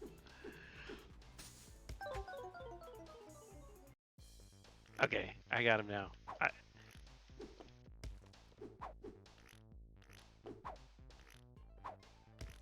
Come on, Flying Spaghetti Monster. Okay, getting away from the boss. Do not want to hit this by the slam or this sort of gravy covered pancakes that appear to be on this plate.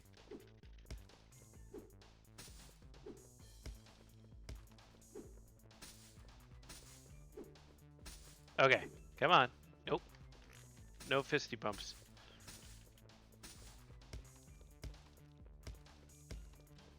Okay, dodge. Not gonna pound me into the pavement again. There's a long wind up on this. I love his little face. It's just a tiny face. Ouch.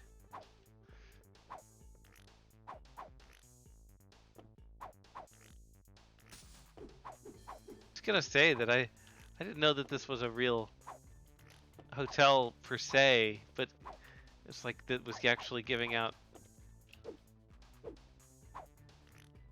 drugs to our janitor, but clearly they're working on something. Ah, okay.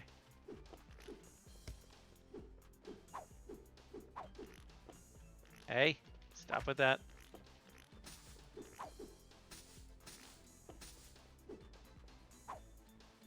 Come here, Dust Bunny.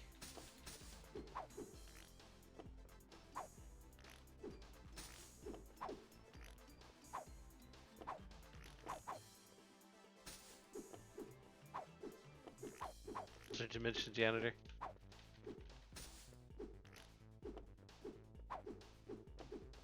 It's the janitor's face also.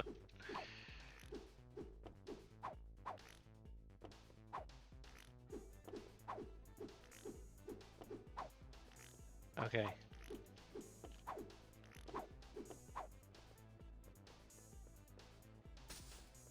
Gotcha now.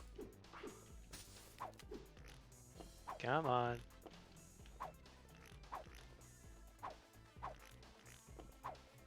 There we go. There are also crits in this, and it shows on the screen when you have a crit. Ah, he's back to being stuck on this platform. How's it feel to be stuck in the environment, huh?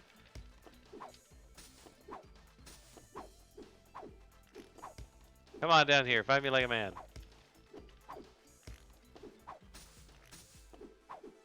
I've got brooms and mops. Here, come on, I don't want to cheese this fight.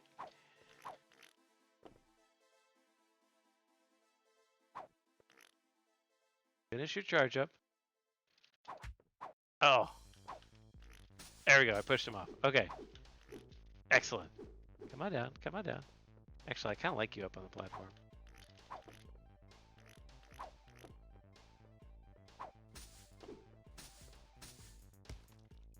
Ah.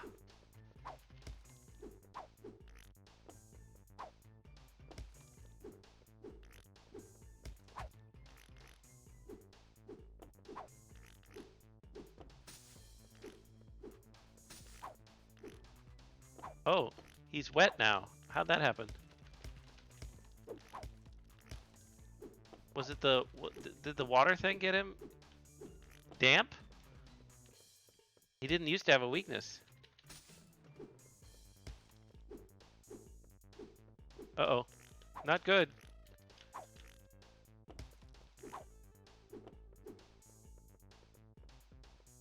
So what menu? Ah! Okay. Am I getting some healing items? Some of these must be dropping toilet paper because I was almost dead. Now I've got a chance. Oh! Not if I eat piano stomps like that.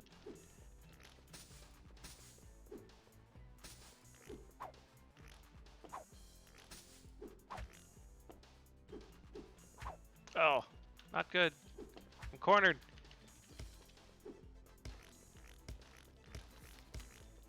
Ah! Okay.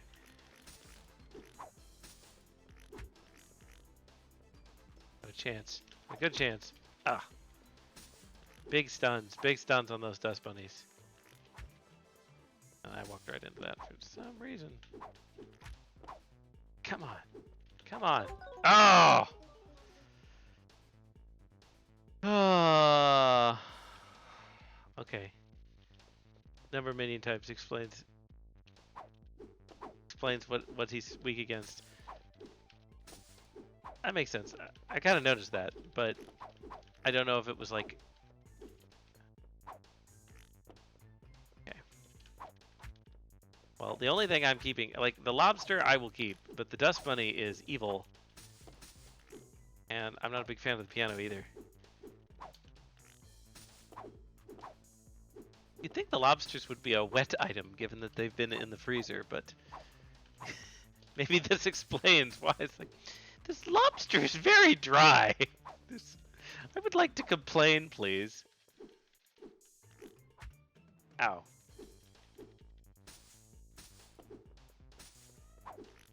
Okay. Sir. Sir.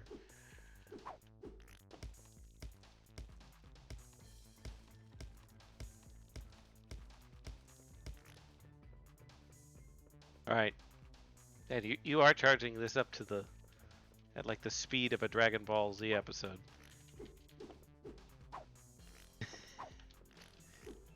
I know I mentioned it yesterday, but telegraphing, of course, showing what kind of attacks your boss is going to use, or any unit.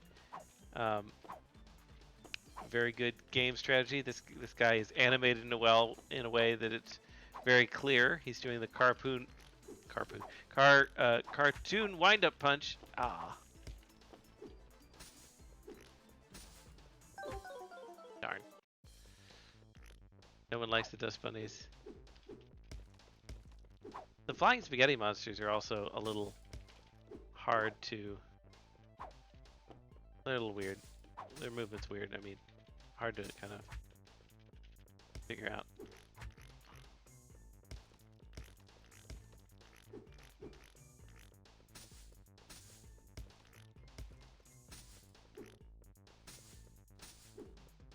Okay.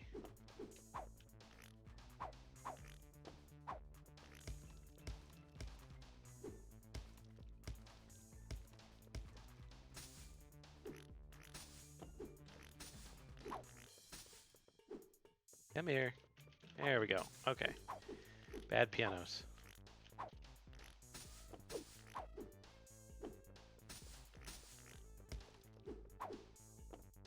Okay. Got him down to what, 70%?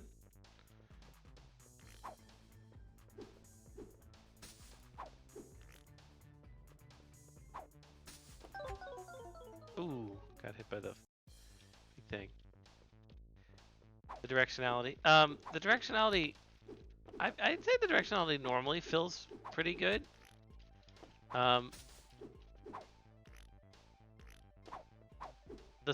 like I'd say that the stuns on some of the things are balanced, right? So I get stunned for a long time, especially with some of these attacks, but um, the enemies also get stunned for a very long time, so that feels, and you can stun lock them to kind of um, abuse things, which is good. Okay.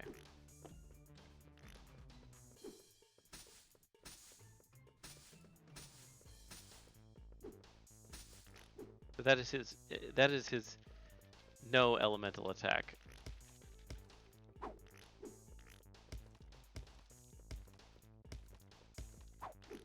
Gotcha. Gotcha. Gotcha. Okay.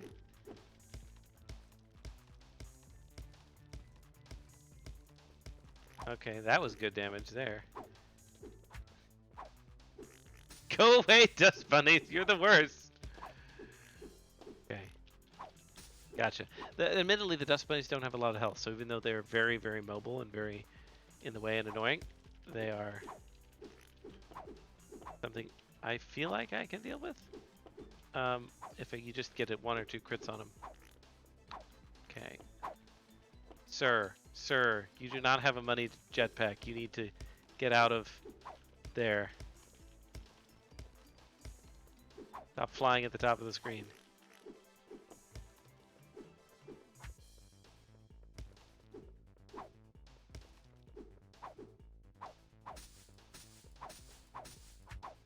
See, I'm just immediately like I forget the CEO. I just need to hit the dust bunny.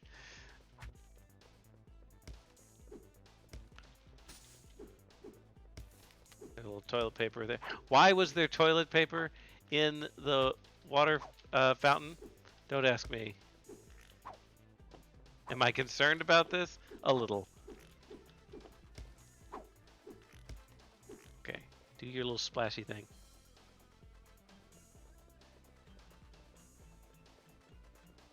Broom up tilt to victory.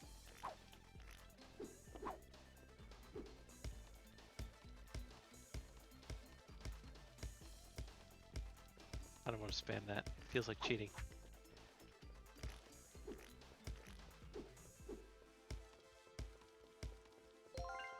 Excellent. Get to the elevator. Must escape. No.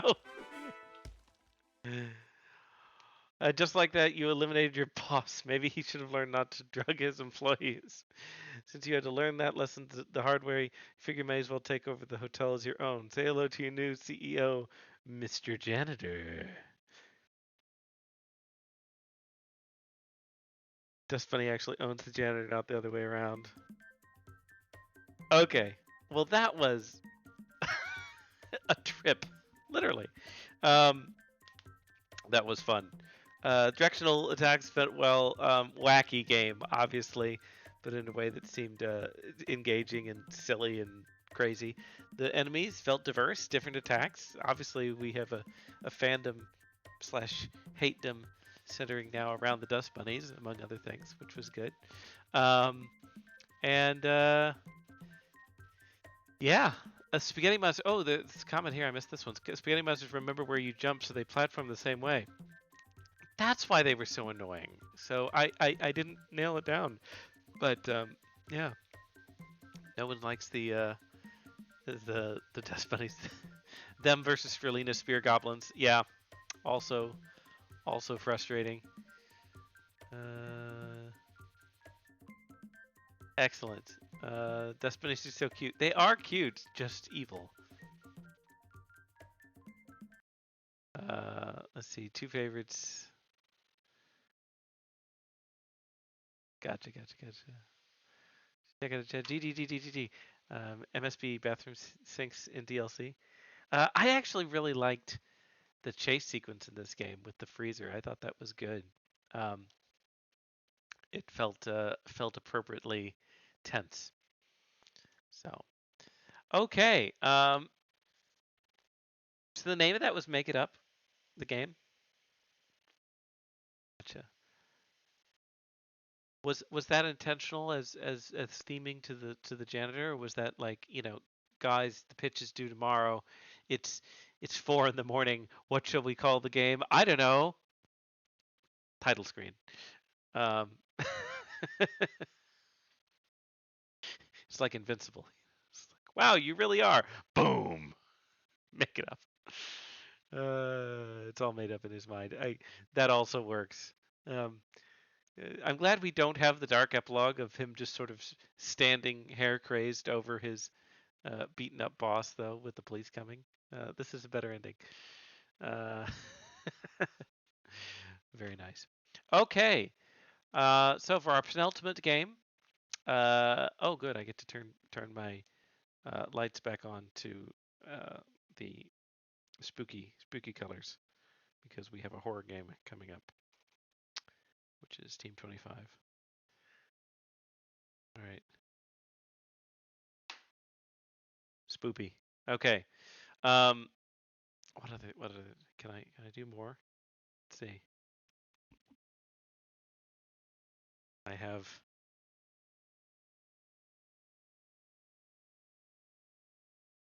Oh yes, very atmospheric. Okay, very good. Um, so Team 25 coming right up. Yeah. Oh, and also, we have, for those of you who are posting updated versions of your games or things like that. So the class will archive them by timestamp. So you don't actually, when you upload a replacement to Canvas, you don't actually replace your game. It just adds a new version of it. So up to some reasonable limit. So we can see like, oh, this is the version you submitted at this time and this date, and this is the one you submitted at this time and this date. So you can also use Canvas if you don't have an easy way of posting them. If you want to post versions like there, but you should probably be clear of like which version it is. So but we have the versions that we're using for the class turn in. So at this point, if you want to use that for fixes or whatever. And like I said, I am intending to post archived versions of these um, uh, uh, at the time that they were turned in. And I will make an offer again to say if there's anybody who wants a link posted to like the current version of their game or to a GitHub link or to something that they're actively developing on, and they want to say, hey, here's the archived version that's been used for the class, but we'd also, like to have a link to our active development site. I'm happy to do that. You just ask. Okay. Um, okay. So, Echoes of Dissent, Team 25. Quick read me here.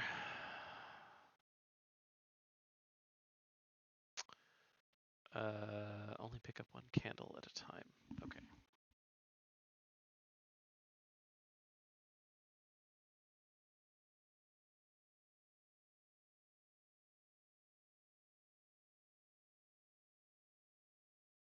Okay, I can do that.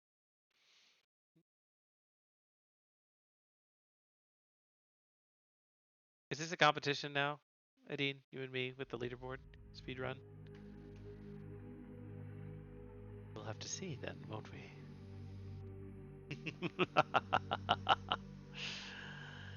Excellent.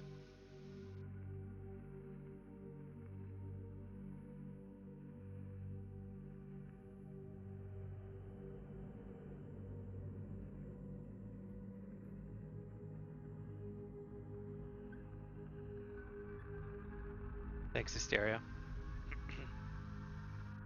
And here we have a tonal shift, folks. This is Echoes of Descent. Um, this game also features, as you may have guessed, a dynamic menu screen. I've mentioned this in class. You can, of course, make a menu screen um, uh, that it has all the buttons and it's its own scene. You can also just find a neat area of your scene. You can also find a nice area of your game with a area of the model that you created, and you can park the camera there. And and then you can have this nice animated thing. You can see the chandelier is swaying, and as you heard just a second ago, there's screaming in the distance. So it can get quite loud at some point. I will try and put in a limiter in my mixer to not put. I'm going to turn the compressor on, so that ought to help for stream. But yeah, if you're on headphones or something, um, be warned. Um, game music value down to 60-70%. I'll go ahead and check the settings here. General game volume, vertical look disabled, invert. That's a nice feature. Full screen windowed. I'm actually going to put it on full screen. Controls, WASD, crouch, prone. I can go prone. Okay. Run with shift. Jump, zoom, fire, reload, use, examine, lean. Oh, I got a lot of controls here. Hopefully they'll be introduced in the game itself. And I believe I mentioned from class presentations, Asteria, if you want to mention that a lot of this was, like a lot of the level design and stuff was made by you guys. And anyway, if you want to comment on the parts of your game that are kind of handcrafted versus not, feel free to jump in chat and let people know, because I think it was quite a bit. Okay, let's get started. New game. Start with a cinema.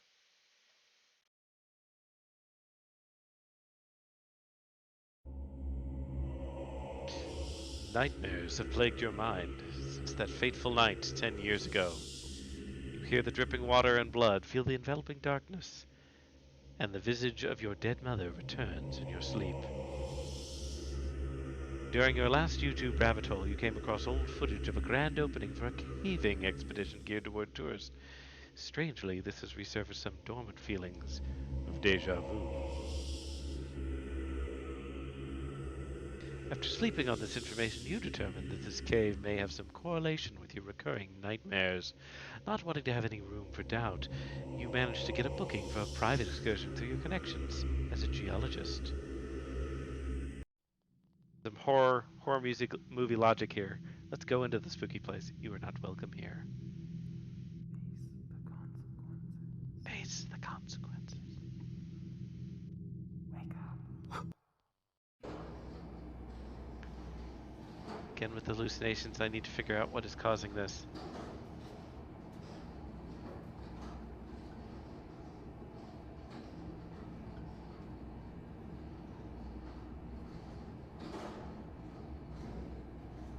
Yeah, cinematic direction here. Full on cinemas. Okay.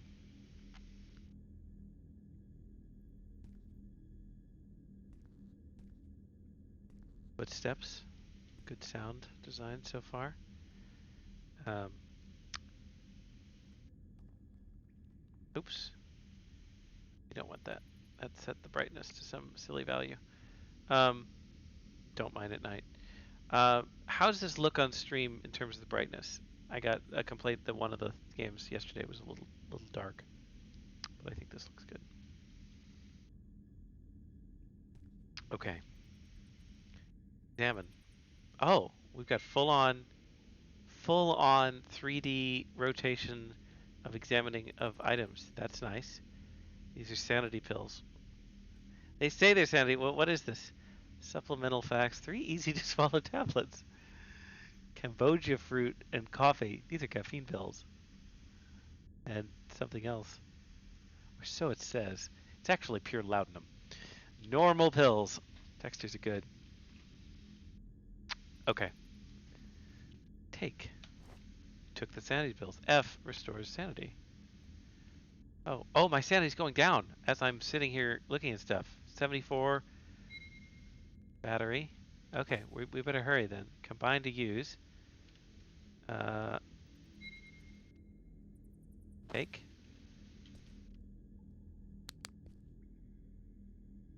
Got to zoom. How do I turn it off? That's what the mask is. Is that a knife? Yep. Okay. Deep Salt Caverns, Grand Org. Be the first to take part in our self-guided tours. Schedule ahead.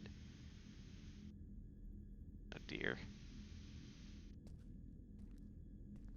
Oh, the breaker's repaired. Oh great. All of the lights went out. What's inventory? Here. Do I need to? I can combine this. Nothing a little ketamine kit. This is ketamine. That's not. Don't take ketamine kit. Um. Don't right click if you don't want to zoom. Okay. Sometimes I do. Okay. Well, if we want to fix the breakers, we probably ought to follow the wires.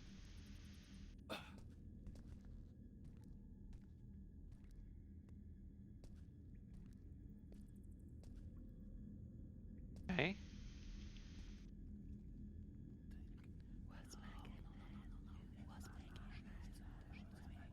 Uh, things are whispering now. Probably because I'm losing it. Okay, so this is a frequency puzzle. Okay. I wanna eat these. No, I'm not insane enough yet. I will be soon. Ooh, that's close. Here.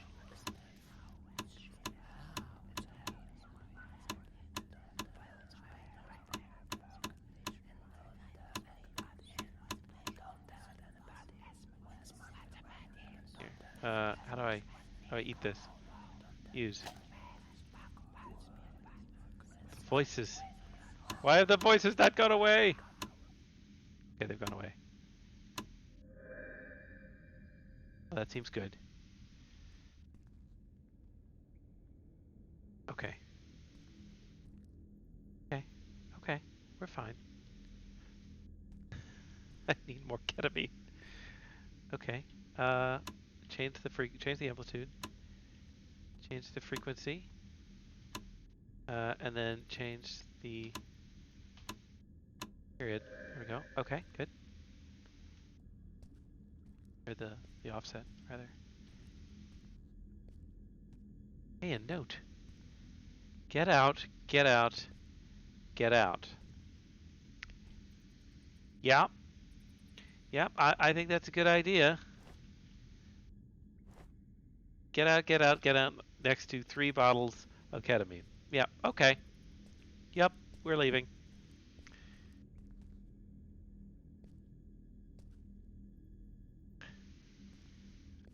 Your computer is haunted. How do I turn off the flashlight? Oh, like that.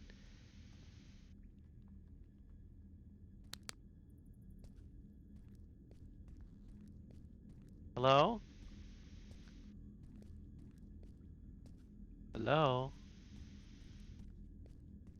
Where's my guide? I ordered a guide. I paid for the premium package. Tents? Okay. Brazier full of pills and candles. Okay. Is that a human skull?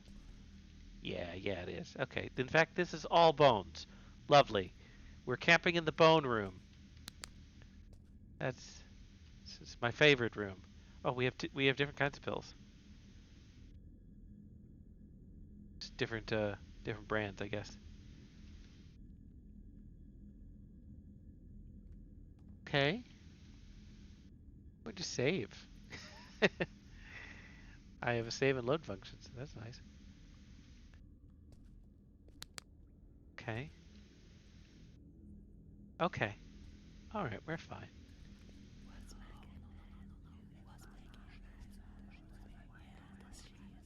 The voices are back.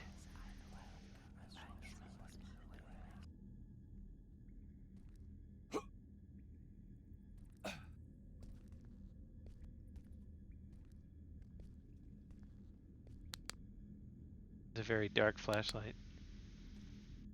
Gotten dim. Oh, it's gotten dimmer because it's running out of juice. Combine flashlight.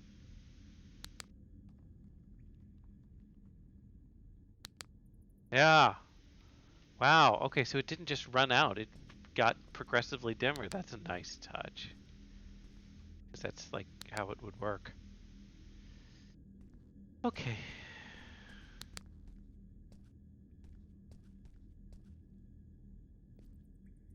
My vision's getting blurry. There's a blur effect being applied also because I'm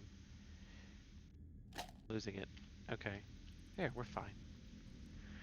I'm going to come out of this with catharsis about my dead mother and a ketamine addiction, apparently. Serve. Serve lunch? A nice snack?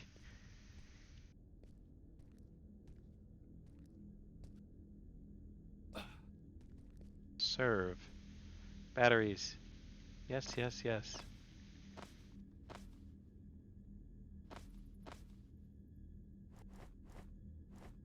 You're being so generous with the items that I'm like, this is concerning. Can I pick up the two-way radios? Get some Lethal Company stuff going on here? Oh, okay. Alright.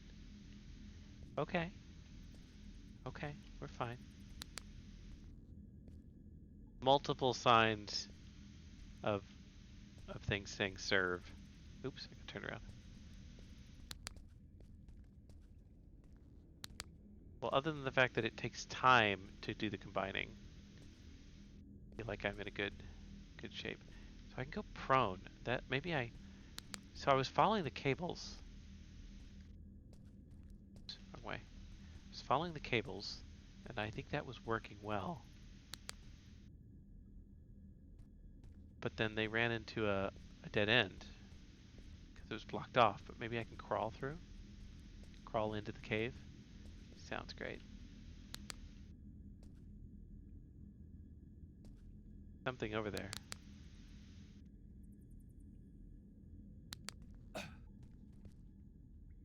I go.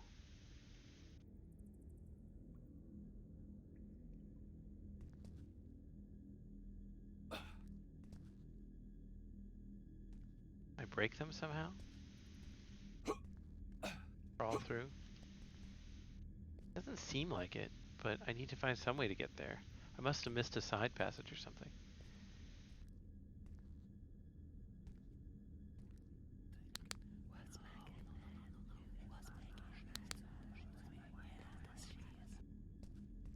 Okay, we gotta keep an eye out for a side passage.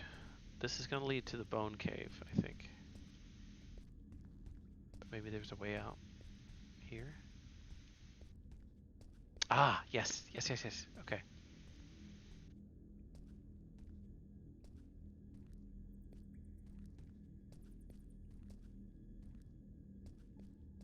Crouching? No, okay. I don't like how one way this is.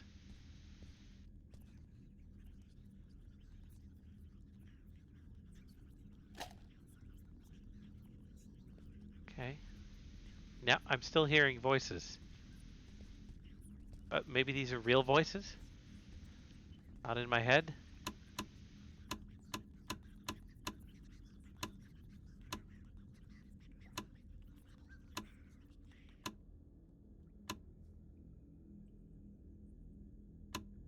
There we go. Perfect. Almost perfect.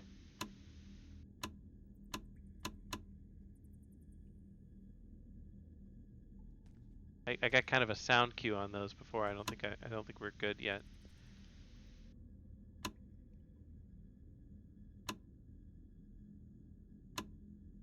A little off.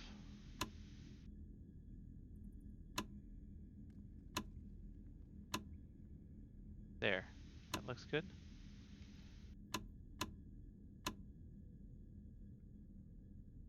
Pretty good.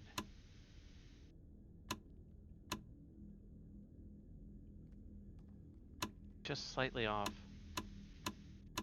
That's perfect. Okay. Probably turned my flashlight off during that. Flashlight's getting dim again. Okay, almost good on the amplitude. Get the frequency good to go. Looks pretty good, maybe? Almost. These are cool puzzles. Okay, the breaker's fixed. We should have light. Yes? Cinematic? Ooh.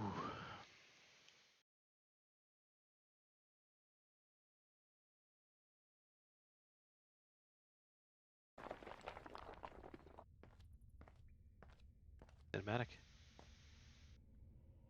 Ah, and now we have moved to from a natural cave to evil underground temple. It's an upgrade. All right. Okay. And did this crumble behind us? Is that where we came from? Great. Give. Lamps here.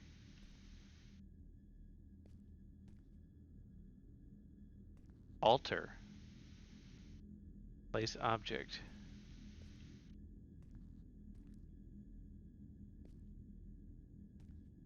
The door. I don't know that I want to open it. Give.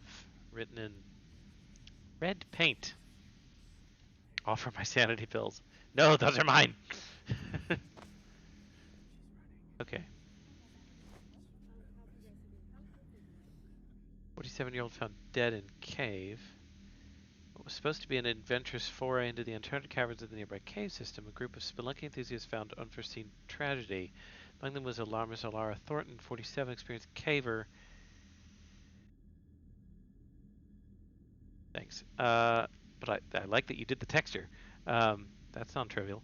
It was found unresponsive late Tuesday by her companions. Unless this pauses it, which it doesn't, because my sanity is still ticking down.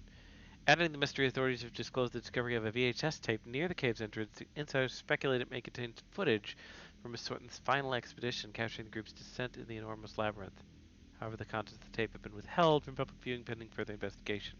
Cave, often illuminated only by the brave flares of adventurers' torches, whispers secrets of ancient geological formations. Thornton described her friends as a symbol of luck, always led with the same four-leaf clover. Ah, okay. Same four-leaf clover fastened securely to her gear. A token of fortune that sadly did not preserve her from fate's cruel hand this time. The very essence of their exploration beneath the steady glow of the moon can be reflected in the rhythm that laps the cave mouth. It seemed to speak of the vast and hidden channels that weave through the earth's depths. It's within these channels that Thornton explored her passion as fierce as that of Prometheus bestowed upon mankind, a fire that now serves as a beacon of her indomitable spirit. Please tell me there's not something behind me at this point.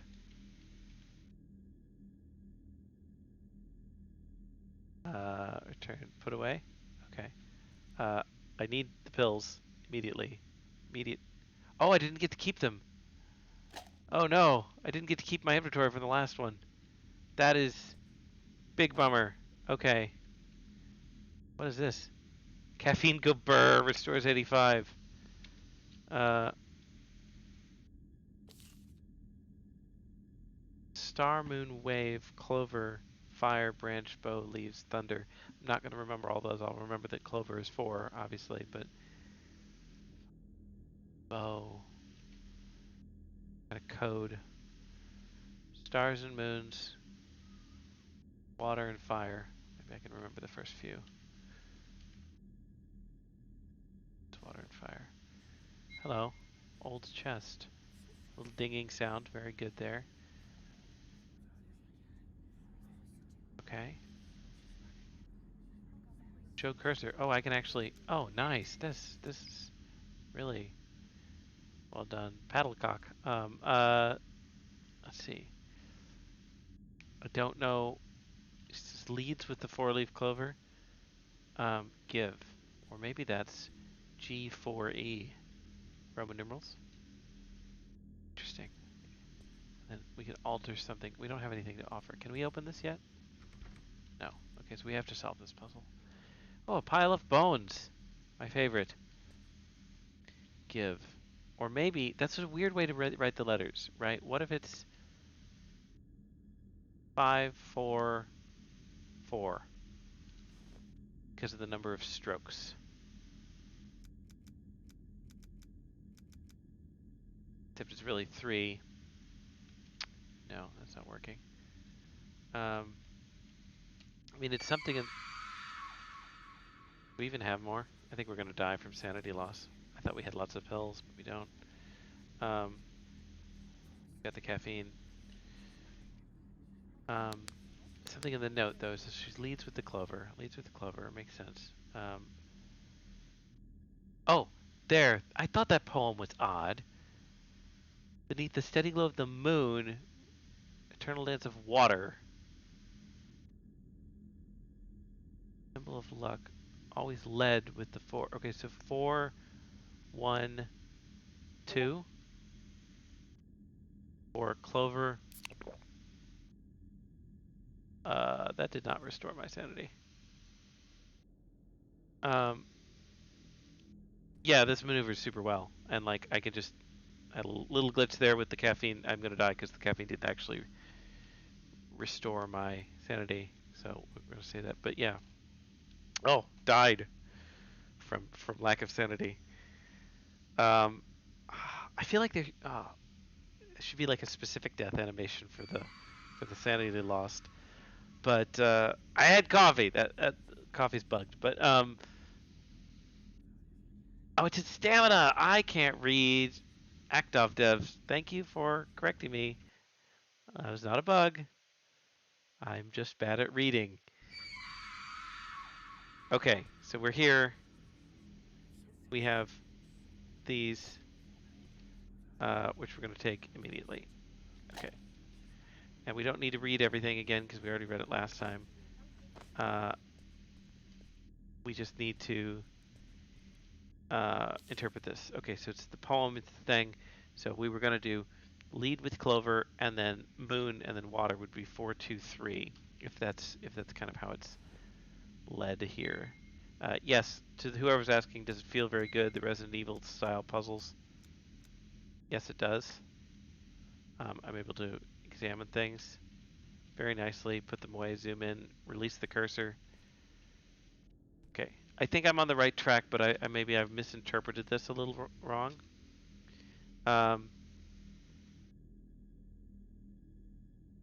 Okay, so the first 2 paragraphs are just background. And then, symbol of luck, led with the clover. Maybe lead doesn't mean first.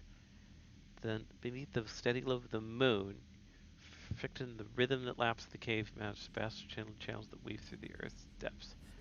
I interpreted that as waves or water.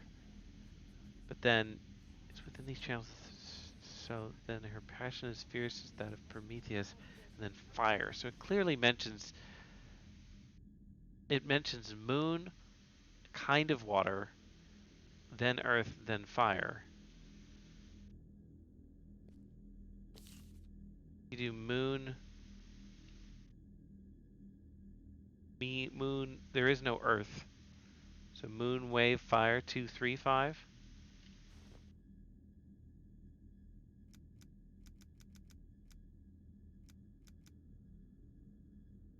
No. Got one more set of pills on this run, which I will yoink now.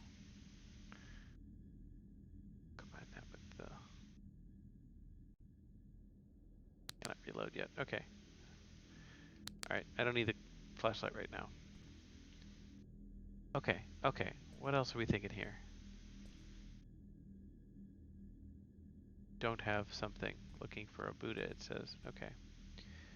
Okay, okay. Then this give. And again, written with the Roman numeral for 4 in the middle of it. 4, fourth leaf clover. Long ago, the 4 elements live together in harmony. I'll ask for a hint. I feel like I'm going to get this one. It's all here.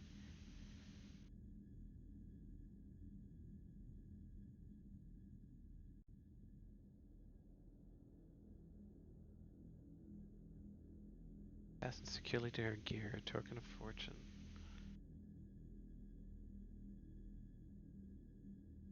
And the moon.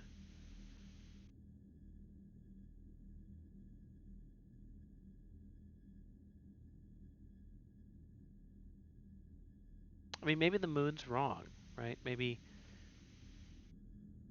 I mean, it seems pretty hard to point out the moon, but maybe we're supposed to do it where Thornton herself went. So she led with the clover. She explored the channels. But then it doesn't really mention that she was somewhere else.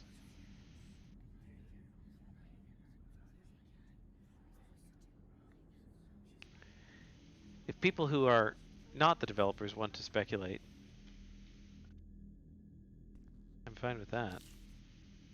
Branch arrow. Branch bow leaves thunder. There's no mention of any of those. But the moon wave, clover, and fire were all mentioned, which is 2, 3, 4, and 5. Was branch mentioned as like a channel? Vast and hidden channels that weave through the earth. There's not really. That would be a stretch, poetic license. And why the word give? So I tried counting these 1, 2, 3, 4, 5 strokes. I didn't try 3. I just interpreted that as the 4. And then I did 1, 2, 3, 4.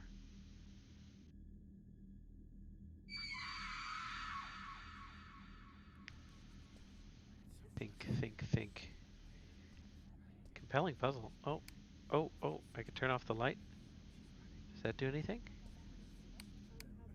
Is it gonna show up in the dark? Torches. Too much into it, maybe.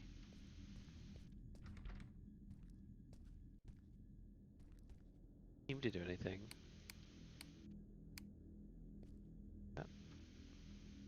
Oh, hey, there's another pill. We've bought ourselves slightly more time. Okay. Good to know. Almost missed that one. That's a battery. No, that's more sanity pills. Okay. Well, we bought ourselves more time than I thought by looking a little more closely, so that's probably worth doing. Can I look on this? I love that you've got the 3D thing where you can inspect the item. That's so nice. That's a super professional one to have in here. Anything on the back? That one can't be done. Yeah, so the notes are not. Oh, that one's flippable.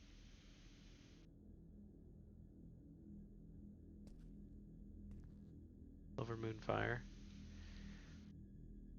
I think I tried that one, but let's be certain. So that would be 425. I could see that one.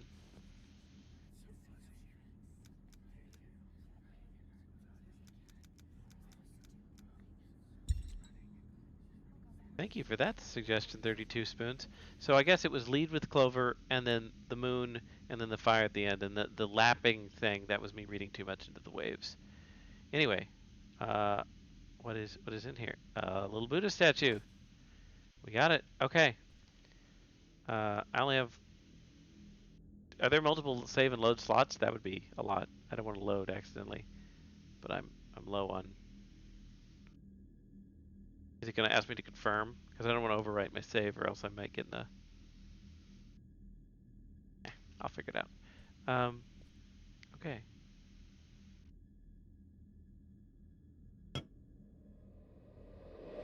Oh, oh, that's great. Just materialized.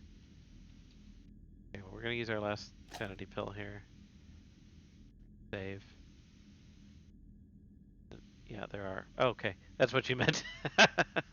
Okay, well, if we have to come back to the previous save, we know how to solve the puzzle now. To get more sanity. Oh, look, dead people. They look burnt.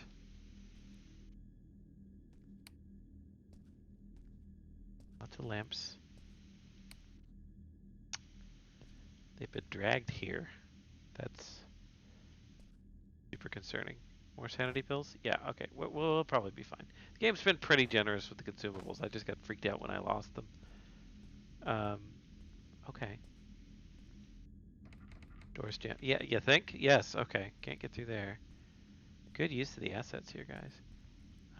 What's in here?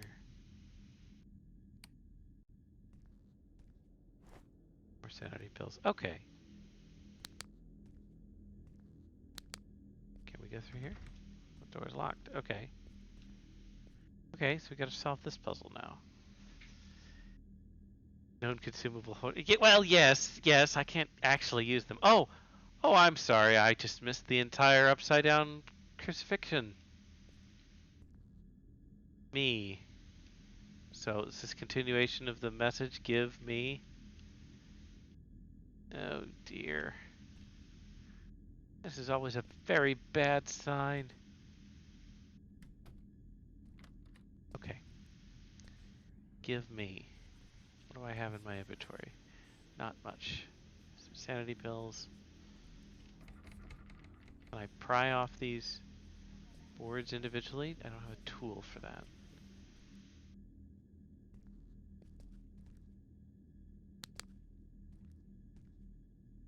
Anything in the corners here?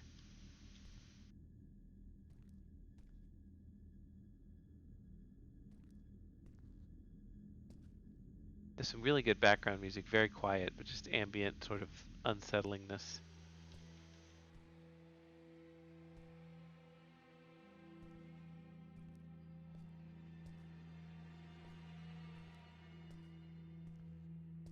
Okay.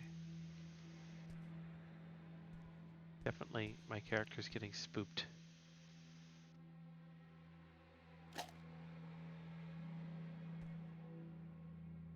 Okay. What am I supposed to do with the floating dead guy here?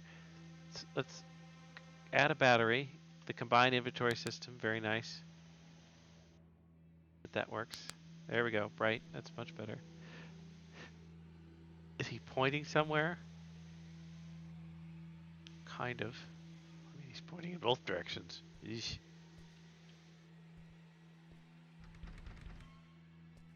We already used our key. Gotta be something in here. Okay. Okay. Lights. A lot of lights. Let's turn them all off. Seems like a bad plan, but you know. Okay, they're all off. Thinking something glow in the dark or something. Maybe we have to turn a certain number of them on, or turn them on in a certain way. Ah.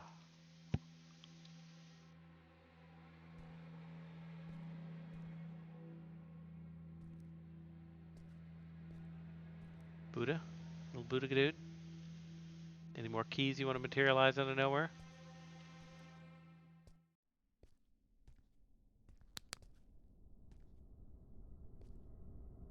Something in here, something I missed. Instructions. Give me light! Give me light! Okay. Okay, I can give you light. I can give you all the light you want. Oh! Oh! Holy crap!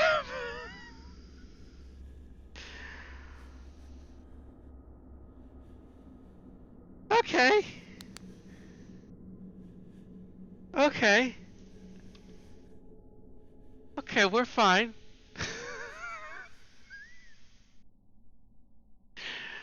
Okay. We're fine. We're good. Anyway, the door's unlocked now. And I like to think I'm pretty genre savvy. I'm pretty much like, oh yeah, I know when the jump scare is gonna happen. Did what wasn't aware of that one. Okay.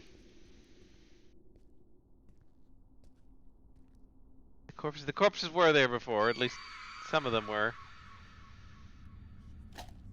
Okay. Okay. This is this is good. This is good. We're fine.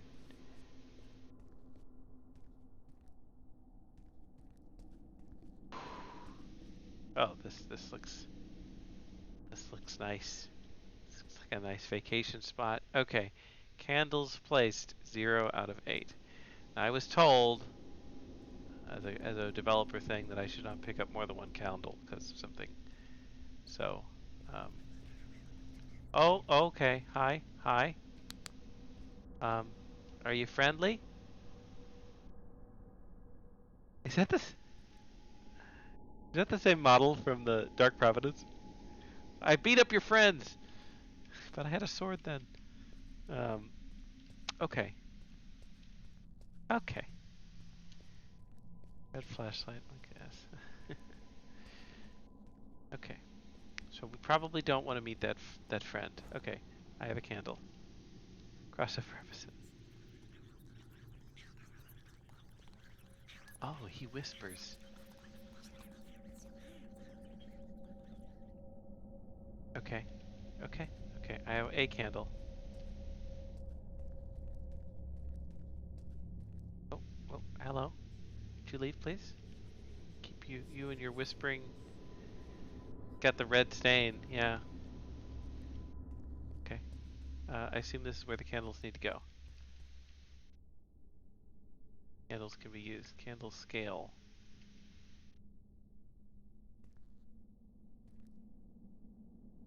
Okay, it put one down.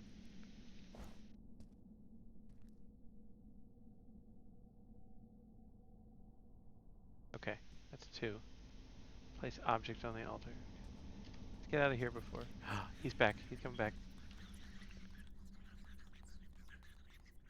Not very observant, is he? He's got that DVD light. Okay, I would Airbnb here. I mean, there's a lot of space. You put a DJ table over there. Some drinks, good lighting. Oh, he's got friends.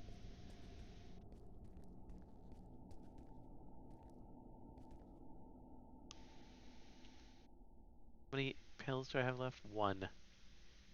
Okay. Okay. Okay. Gotta find pills. Gotta find candles. Candles are. Well, there's one right next to the altar. There's one up the stairs, but they're not exactly easy to spot. I could very easily be missing some of them. Probably have already, but I assume there's some down here. So we're gonna go this way to assume that these people are not friendly. Prone is a deeper ground. Have you had to go prone yet? No. Pills. Pills. Need pills. That's my last pill. Pills in the boxes? Nope. There's a candle in the middle of this room. I have seen that. But... Oh, there's red ferns. Where the red fern grows. Apparently hell.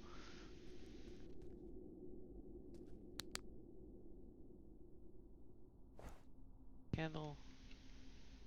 Those red ferns kind of look like arrows.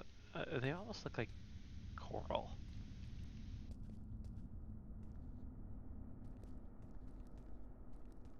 Oh.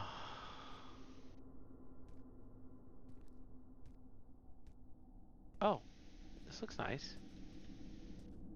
That's a candle, but I can't pick up.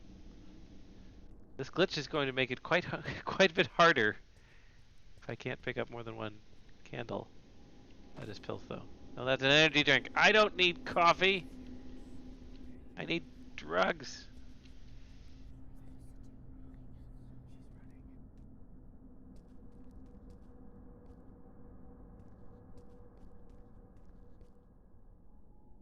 Did I hear a footstep? Thought I heard a footstep. Sounded footstep-like. Yeah, okay.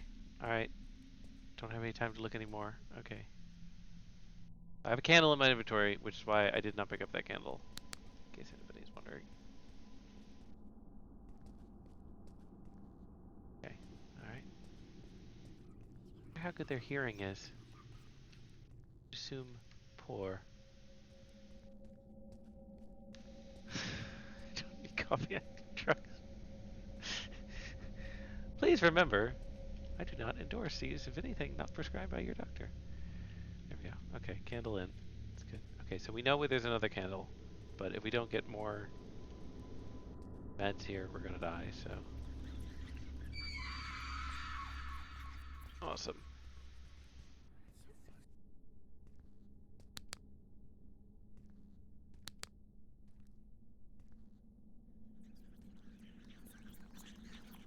Okay.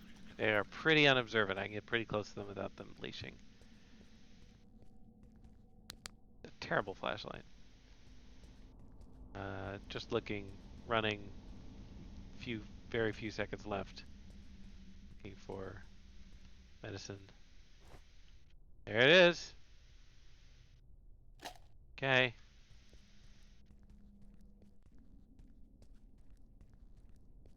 Looking for more. Some braziers here.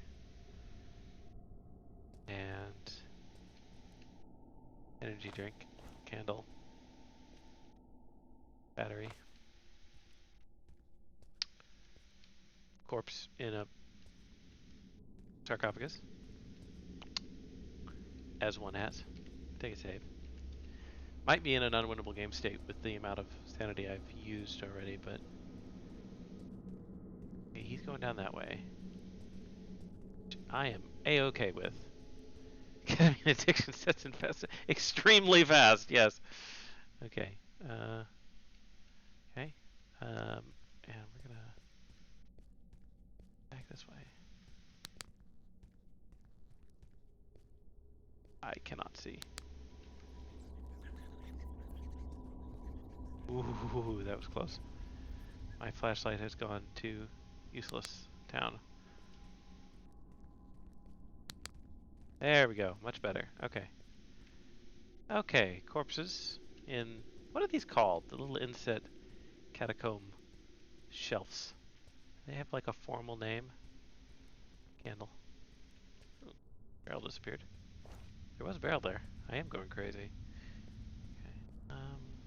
No. No. No. No. No. No. Skulls. Is he gonna come back into this room? Because that would be bad.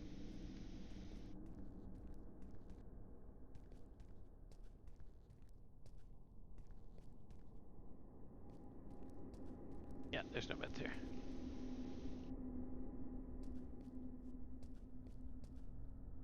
Oh, he's over there. Now he's coming back. No one here. Nor the man. Going crazy behind the curtain.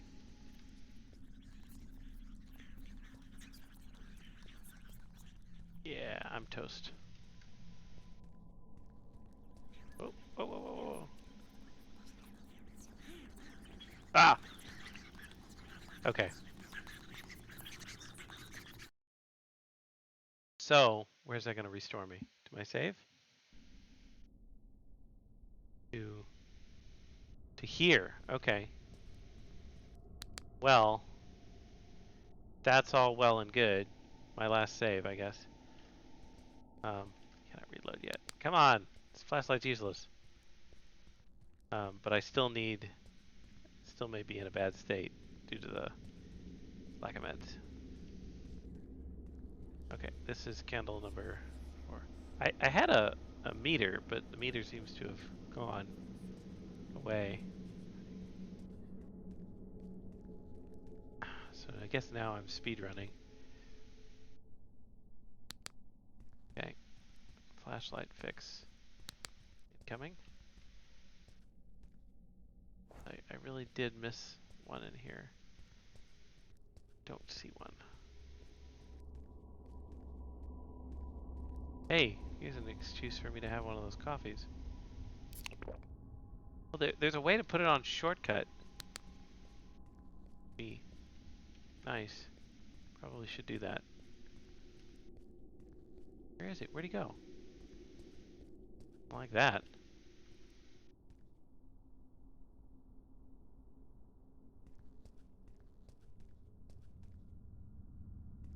Okay. I'm just exploring, looking for meds at this point. Handle. Meds. Oh. Okay. What was the... Oh, shoot. It doesn't pause. There is no active pause here, folks. That was pure luck. I was going to go to the settings screen and try and hotkey some stuff, but that's not happening. Yes, another pills. This is good. This is good. This is good. Okay. Yeah, the tracker isn't there. I think I'm at 6. Will I get to see the cinematic if I use the skip scene button? I hope. Shoot, he's coming right here.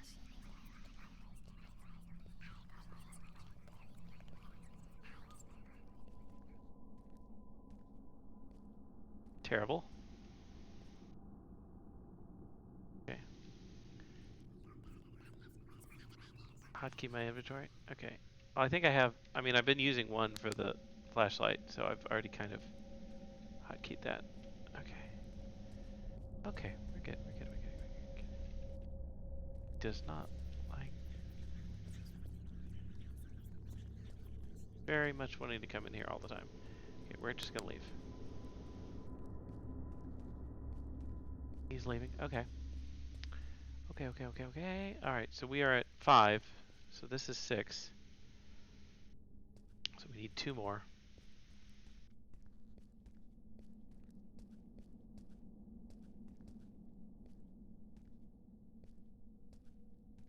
And one's in here, up the stairs, all the way up the stairs. Means the other one's probably going to be at the end of that hallway.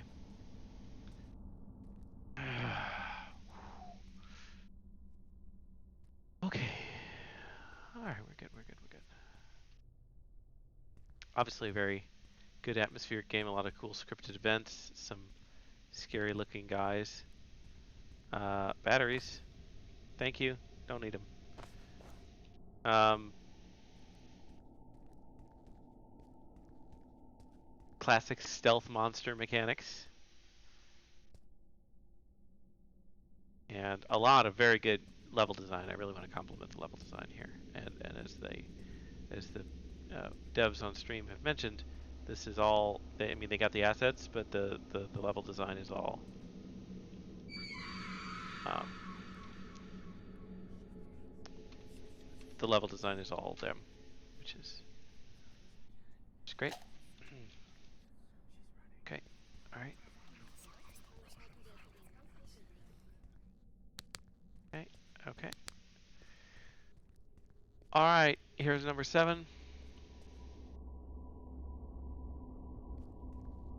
there any particular inspirations for this game? Might I ask? There's a lot of good horror games out there. I cannot see in here. Okay. The Forest. Yeah. Level design, artistry, all very good. Good stuff. Yeah, I can't. Here we go. Doing a quick check for meds. Check for meds. Seeing none. One thing it might be nice. One of the games had a highlight system, where when you raycast into the item, it highlights it. And you can see also my obsessive saving, by the way. That's an interesting potential option for an upgrade of the game, just because some things are a little hard to see, and you don't even have to raycast directly onto it. It broke a week before. Bummer. Yeah, I thought I remember seeing that in your presentation. Yeah, and you can be more generous with it, so you can make things highlight when you're just close. Yikes! Almost ran into him. Okay. So, I believe now as an event is supposed to trigger, which is not triggering because of a glitch, and I should just do the turn my sound down. But I should hit skip scene, correct? Okay. All right. Sound at reasonable levels.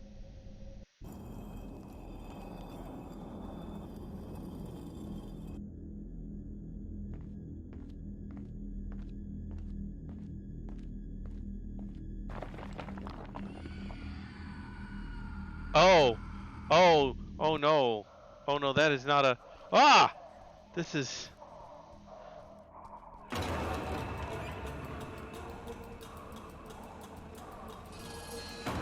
Nope, those are not good people. That's not a good person either. Ah!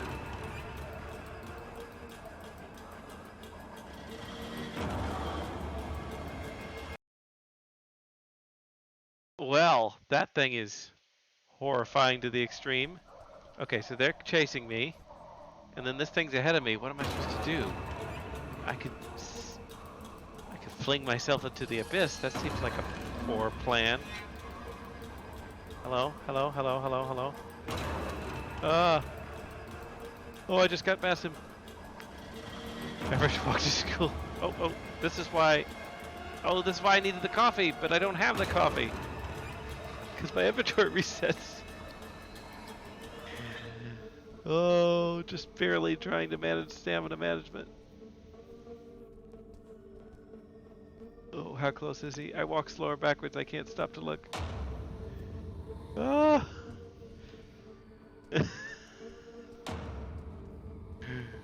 Oh no! Oh no! Ah!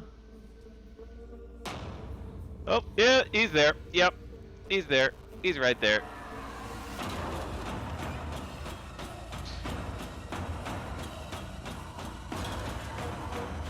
I hope moonlight hurts him.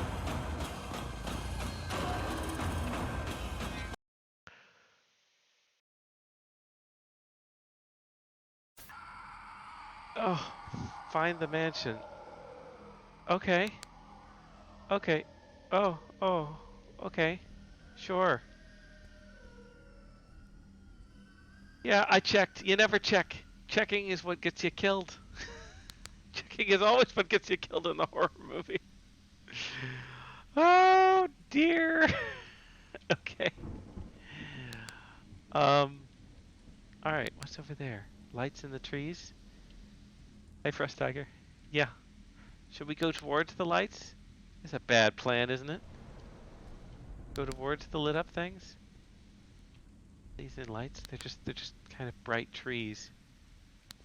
Okay.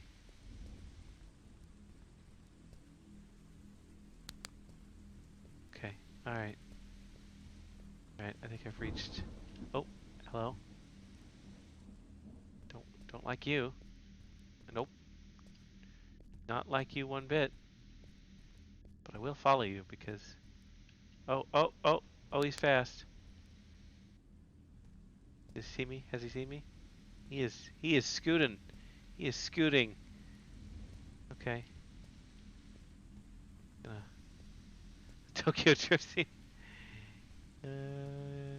Wow, he's very fast. I'm just gonna skirt to the side here. I hope he doesn't. Oh, he's so zoomy. uh, yeah, the. Oh no. Okay. That thing is horrifying. And I believe that one was modeled by you.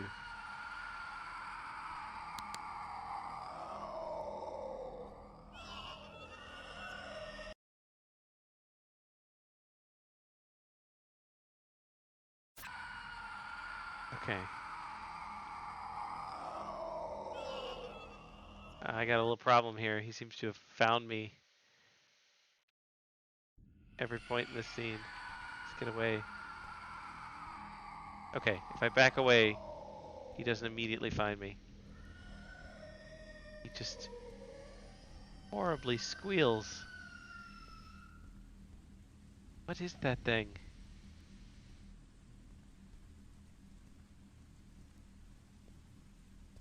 Better not be Mom.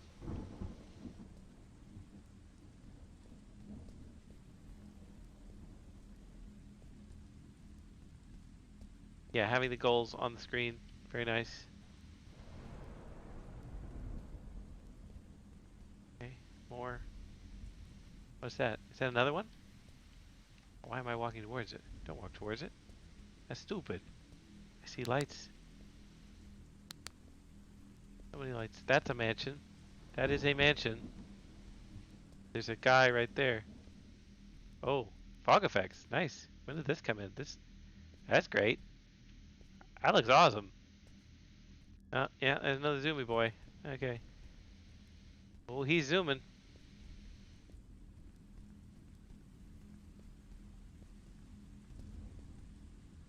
Okay, we're here. Where's the? Oh no! Oh, damn. I wish for a.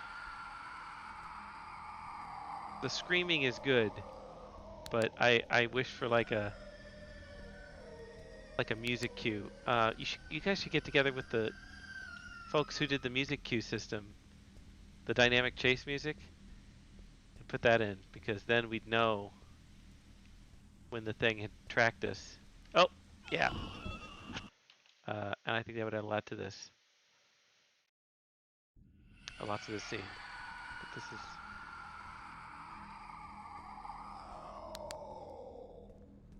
yeah, definitely, definitely, definitely. Okay. Okay. Question of is this a stealth? Is this more stealth section or more like a run like hell section? I'm trying to use the former approach, but maybe I should be using the latter. Okay. Regen. Stamina. Problem is that one guy is just kind of camping what I presume to be the door. Wonder if they can see my flashlight too. Be easier with the flashlight, but I don't want to track them. Another one over there. Kind of easier. It's kind of not, because then they stand out really well when I'm not using the flashlight. Yep.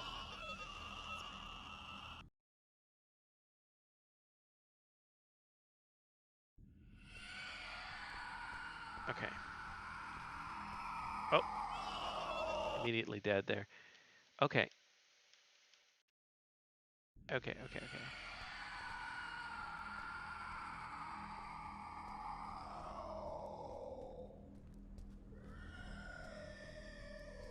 The shrieking is just very, very unsettling. Yeah, please. I mean, definitely I'm gonna try and do a save here.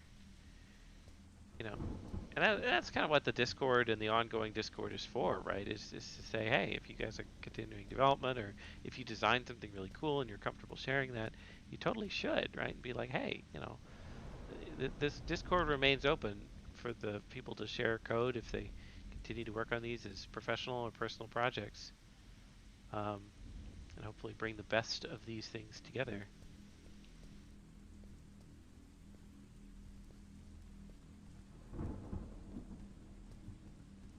Okay, so I got to the mansion last time, but I couldn't find the door, which is not. It feels bad. Okay, around, searching around. Here we are. Here's the mansion. There's a door. Let me in. Okay. Okay. This is Mom's old house. Why did we build her house in the spooky woods? Why am I here? The particle effects. Did you guys notice this? The little dust bunny particles? That was very nice. Really good. The lighting, very good in this game. It's a newspaper. Can't read the newspaper. Lies. Lies. Find 4 VHS tapes. And that's the 47 Found dead. Cave tour guide finds multiple animal skulls underground. Yes, because there's a cult there. Let's save again. I think I've checkpointed here, but I'm very into it and do not lose progress. Batteries. Speaking of horror games, did anybody play Alan Wake 2? It's on my list. I like the first one. Oh, hey, that's the model of the box. Reused again. That's good. That forest scene had. Oh, hello. Um, are you friendly? Nope, nope, not friendly.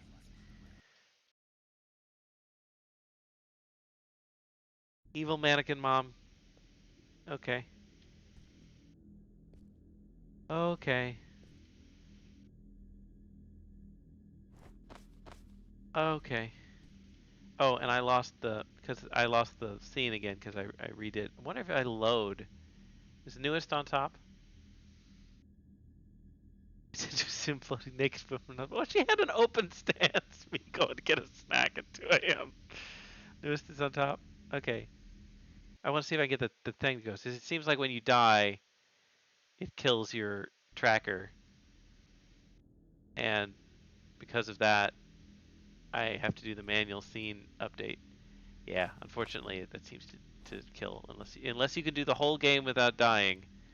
Uh, you're gonna have to do a manual advance on the scene. So you just tell me when I need to do the manual scene advance, and I'll do it. Um, just find they aren't required. They aren't required on each. Oh yeah, but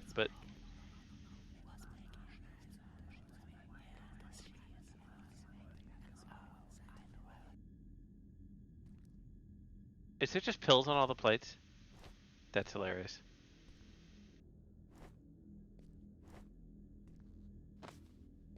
Okay, where did she come from last time? Why was she here? Factory repair. Stand in front of the main door. Oh, it's okay. It's based on a trigger. Yeah, nice, smart developers. Okay, did she come out of this door? Oh. Okay, that's an Easter egg. Hello.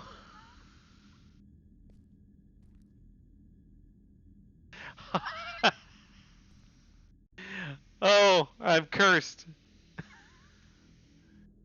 He is quiet. Um, my soul is remanded forever to this house now. Unfortunate. Oh, feature. Okay. Spooky ghost of mother is um very quiet. Can't hear her at all. So I want to avoid that if possible. Oh, oh, there's lots of blood here. A lot of blood. I should play this. Yes. Um.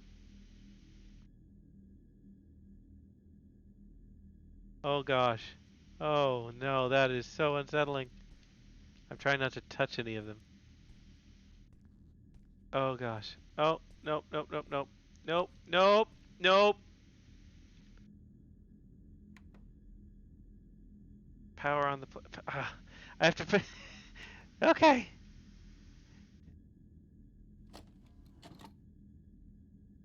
Waiting. Play. You still there? Yep, you're still there. Okay. Good. Just stay there. To turn the TV. Of course I have to turn the TV on. Here, can I rewind?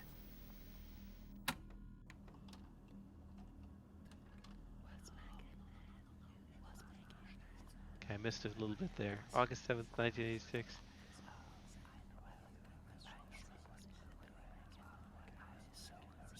So much to this plot.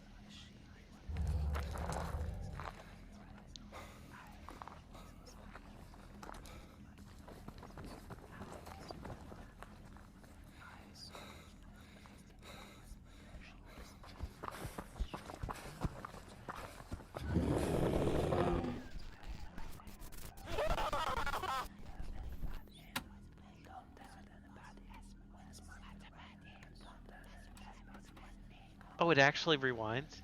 Man, this is so much detail, guys.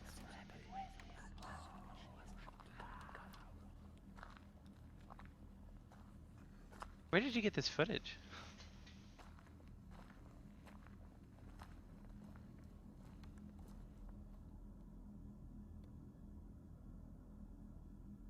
Okay, this is about where I was before. I guess I'm gonna save.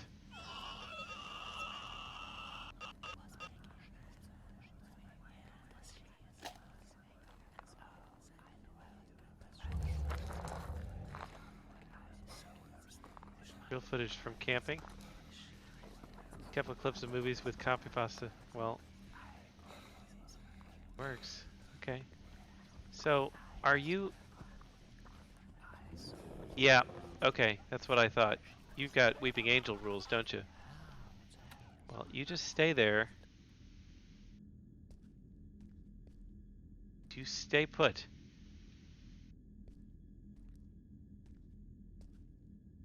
I don't know how fast you are. Door's locked. Cult Airbnb.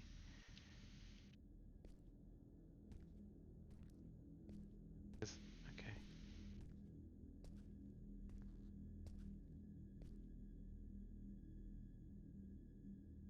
Very.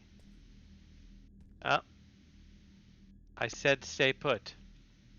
I'm gonna rechange my flashlight.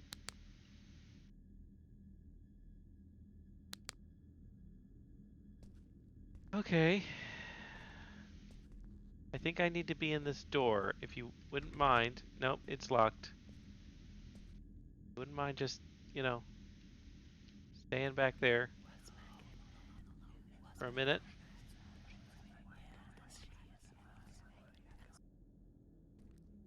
Okay, okay. Upstairs is no good right now. Keep torn out pictures. Okay, what about in here? That's locked. I have to go through these in a specific order, maybe. I went through that spooky room.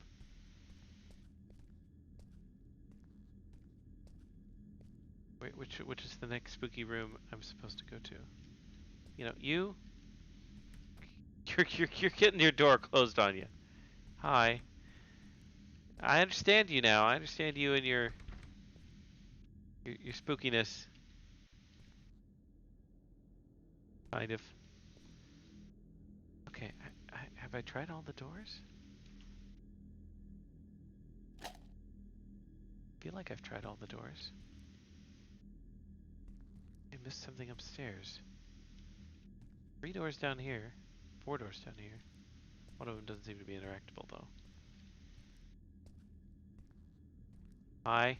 Excuse me. Yeah, gotta go. Okay. I'm missing a key. Yeah, I see that. I see she's on the prowl. Key. I thought maybe they just unlocked magically as I watched this horrific thing transpire, but maybe not. Locked. Yeah. Huh.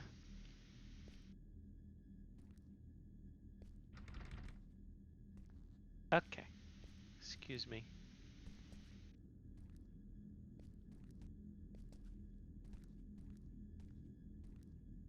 Kind of a weird door. I don't know if it's...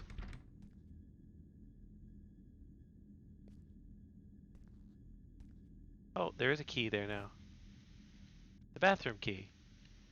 Thanks for that. Um,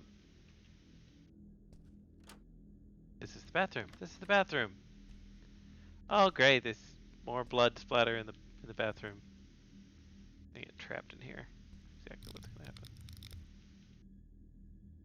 Oh, it's filled with blood. Yep, that's blood.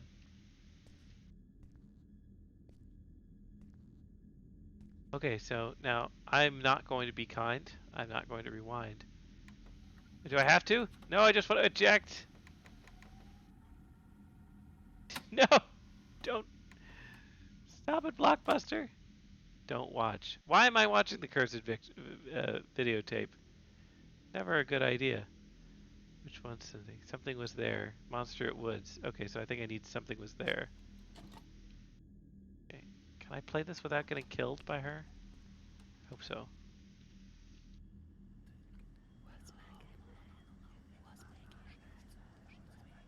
Do not drop the VHS tapes.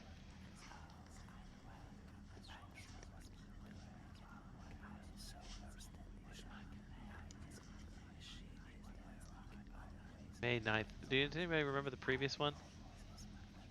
Date? I don't. Oh, yeah, as blood.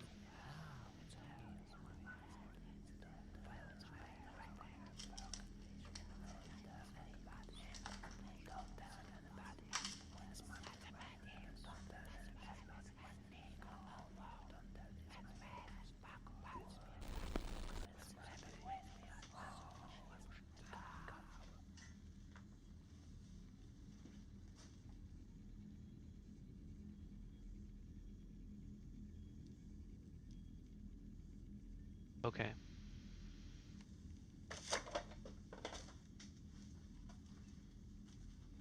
Also, on list of things not to do, don't explore abandoned buildings. Okay. Oh, we've got another key. Long door. There are actually two keys there. I don't know if I'm supposed to pick up both of them, or if one of them is a duplicate. But I have the long door key now. VHS flicker. Yeah, no, I mean, there's more stuff. I'm super engrossed, but there's more stuff here than I can really comment on, right? The VHS flicker, even the controls for the VHS. That's a lot of code to make that all work.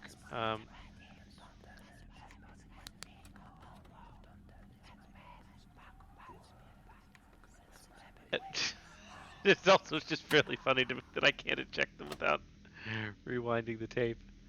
Um, just the long door key. Okay. Long door. Which one do we think is the long? Hey! Excuse me. That is not the long door.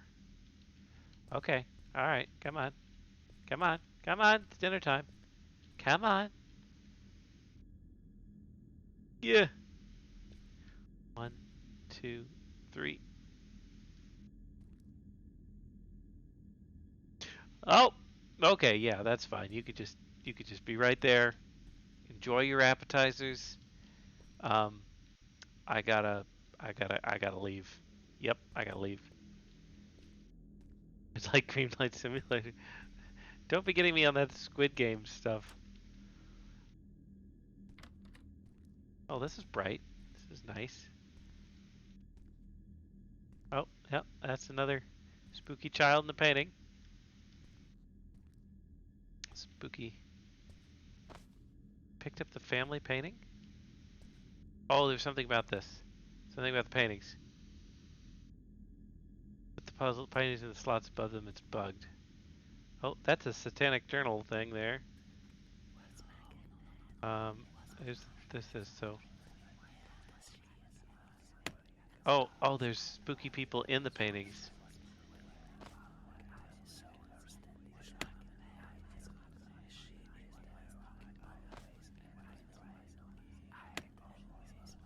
Or the door in the hallway. I'm like, there's also a video here. Can I take the video?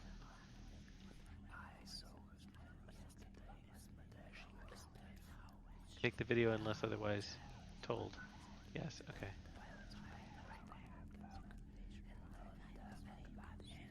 you up here yet? Oh, you're in here. Or is this a new one? Is this a new friend? Inverted cross. With a spooky baby? Who to look at here? Pinhead the baby?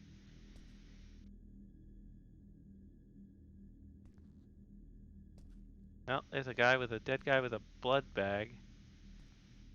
More lies. Did not want to do it. Sorry. My mistress requires blood. Fill the cup, for blood is all she wants.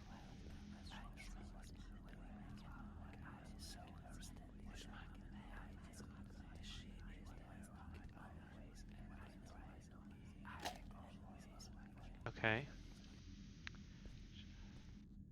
Cup. What cup?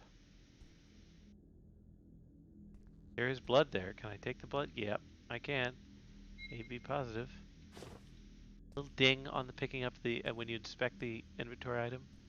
Very nice. Place altar. Empty chalice. I need the chalice. Okay. Even the little question mark that pops up that's like, hey, you need this item. Right? Very good. Okay, well, I need to go look for the chalice then, I guess. Where'd you go? Tell me blood. No, we eat paper here, remember? Oh, there you are. Alright. Come up. A little further. A little further. Okay.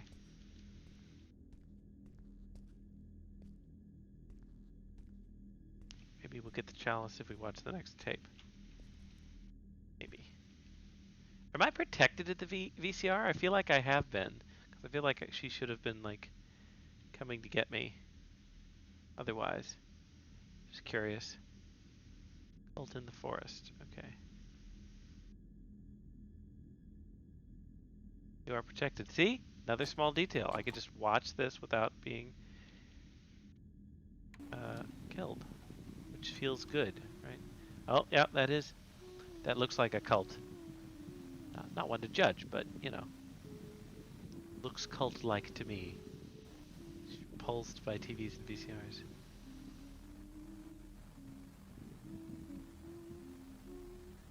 This must have been a rabbit hole to go down to find all these creepypastas.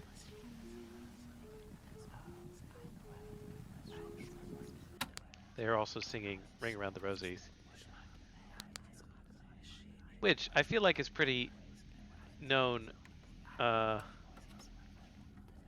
rewind on the text, that's so great. Pretty known by this point, but Ring Around the Rosies has a dark history of what it kind of comes from. This is a nightmare, literally. Valorant Best Esports Games. Oh yeah, Game Awards are going on right now. Have been for 20 minutes, I think. So tell me if there's anything interesting. Any thoughts on Valorant? I'm not a big Valorant player, so I really can't tell you much on that. I don't play very many esports, generally.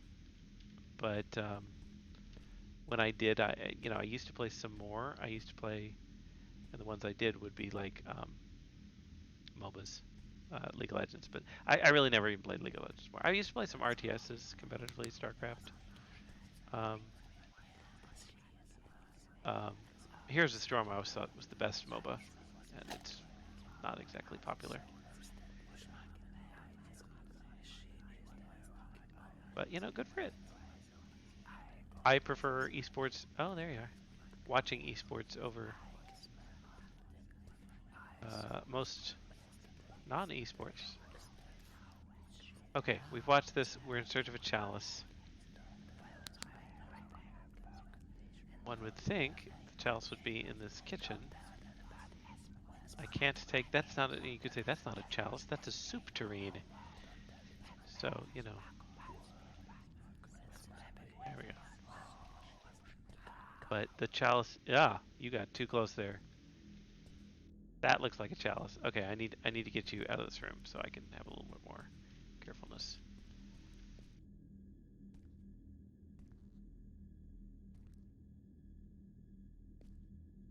Or do you agree with my little comment about esports?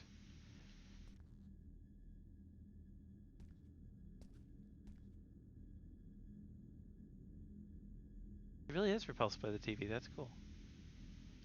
Okay. Now, if you'll excuse me, I must get this chalice. Later, you bet. About Hots being the best mode, but yes. Yeah, it's just better designed. It came to the market at the wrong time, but it is a better game. Grandma's favorite cup. It has blood in it. I want to use this. No! That healed me. I wanted to use it with the cup.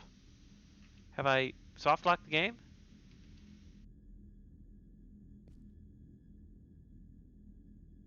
Yes. Okay. I had a recent save. I thought I was using combine.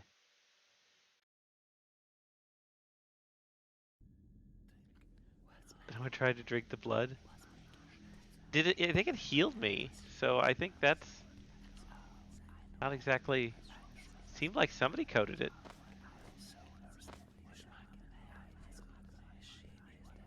Okay, what do I have in my inventory? I have three. Okay, I have three of the four tapes. I got the blood. This is good. It's funny though. I was like, vitality, delicious. Okay. F to pay respects to the challenge. Okay. So how do I combine this with the blood? Maybe I'll just use it. Yummy blood, yeah.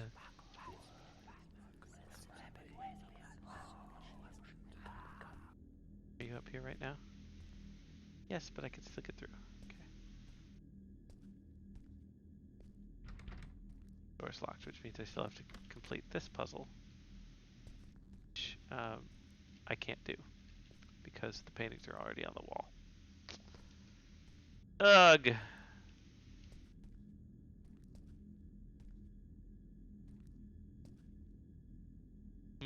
Any thoughts here on how I might unlock this?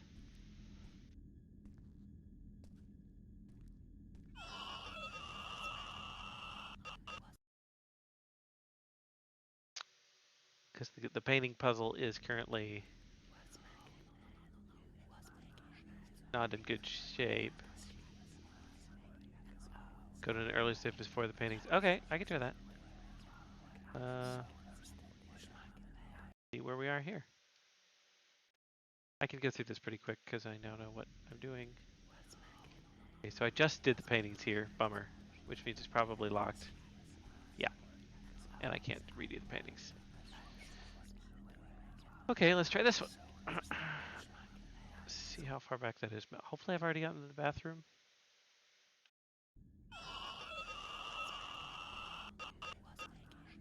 I have one.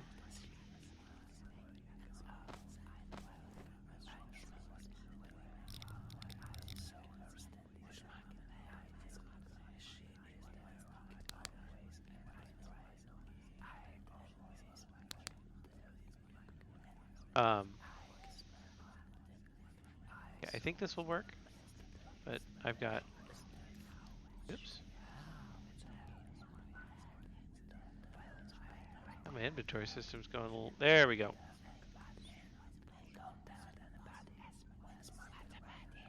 Maybe.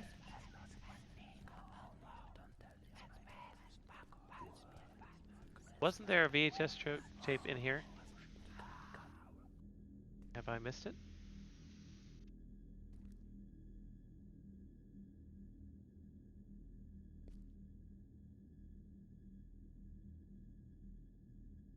It's on the toilet. I got. Hey. No. Come on. Ah. Too close. There. I trapped you. Haha. So I've got a issue that I can't use my inventory now. There we go. Just gotta kind of.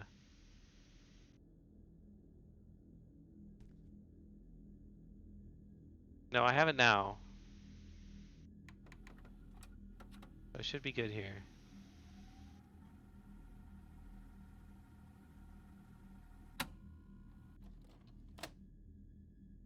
Okay, so I have this.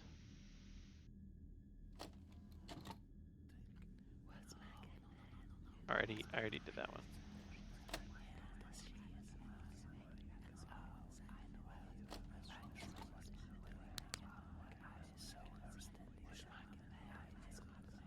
There we go. It's unbugged. Maybe. Will not combine. Flashlight is bugged. Okay,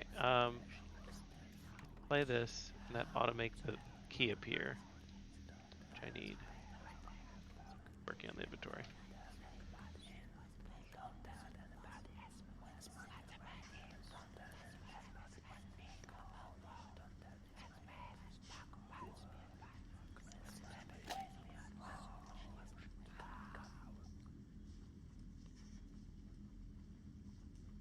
But yeah, I think design on different games.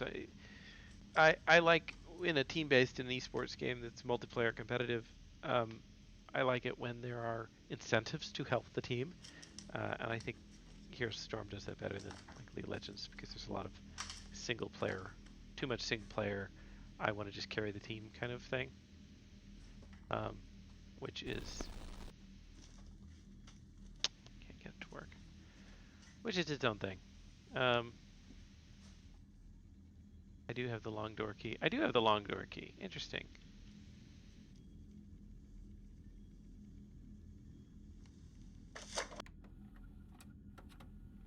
And eject that. Well, we'll see if I can get through the game without the flashlight. That will be tricky.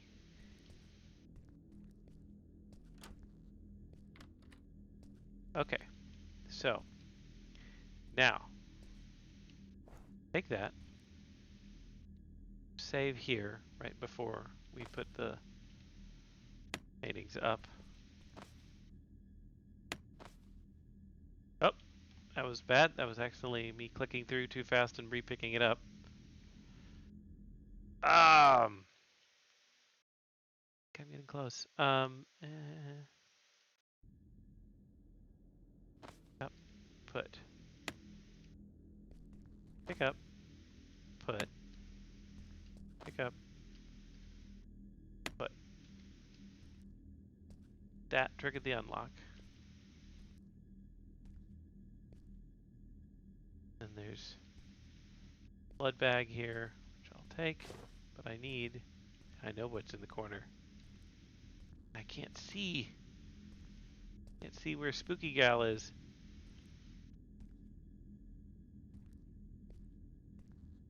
I can't see her at all. That's concerning.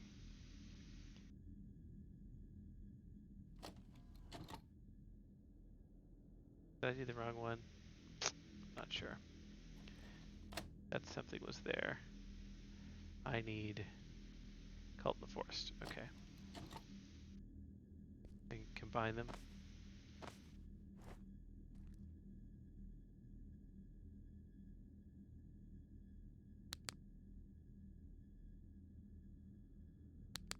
Hey! Unglitched. Awesome. Gonna save. Okay.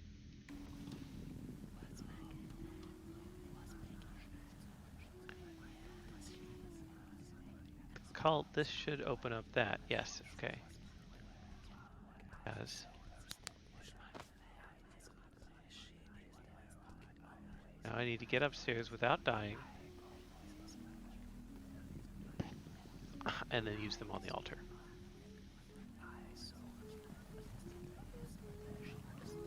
Pockets full of posies.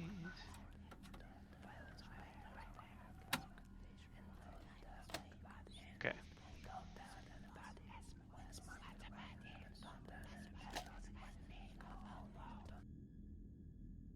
Hey, come on down. This is a very good puzzle area. Gotta manage this gal. Come on. Come on. Come on. Okay. Okay. Okay. Whoop. Whoop, whoop, whoop, whoop, whoop. Okay. Um, and then here we want to place the chalice and then fill it with the blood. Can be used for transfusion that would heal 35. But we're going to use it here. Ah, you have it with the bookcase.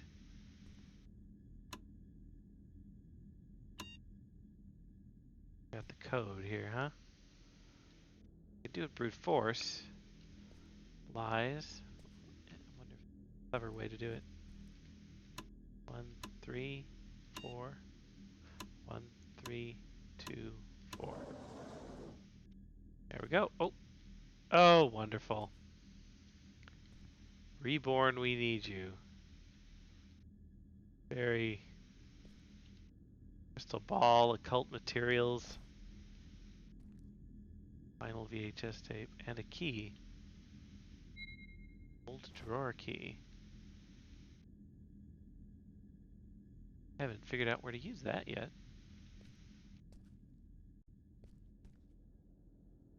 It's for the basement. Okay.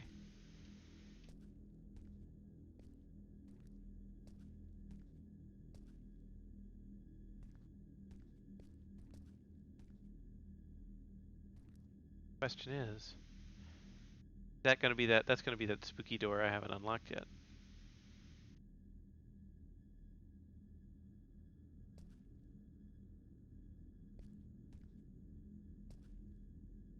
Oh, excuse me. I just need to. Yep. Okay. Thank you. All right. Last one. Forest. Mom in the cave. That sounds relevant.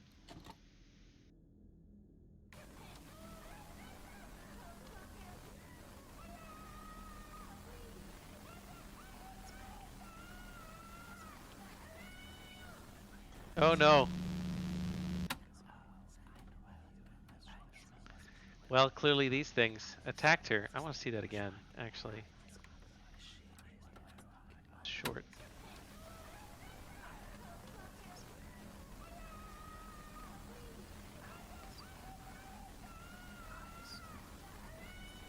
Then, yep. Scary corpse looking thing.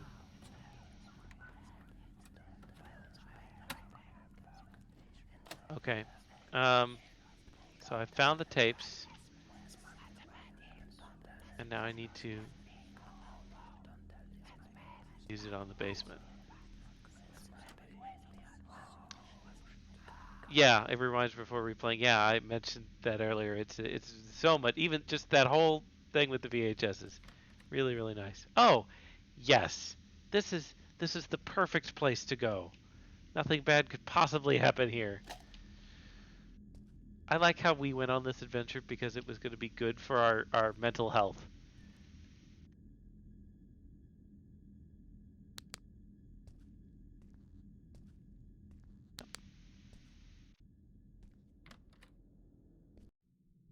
Honey, come here. Oh.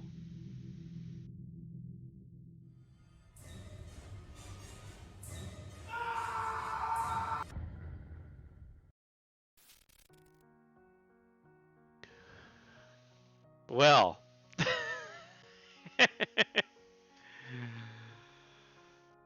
That was very good.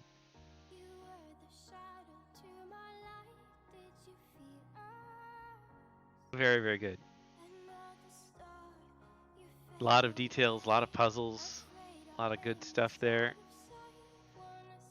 And also, just like this credits is probably the most comprehensive credit. I mean, you've put credit on every asset you've used.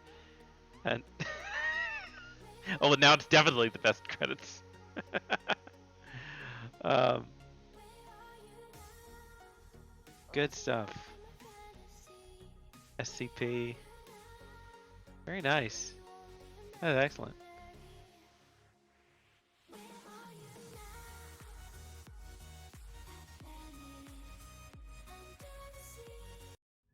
great. Okay, folks. Well, that was Echoes of Dissent, everybody. So, move on. And we have our last game. And it has come to an end. Good game.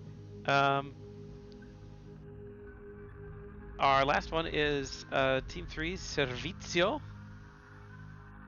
which I think will also be very totally different. Again, I'm giving everybody genre whiplash. But yeah, that was a great game. Very, very, very much nice. So we're going to bring back the normal lighting, and next game is one of my new favorite screenshot reaction images. Okay, well we will get right to it. Goes out of Echoes of Dissent, and yeah, our final game for the stream here is Servizio.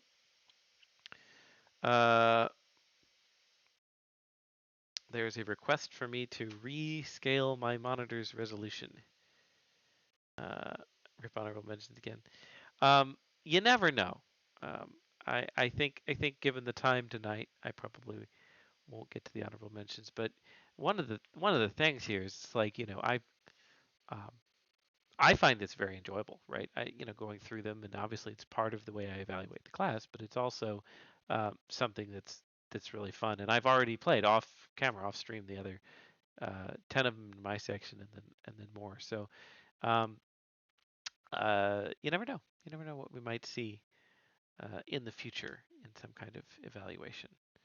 Um, but I still have to go through and do a lot of extra things, Theobots, in terms of checking and calibrating and seeing how playing through some of the games from start to finish, may have adjusted or slightly tweaked expectations or and things for the final grades. Yes, but also for one thing I do is uh, I give awards certificates out for a couple of different awards, like the Game Awards, which are going on right now, including Best Art Direction and Most Polish and Best in Show and all that. So, I'll have to do some replaying, and maybe I'll do some on cam, maybe I won't. We'll see. But for now, let me follow the instructions of the of these, and because I have been requested that I should switch to a particular resolution, which I will do. 1920, 1080. Downscale this. That is wrong one. I want to just do it for this display.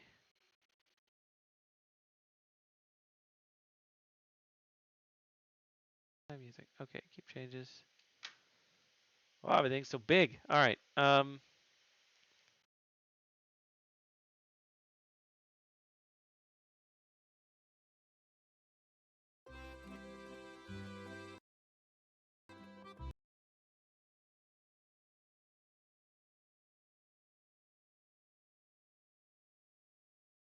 a little.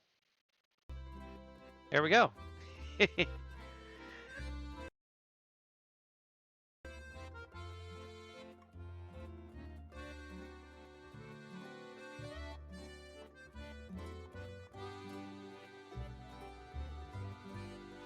Okay, so spamming escape button. It says don't spam the escape key. A couple of the minor things. All right. From your dead mom to pizza. Well, so normal. This is the first semester actually that I have kind of strategically ordered these in any sort of order. Normally, I just went through and just slammed through them 1 through 15. And so I tried to spread out some on different days that I thought would kind of balance genre-wise.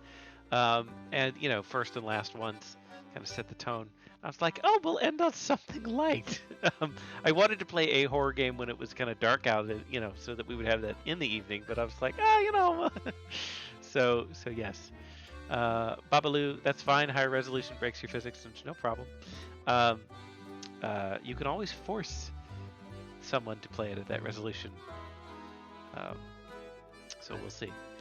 But I've done it manually for you, so that's all good. Making me hungry. I am hungry. I have been streaming for a while, and lunch is gone. So that will be something that will be nice. Pizzeria Mortuary and Pizzeria, your loss is our sauce. Oh my God, Shadow Soup. This looks cool. I wish Italy was real. Yeah, well, I mean, we can all wish. But we know that Italian food was just invented by the French in before all the haters on the stream. Okay. Not hungry anymore. All right, let's play. Oh, comic. Look, Mama, I made a pasta just like you taught me. Bravissimo, Antonio. You have a true gift. Your father is oh, it's animated. Papa, I want to be a cook when I grow up. Look, Antonio, cooking is fine as a hobby, but it's no career for a man. Toxic. Yes, Papa.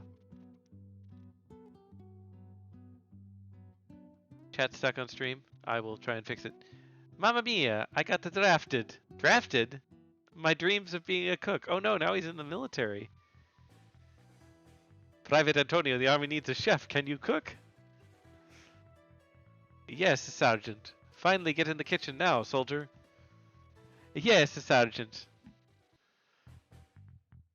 Welcome to... Okay, I'm going to try and fix chat on stream. Chat.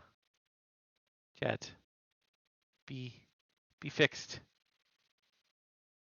Oh, no, it's just gone now. Chat. Be revived. Okay. Chat is back. Maybe? Nope. Still broken.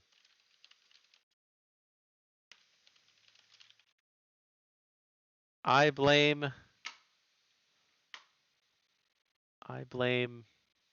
Twitch. Okay. You guys still should be able to see chat in the chat window, I think. Just for animating. Why did it say the same thing when he said I want to be an animator? I don't know. I'm sorry. Mamma mia, I got drafted. It's funny to me.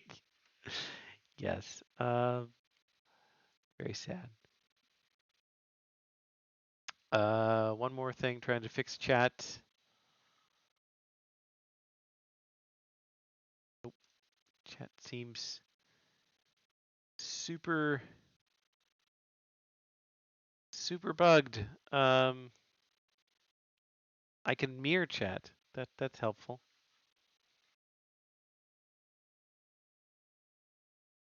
It says that I have streamed too long and hence. Okay, now I've made it so that all you can do is emote.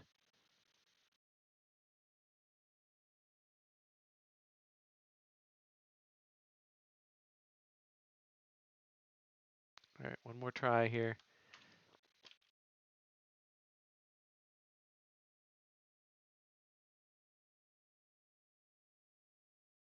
I'll probably move on.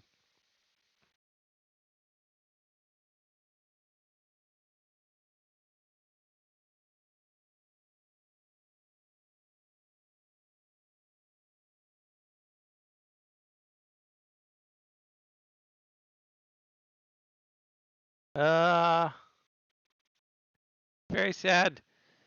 I'm gonna try and.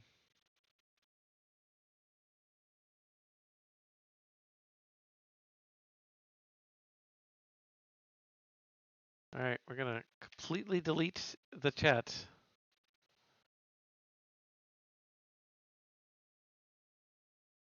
And we're going to completely add chat back in. I'm going to try it.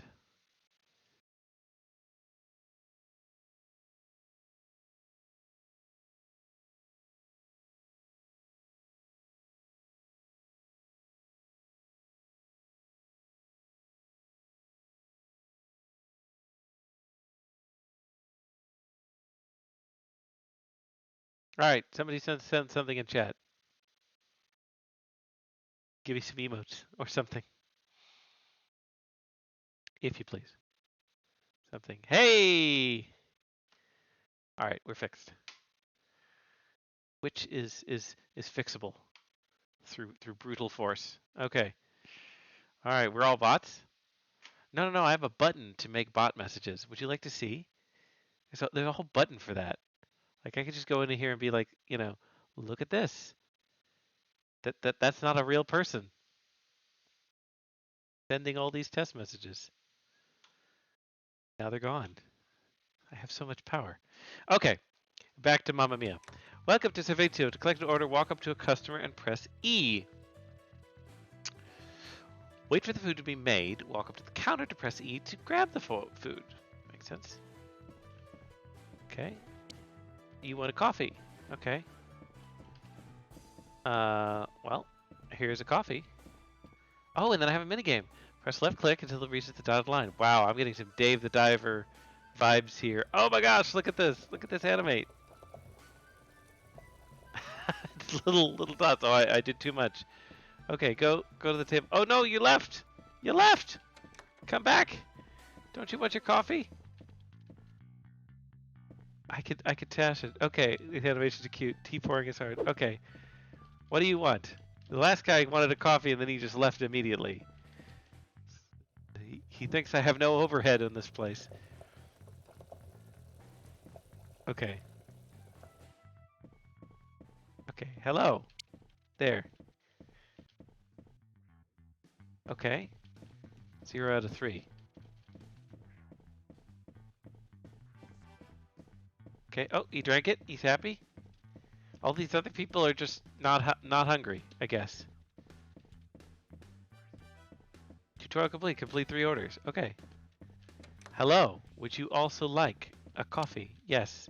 Good, because that is currently the only thing that I can make.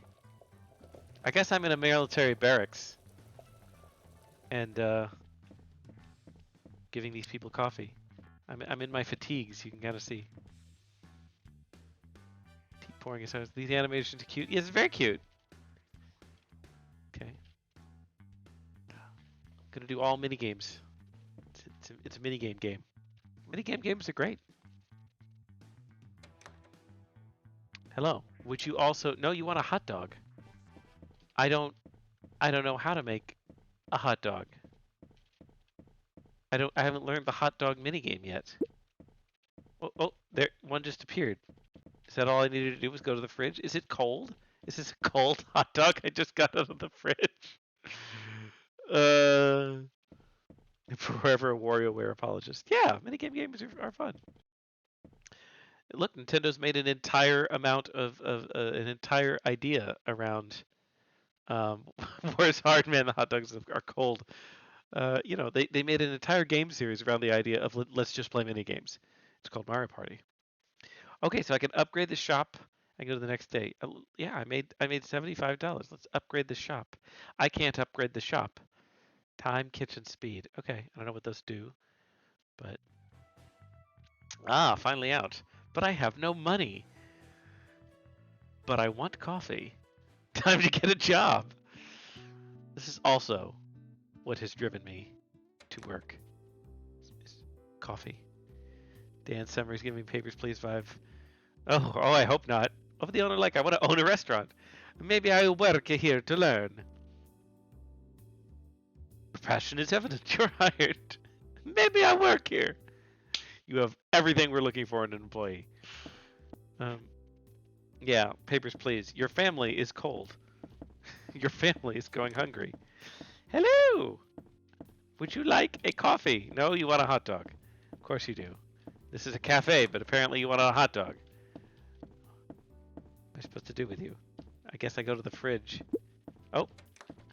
Did I have to walk to the fridge, or was that just magical? Oh, gosh, there's so many people here. Okay, yeah, here you go. There you go. What do you want? Oh my gosh, you're also hungry. It's just me. I have mini games to play. Food came out automatically. Coffee I have to pour, but we actually do have a chef. Oh, get out of the way. There.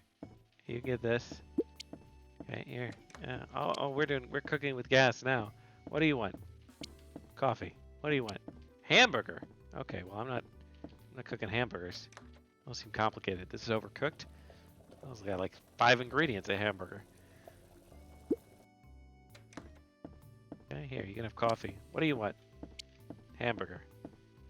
Well, this one has cheese on it. I hope it's okay. Okay, good. It turned into one with lettuce. Correlation, not causation. Yeah, thank you. Thanks for the clarification. Oh no, you left. I'm sorry. It's because it's just me. It's just me with the. Oh, and now I'm making coffee. I don't even want coffee. For a half cup. I only took this job because I wanted coffee for myself.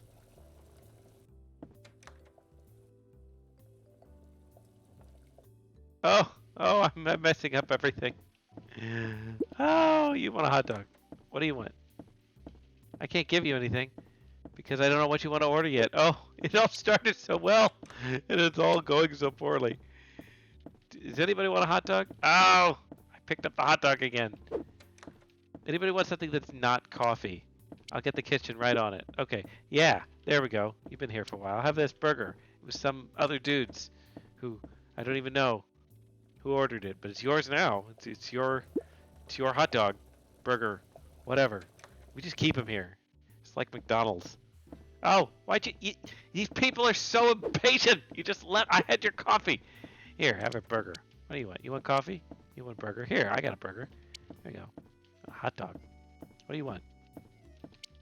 You want a burger? Food items. Kitchen, hurry it up. Come on. We got customers here. I gotta kind of remember which order they come in because they just leave if they don't get served, which is a reasonable response. But oh no! Oh, I spilled the coffee all over my hand. I have coffee-related injuries now. 200-degree hot coffee spilled everywhere. I have burns. I need to make the coffee. Okay, how about this? A little more? There we go, perfect. I don't have a run. There we go. Okay, you want burgers. Why do I have this hot? Nobody wants hot dogs, damn it. There we go. There, you get a burger. You get a burger. Money made, total money. Okay. Upgrade restaurant, 250. Upgrade shop. What's the difference there? They failed. Oh, I only did 12. Oh, we got that 1-star Yelp review. Oh, that sucks. Too bad for us. Okay. We have some money. I guess we'll upgrade the what do we have here? We have speed upgrade. Speed would be good. Okay. All right, replay the day. Oh, I'm faster. I am faster now. Pretty sure. A little bit. Not a lot. A little bit. What do you want? This is cute. Okay, so this game, going into definite, we've already said some references. Papers, Please, a little bit with the economic management. It's definitely not with the tone, but got some Overcooked. Definitely got some Dave the Diver kind of vibes in terms of the mini games, which is a lot of fun. What is that? That's not anything I want. What is that? That looks like crumbs. Clean dish. Oh, I have to clean dishes.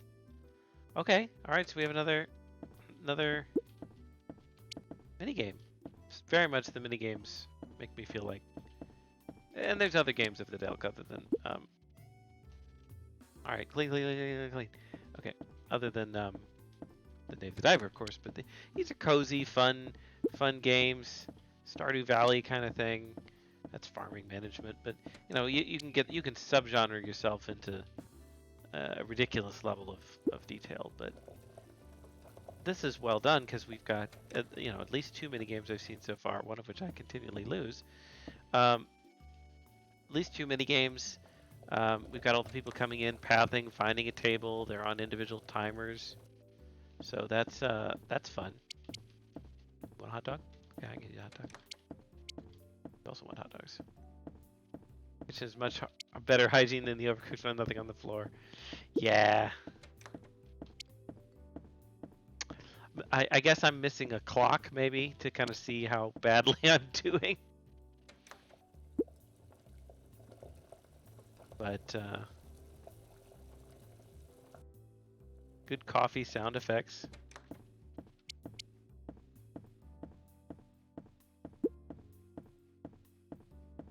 It has the, there was another game that was making the rounds on, YouTube, I think, for a while. I can't remember the name of it, but it was purely about like doing little tasks that were just satisfying. It was something like everything in its place or something, and it was like it would just be all these little what I'd call little tiny flash game mini games, where you would put like you would arrange um, pencils so that they were all straight, or do something like that. Is this ringing a bell for anyone in chat? Sort of satisfying. It was very zen, very pleasant.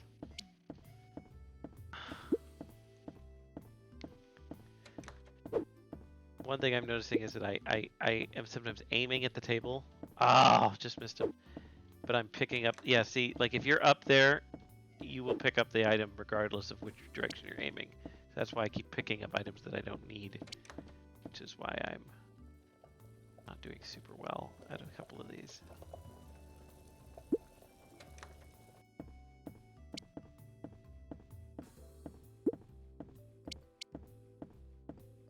Clean, clean, clean, clean, clean, clean, clean.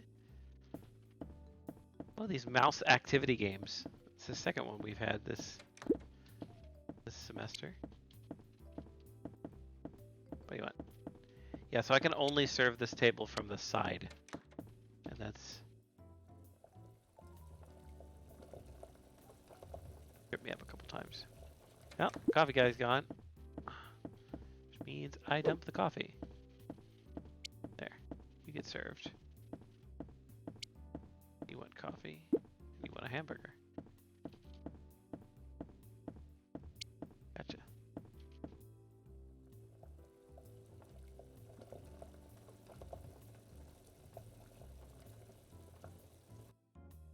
Overfilled that.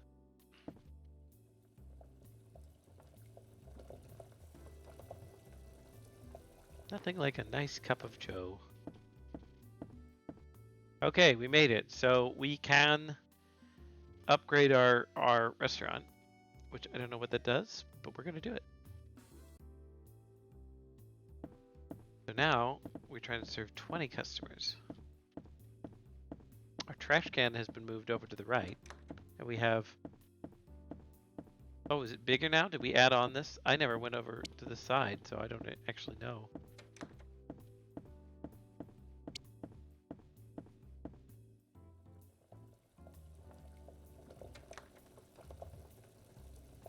I think making the restaurant bigger was maybe not a great thing, because I have a long way to walk.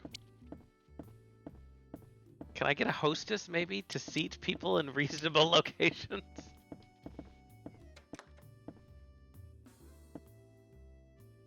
Food? Kitchen, please? There we go. Gotta be quicker. Left trash can does not work. Okay, I will not use that. Okay, what do you want?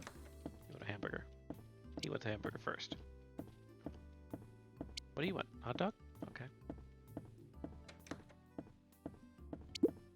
I'm almost glad when they don't want coffee, just because, like, coffee takes a long time to pour. Ah! But then I gotta clean the dishes every once in a while.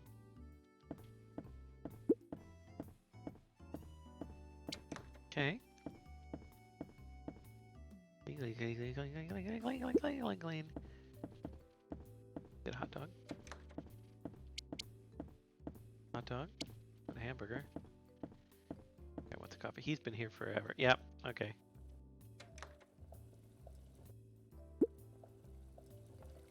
I wish to cancel. No one wants this coffee. Damn. Okay. You. Hot dog.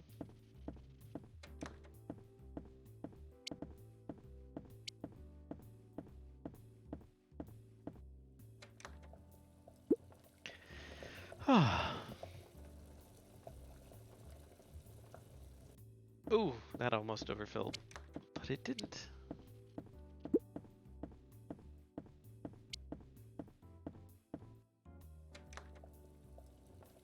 We have smooth jazz sort of playing in the background. Very pleasant to play. Okay. Hot dog.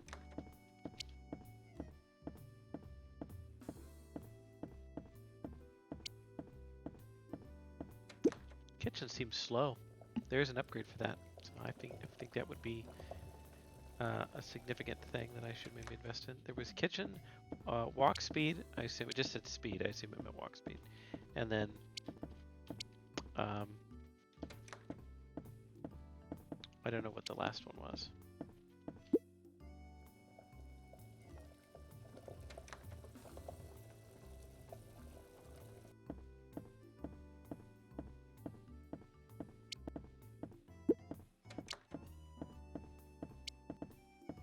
I seem to stack up things. I keep worrying that if I don't take out the food item immediately, they won't make a second one. But it does seem to stack.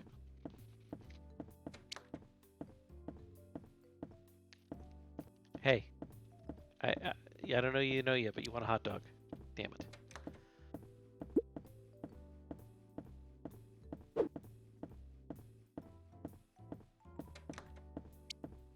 Last one's time. How long before people leave angrily? We need to get them the little we need to animate the little angry bubble above their head. The little when they leave. Good. Food, please. There we go.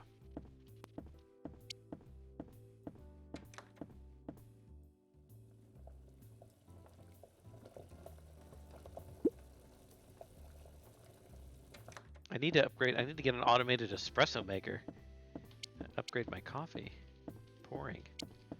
Alright, I think I made it for the day. Hello, hamburger? Hamburger?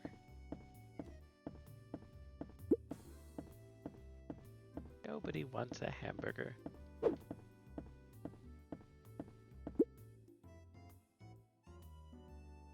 All the little animations, very cute.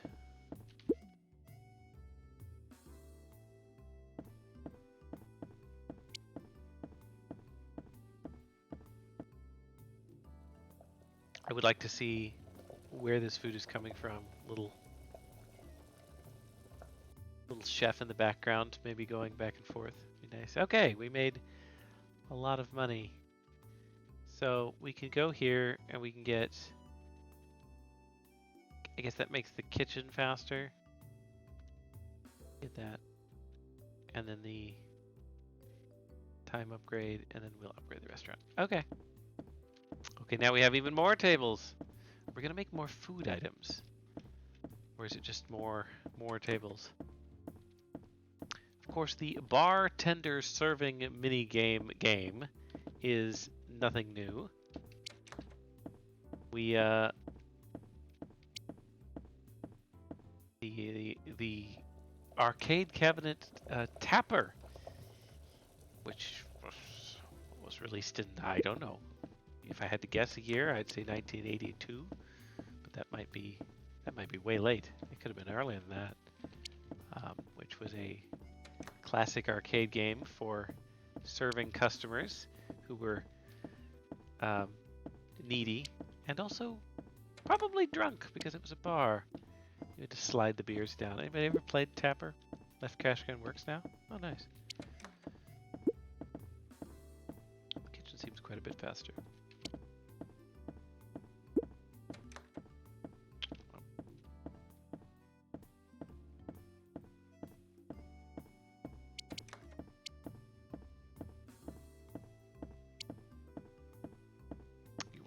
but you're not getting it. No, no, no. I'm delivering this hot dog.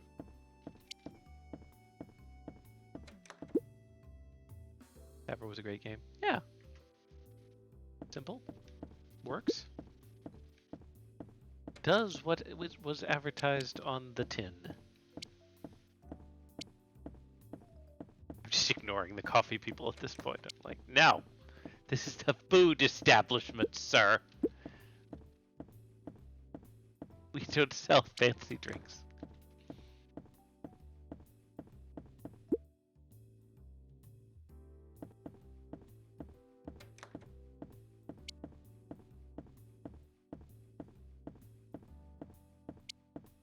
Are you even listening to my ticket orders, Kitchen? Or are you just making random stuff?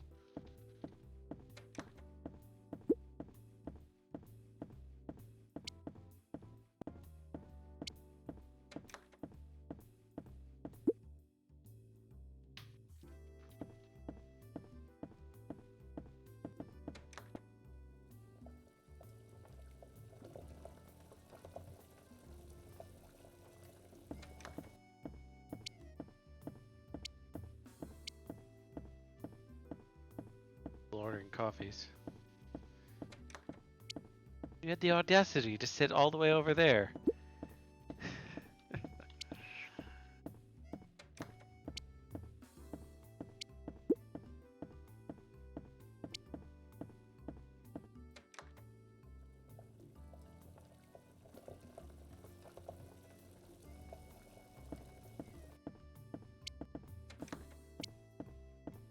Hamburger? I got a hamburger.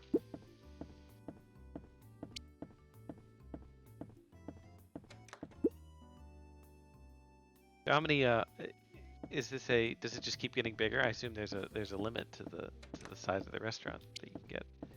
Huh, hello. Max.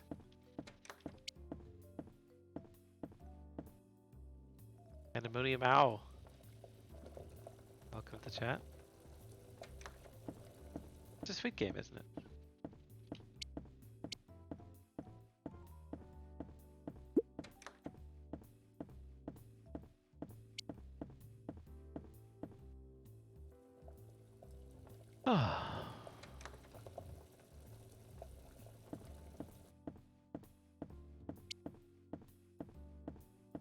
Hello, would you like hot dogs? Yes, you would. Excellent, my favorite kind of customer.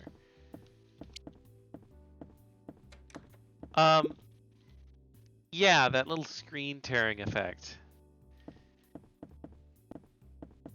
It can be a couple of different things. But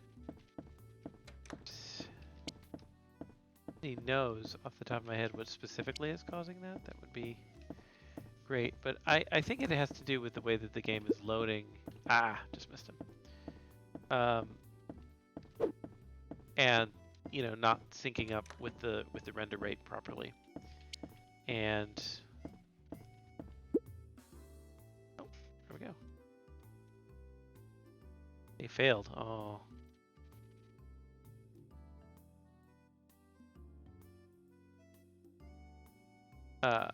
I'm stuck. I can't press the buttons.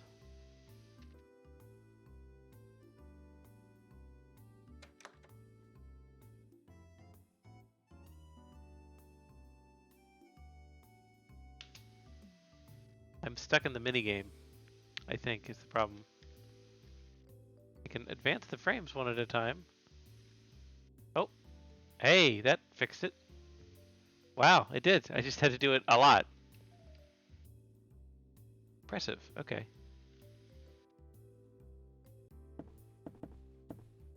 Am I faster now? Yeah, I saw that one listed, but yeah, so if you're in the middle of a minigame and at the end of the day, it can be a problem. But yeah, that's that kind of screen tearing. I'm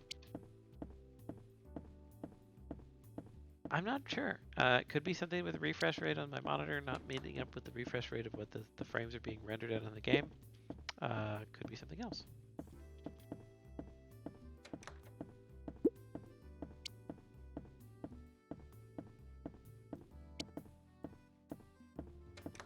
Only happens on certain tiles. Well, it's happening between tiles, right? When I move left to right, you're seeing it happen, which is understandable.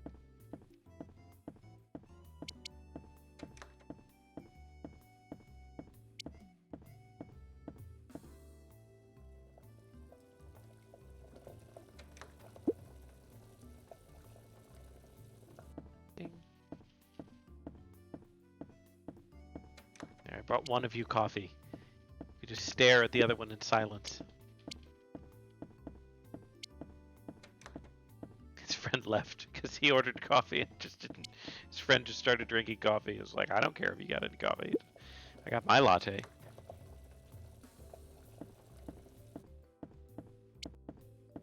We're just such a like we have 3 menu items: coffee, hamburgers, and hot dogs, and by far we're the worst at pouring coffee, which is funny.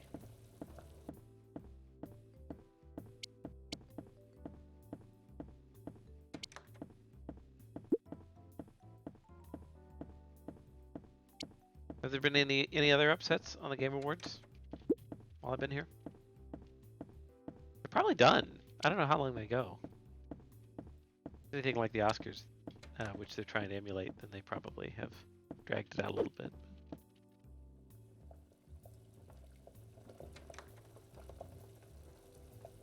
Oh no, I was thinking of Dave the Diver. I do know that Dave the Diver was up for something. Best Indie, which was apparently somewhat controversial because they kind of have a bigger studio backing them, maybe.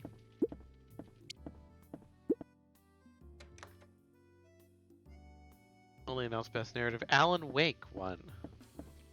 That bodes well for the narrative. I like the narrative of Alan Wake 1. What else was up on that category?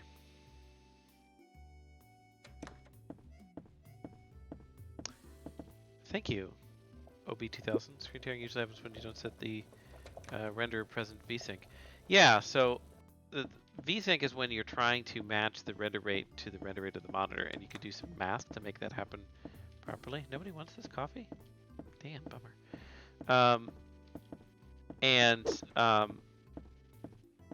Because you are effectively rendering all of the pixels on the screen every frame, so that would be 60 times a second if it's frame locked for most games.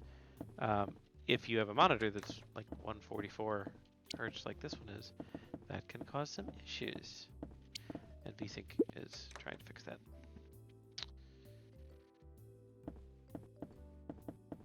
So Baldur's Gate 3 didn't win on the story. It's probably because it's gonna win Game of the Year. Wow, I did worse that time. Interesting. Oh, keep trying upgrading.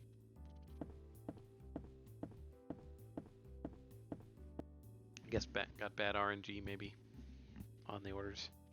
So I feel like a lot of people left right when I had their order in hand. Hello, what do you want? Hot dog? Okay.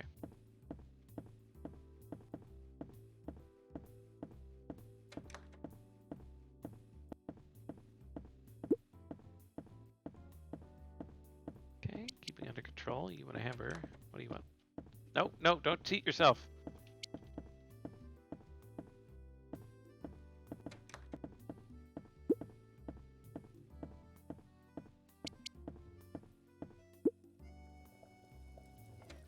When you upgrade the restaurant, it takes you to level 3. Gotcha.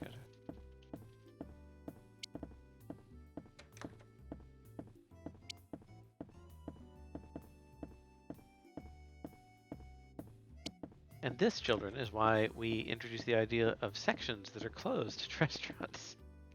You don't have to walk all the way over to an empty There's plenty of empty tables in the middle of the restaurant, you.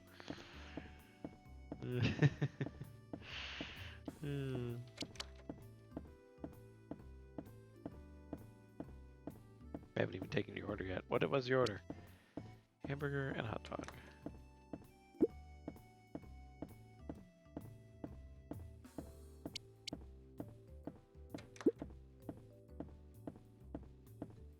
Going to be a efficient with my movement here. Coffee.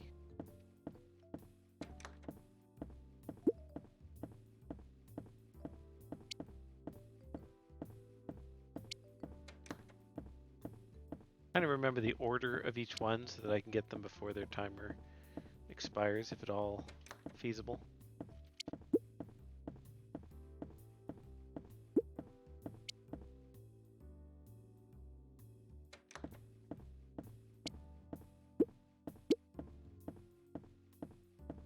Almost bad. Thankfully, I did have a hot dog order. Do.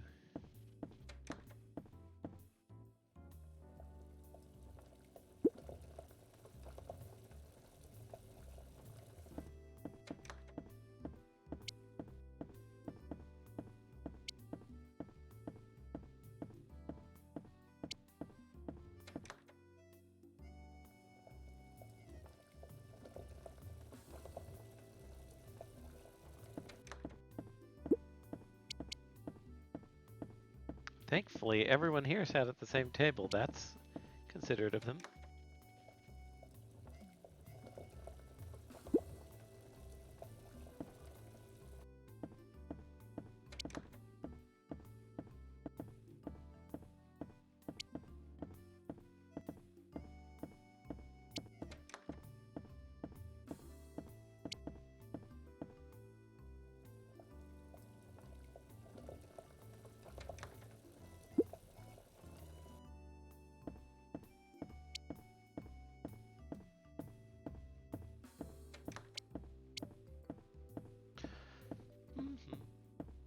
Eight left.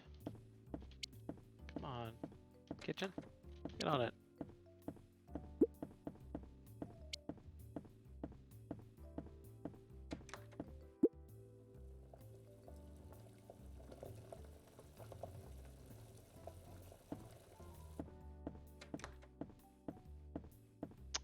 Actually didn't have a coffee order. Oops. A lot of hot dog orders though.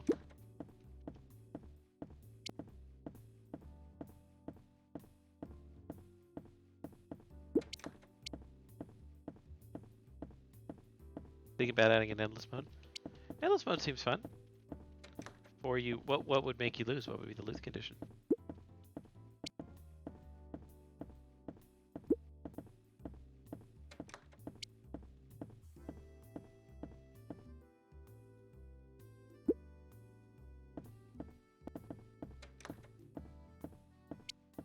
I'm also thinking about your upgrades. If you fail people, you fail the day. Could be interesting. Just like it is now. I think there could. I have some ideas for some interesting upgrades that you might consider. Just kind of make the game more diverse in kind of like the options of what you can do. Hey, I made it today. Like right, because right now we have like 3 passive upgrades, right? A small walking speed increase, small increase in the kitchen speed, and then a small increase in the time before they leave, which is all good. The changes are fairly small; they're not super noticeable, but you can notice them, unless it's all in my head. But I think I'm noticing them. But something more active, right? Like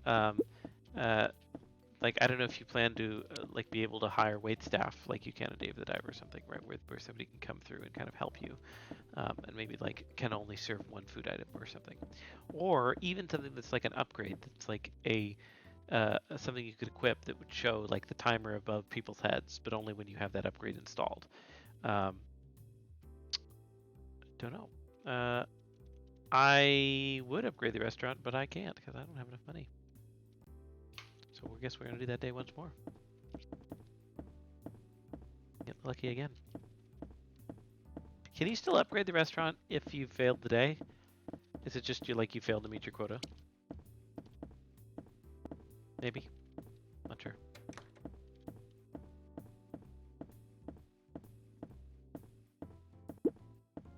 Doink.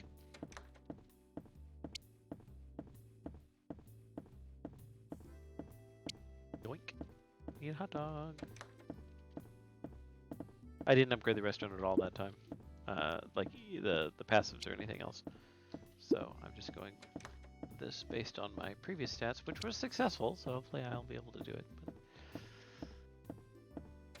But coffee, hot dog, hot dog.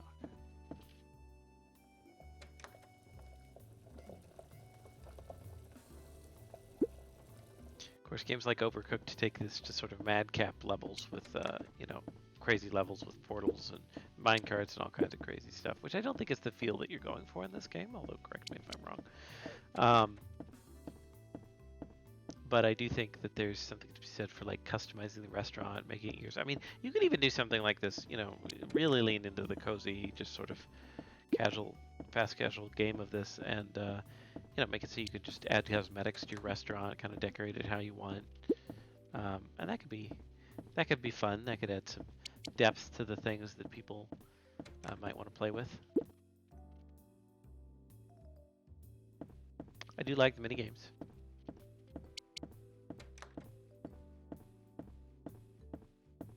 Or another item that maybe gave you like a dash, like a little jumpy dash or something, or an upgrade that let you carry 2 plates at once. There's a lot of room for upgrades at something like this, right? That you can use to kind of make the game have a different feel to it, which may be what you want, maybe not what you want. A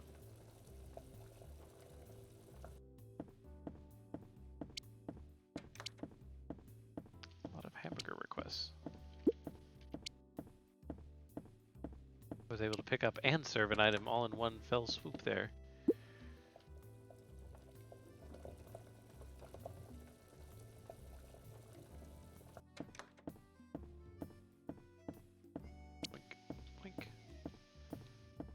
Oh darn!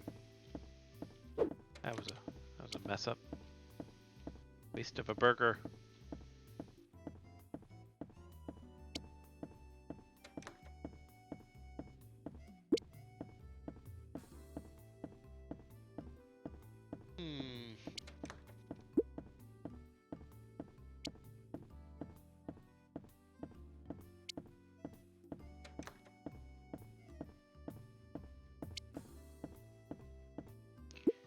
Does the kitchen queue up multiple orders at once you've taken them? Seems like sometimes there's a burger waiting right after I finish one, which is, I mean, that's how a real kitchen works, so one would expect.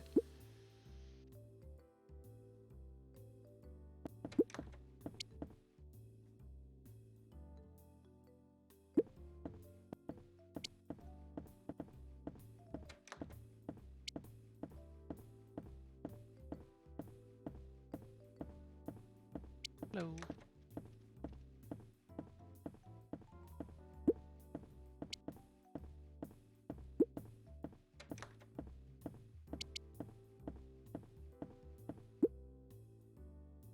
Kitchen upgrades, you unlock more chefs, they cook at the same time. So it parallelizes the kitchen. Makes sense. And yeah, I mean, visually would be cute to see the little chefs working around behind the counter, walking back and forth, even if they're not really doing anything, just having the sprites go, crazy back and forth. Wow, a lot of requests for coffee that I'm not going to fill.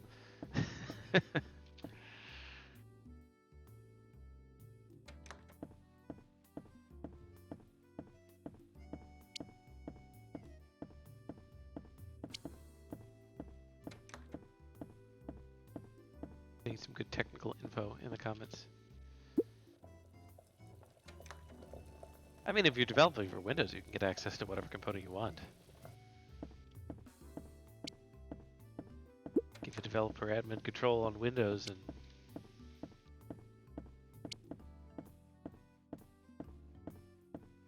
Mac's a little harder.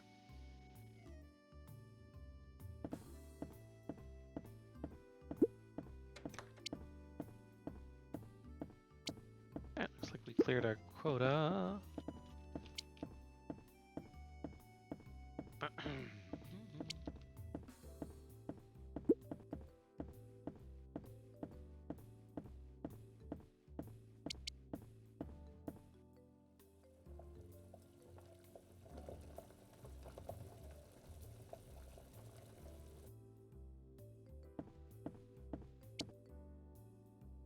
Okay.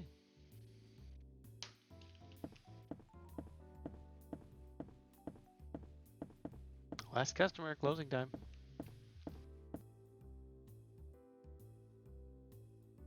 Okay, so we can actually do $600 worth of upgrades, which I will use for speed, and then upgrade the restaurant. Antonio, you're like family good now. It's sad to see you go, but I'm proud of you. Bye-bye. Thank you for everything. I like the little cute cinemas. I will miss the cafe, but not the coffee. It was not good. Farewell, Antonio. Make us proud. I would like to open my new restaurant here. Building has seen better days. Yeah, what did we end up Nerdy Blocks last year? The pizza game, right? It was both Italian food games, specifically. Hey. Oh, we have wood. We have wood-fired pizza now. Hello. This enormous restaurant. Do we have a pizza minigame? Well, we won't find out yet because you want a burger. You come into an Italian restaurant and you order a burger. What is wrong with you? There we go.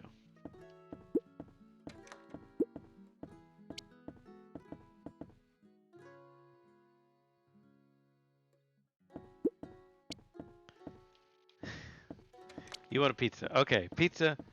I can do that. We put the pizza ovens as far away as possible. Okay. Wait and press the space bar before it's burnt. Okay, I don't know how to do that. Every successful cook will make 4 slices. Okay, I'm cooking it way too long. Perfect. Okay, there we go. 4 slices to serve people. Okay. Well, I have a pizza right there. I will give you a part of this guy's pizza. Which apparently I have. There we go.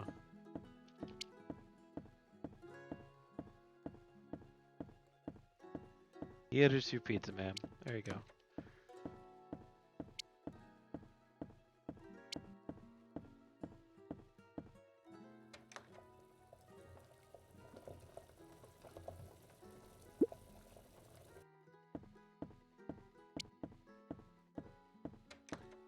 Our music has changed. We have Italian music now.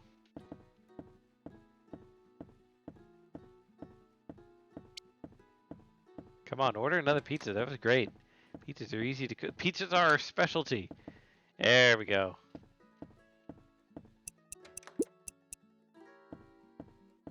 You get a pizza. You get a pizza. You get a pizza. Everybody gets pizza. You all want pizza? One of you does.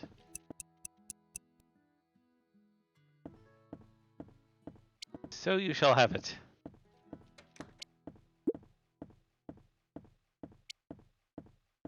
What is this hamburger? You're here. Pizza.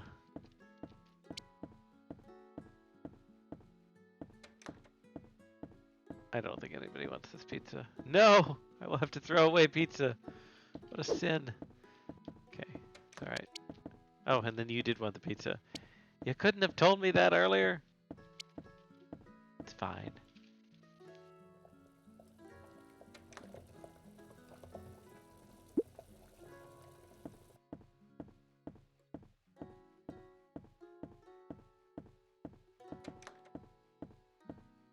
Now nobody wants this coffee, do they?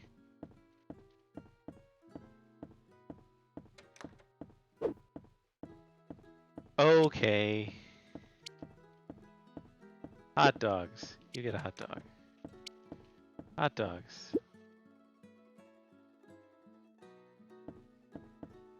Hamburglar. Stop! Come back! Tell me what you want.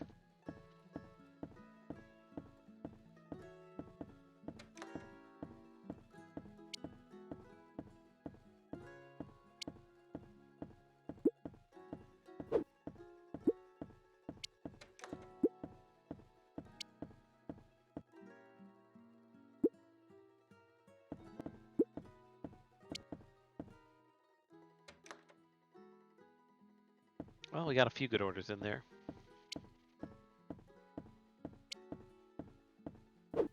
I can get that quickly for you. There you go.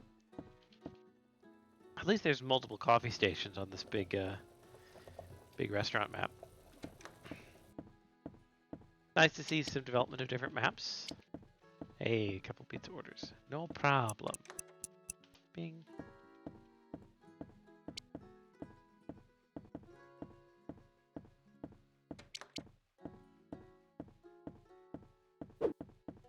Finally, people are starting to notice our pizzas. We're known for them. Hello? No, no, you can sit. You can sit here. It's fine. It's fine. You don't need to. You don't need. Ah.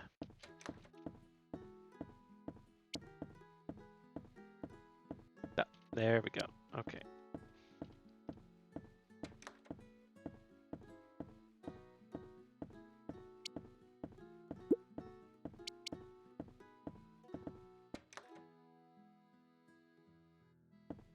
Clean that. It's over here. Bing. Has some fast cooking pizzas. It's 800 degrees in that oven.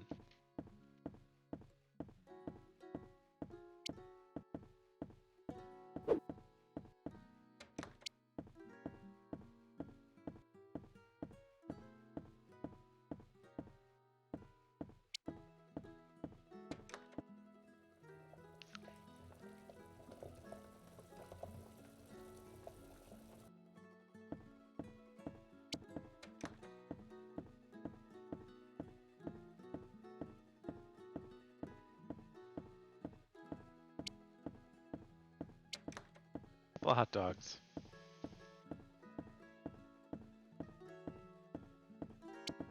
And a hamburger.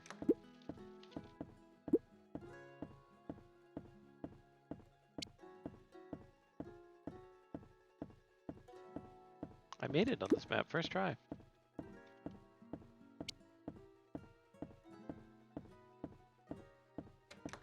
Impressive. Pizza saved me, I think.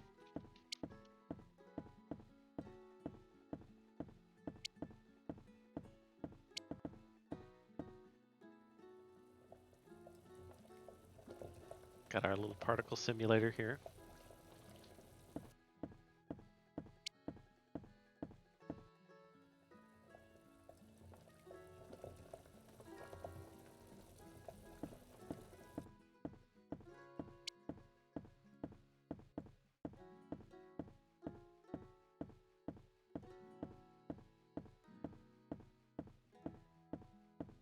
Well, they're all objects. You spawned a bajillion coffee particles, but you are simulating them, right? You're putting them in physics and you're making them fall through the physics engine. So there you go. All right, and we could do an upgrade on our kitchen, and then we could end the game. Did you enjoy your meal? He has a mustache. Your food is exceptional, Antonio. It deserves a Michelin star.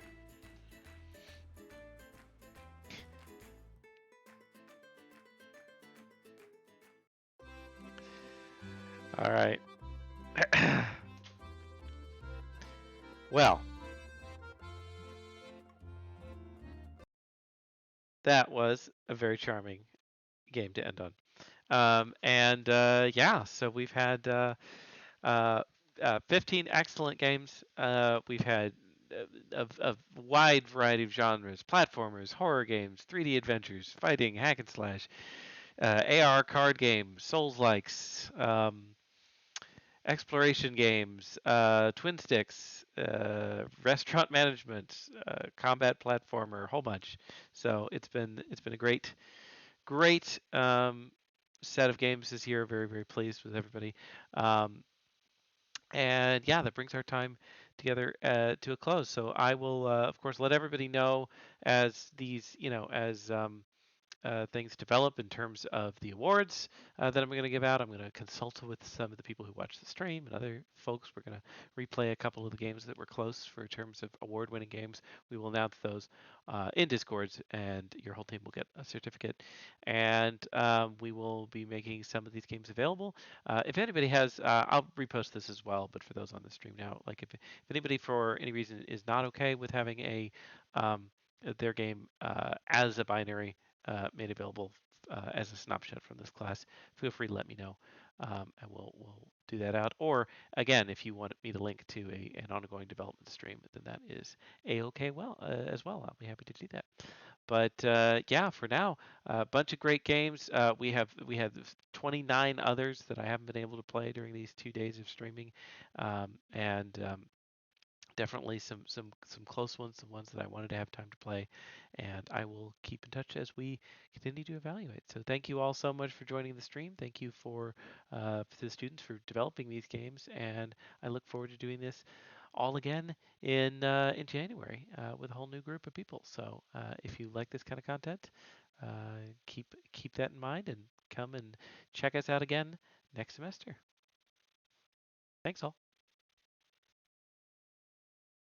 Yeah, shout out to our honorable mentions that I just ran out of time to play. Panic Depot, Phoenix Flight, and Nexus Escape, um, and and several other honorable mentions.